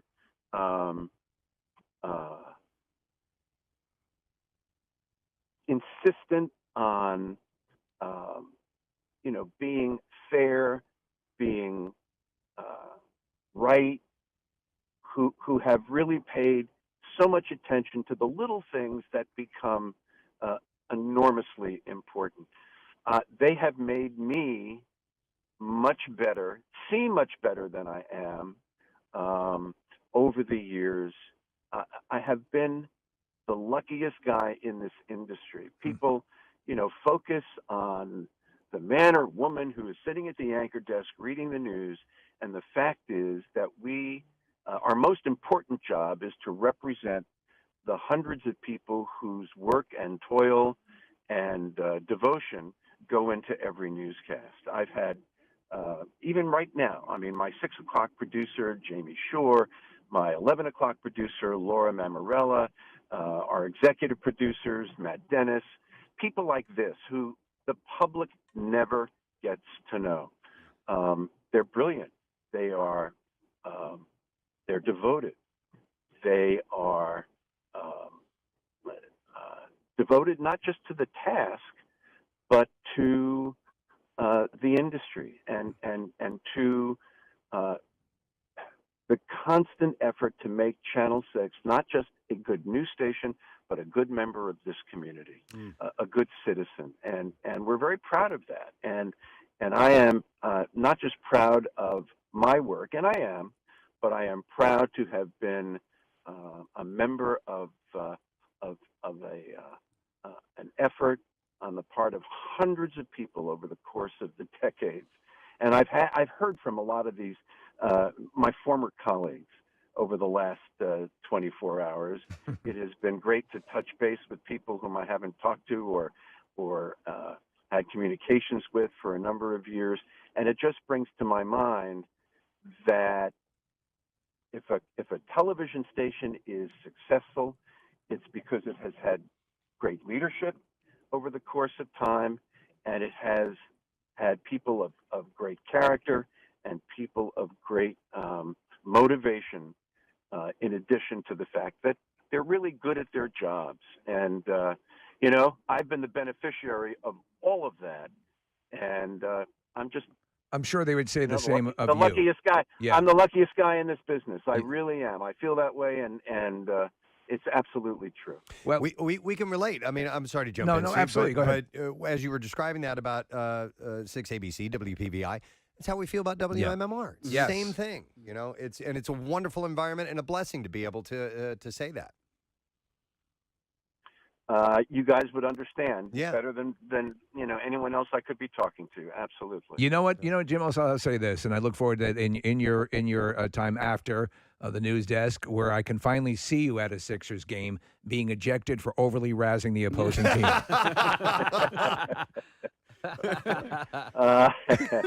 In my younger life, that happened all the time. Oh, really? So, Jim, for Camp Out for Hunger 2022, you'll be on the edge of retirement at that point. yeah. You can really do whatever you want. We got the can drop. We'll bring back the chili cannon. We can do a stunt. Whatever you want. His nights will be open. You'll be free. So if you a year from now, just put that on your calendar. Hey, you started in radio a bit, so we're welcoming you back. Hey, I was the guy who, set fire to my colleague's newscast, while he was reading it on the radio. I'm sure all of you guys have had that experience. And that was the 24-year-old Jim Gordon. We love that. Jim, I know that you are a huge Sixers fan. Have you had the opportunity to ring the bell before a game yet? They asked me to do it last year, and it was much fun. And apparently,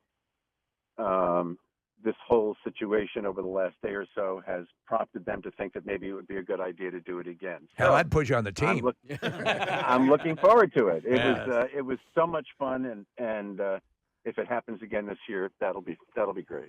Excellent. Probably going to be a done deal on that one. Well, Jim, we hated to hear the news, but we are happy for you, and we're happy the way that you're choosing to do this. So we get a year to spend and mull this over. So I'm sure we'll have another conversation with you down the road a bit as we get closer and reminiscing a little bit more. But we just wanted to say thank you and also say congratulations to you, and we just appreciate you so much. So thanks for coming on this morning. You guys are great. Thanks for having me, and we'll see you for campout, right? You got it. Absolutely. Excellent. All right, thank you, Jim Gardner, everyone. There you go. Something else, man. Impossible Foods is now bringing more to the table. This time it's plant-based chicken nuggets. I've had them. Oh, wait, you have? Because so have I, and they were the most disgusting things I've ever eaten in my life. Well, then I've had different. So Hip City Veg has the best chicken nuggets I've ever tasted, and there's no chicken. Okay, so this was sort of like, it looked like it was dark meat, but it wasn't meat. It was plant-based, and it had like a breading around it. It looked really good, and I was like, oh, I'll try this. Right. Not good. I was like, what is this? What is this texture? What am I eating? So they use plant or seitan. not? I guess it is seitan, right? The often used for chicken substitute. Yeah. Okay. Yes, and the Satan actually cooks them. Wait till you try this. But they're Casey. They're excellent. We actually put them out at a party. Yeah. And people had no idea. So we have a vegetarian living in my house. My oldest is now a vegetarian, more pescatarian, but we have a lot of Impossible meat in our house now. Right. And we do the Impossible ground beef a lot, and it's damn good. I love it. Yeah, my wife will make and Preston's right in the it's not exactly, but the taste I like. Yeah, I it's like good. the Impossible taste. Yeah, it doesn't necessarily taste exactly like beef or pork or whatever it is they're trying to simulate, but whatever it tastes like tastes good to me. Yeah, and when you're making things like nachos, like my wife will make nachos for the household, and she'll crumple up the Impossible burger meat or whatever on there. You can't tell the difference. Dude. Not when it's got the cheese and the salsa and everything else with it. I'm telling you, that Impossible cheesesteak from Wilson's, unbelievable, was fantastic. Unbelievable. I couldn't stop eating it. It was excellent. Get me the biggest cheesesteak fan in Philadelphia. Yeah. Sit them down and give them one of those. and don't say, all right, tell me if this tastes like meat. Right. Just say, eat this, and does it taste good? Yeah. That's the difference. So somebody who is a hardcore meat eater might say this ain't no meat or whatever. No, just set that aside. Does it taste good or not? Okay, and because that cheesesteak at Wilson's Secret Sauce is fantastic. And what was the ingredient? Loved it. Was it seitan? No, I don't know. Oh, okay. I don't think know. he uses Beyond or Impossible. I'm not sure exactly what he uses. I think it's Impossible. Yeah. So I'm looking at what I had, and this restaurant changed, right? It was Man, so good. They just stopped in exclusively to play on our program. They were, they're rehearsing right now for their tour, which kicks off, I believe, on Tuesday, and they won't be here until July 27th. Yeah. Which is cool. They're going to be playing the Leacore Center, and so thank you to Claudio, Travis, Josh, and Zach, and our awesome engineering team. Yeah. That had a stupendous mix on that. It sounded wonderful. I want to get that. I want to get copies of both versions to put. On my Walkman, Preston. On your Walkman. Yeah. Thank you to Anna Marie's and Royersford for bringing the food in this morning. 347 Main Street in Rofo, and it's crazy how full you will be and satisfied you will be after you leave there. You'll try to resist. Yeah. Kathy, did you have some of the cinnamon? Yeah. Yeah. The cinnamon pancakes? Yeah, wouldn't consider it breakfast, but it was. It's dessert. Delicious. Yeah. Mm-hmm. So thank you to those guys. And don't forget, it's a Crave Montco, and you can visit cravemontcomonth.com for a list of participating restaurants and specials and all that good stuff. And, you know what?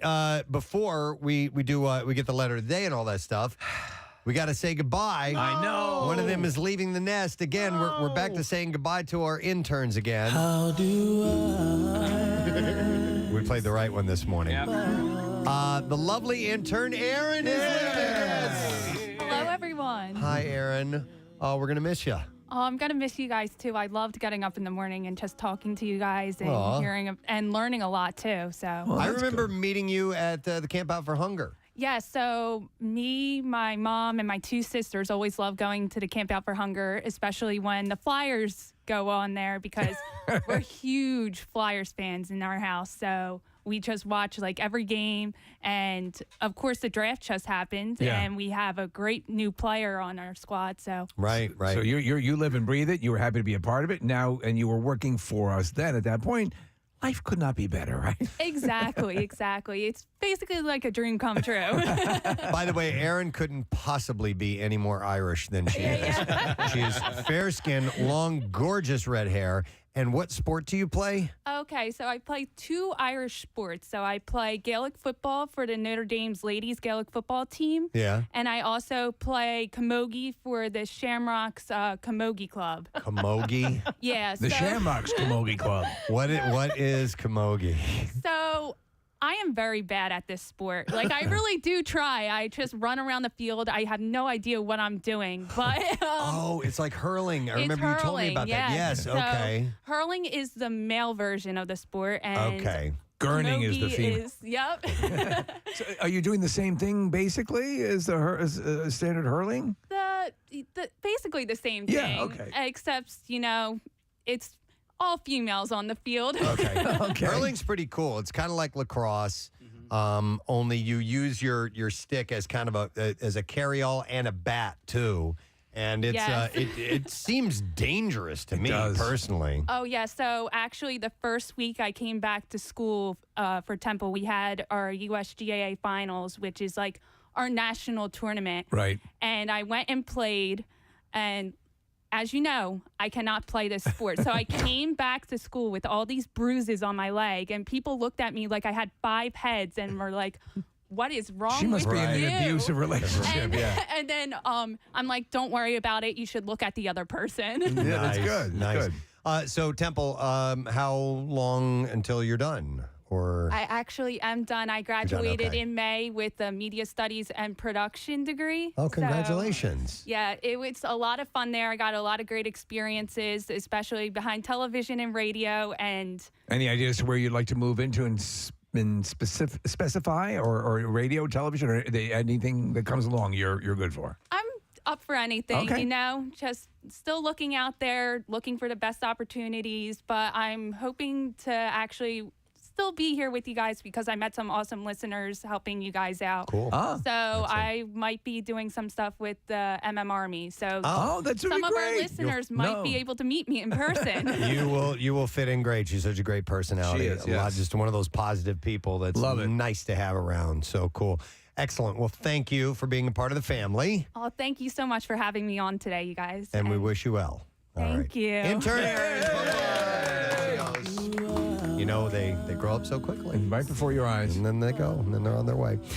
Brent Porsche is indeed here. Good morning, it. Nice to see you. Good You morning. as well. What a show this morning. Holy cow. Oh, yeah, you're a Coheed and I Cambria caught fan. the Coheed performance on the way in. That Liars Club version Oh, my was God. fantastic. His voice sounded so good. You know how all the singers love to complain about singing early in the morning? He sounded spot on. Plus that kind of acoustic-y, kind of mellow version of it. Yeah. I immediately said I want the copies of both those versions because, and they should go into rotation because they're just fantastic. Yeah. And I had one bite of one of those sandwiches out there, and I'm already ready for a nap. Yeah, dude, for real. All right, well, you got a show to do, but we got letter of the day. You ready for that? Yep. Here we go. Preston and Steve on 93.3 WMMR. Now, the Daily Letter. All right, and the Preston and Steve show is brought to you today by the letter. The letter P as in pork roll. All right, and we will take caller number 6 at 215-263-WMMR, and we have your chance to win some goodies over here. So give us a call right now if you have collected those letters and you know exactly what the word is. 215-263-WMMR. With that, what's up today, man? Coming up on this No Sad Bro Friday, we got the workforce blocks. Tomorrow's Jack White's birthday, so we're going to be doing a collective block of White Stripes, Raconteurs, his solo stuff, and more. We got Leonard Skinnard in Atlantic City tonight, so we're going to be doing a block of Skinnard, also Audioslave. And coming up in the 2 p.m. hour, I'm going to be airing parts of my interview with Joe Perry from Aerosmith. Oh, cool. He's going to be in town a couple weeks from now down at the Hard Rock in Atlantic City. So I did a Zoom interview with him yesterday, and we're going to premiere a new song from the Joe Perry project, also coming up in the 2 o'clock hour. Was he pretty conversive? Really conversive. I was sort of Good surprised for you, by it, yeah. to tell you the truth. His signal was a little off. It was him and his wife at their house down in Florida, and I guess their internet connection was garbage. Right. So, we kind of cut out here and there. But I was actually surprised at how much he elaborated on my questions with the answers and stuff like that. So very, very cool. And in the 2 p.m. hour, we're also going to play some Dead & Company for the show on Sunday. Excellent. All right, let's see if we can get a winner for the Word of the Week prize. It was caller number 6, and that's Benny. So we're going to go to Benny. Hey, Benny, good morning. Hey, good morning, guys. Benny, what is our Word of the Week? The word is bop. B-O-P. Bop? B-O-P. No, that is incorrect. Sorry, Benny. We got to let you go. All right, let's try Heather. Hi there, Heather. Hi. All right, Heather, what's the Word of the Week? S-U-P. Sup. Sup with you. That's it. Sup, dog. All right, Heather, since you got it right, 4-pack of pit tickets. See Dead & Company on Sunday at Citizens Bank Park are for you. Congratulations. Oh, my God. I can't believe I just won these. Yay. All right, hang on. And look like the weather's going to be great. So congratulations. Tickets are on sale now via Ticketmaster, and complete details are also available at WMMR.com. As we are wrapping up, I do have one more chance to win. I did have one more $50 gift card for Anna Marie's in Royersford. So, Nice. caller number 16 at 215-263-WMMR is yours. And don't forget that's for Crave Montco month. So we'll give you that on the way out. Yes, All Casey? right, so Brent brought this gigantic box in. For is me. this for Casey? This is for Casey, yes. If you want to read the top there, Case. Is this a setup to it? What is this? Well, it says, sorry we're late, LOL, happy birthday, Casey. And it says, no sad bro, and that's from Stephen Kelly from Wilson Secret Sauce. So Steve wished me a happy birthday on July 5th, and he texted me, and I texted him back, I go, it doesn't count, you're a day late. So now he's trying to buy me off with sweets. Well, thank the creator on the top there, too. Yeah, so there's a Candace Sammartino from Much Needed Bakery. So this is a... Where do you see this? Oh, my God. Look around the outside, right. too. Oh, my God. This is a... All right. It is a cake with Casey's picture on it. And it Multiple says, pictures, all sorts of pictures. No sad bro on the top, but yeah. There's various photos. His driver's license photo is one of those, which is one of the greatest pictures ever taken. And I got it. we're dismantling the box now to take a good look at it. I'm going to have to share this with everybody. Okay, you taking it out? I'll take it out. I think Marissa wants to take Oh, no. Be careful. Well, he's That's doing a- that. Oh, that's nice. That's pretty thing amazing. Is huge. That is a Dude. big cake. Hold this thing. How much this I feel like it's a bowling ball. Oh, my God. Yeah. Look Yeah. at that picture on the side. Yeah, what is that picture? This has got to weigh 7-8 pounds? At least. Something At like that? least. Do you know the filling? Do you know what it is inside? It's, I believe, vanilla cake with strawberry cheesecake ribbons in it. Shut up. Yeah. All right. Well, thank you, Wilsons. Yeah. Thank you, the gang. And Steve Wilson. Candace.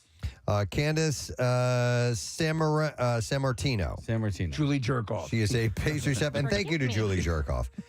And it's called the Much Needed Bakery. And Wow. needed spelled Kneaded. Wow. Well, there you go. Happy birthday. It keeps Very on nice. giving. All right.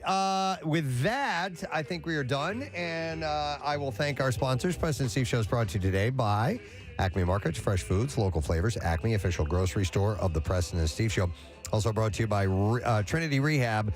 Locations all over and now open in King of Prussia, trinity-rehab.com. Next week on our program, Ken Hall, who's on the Umbrella Academy, he's the voice of Pogo, the chimpanzee. Yeah. So we will talk to him. That's cool.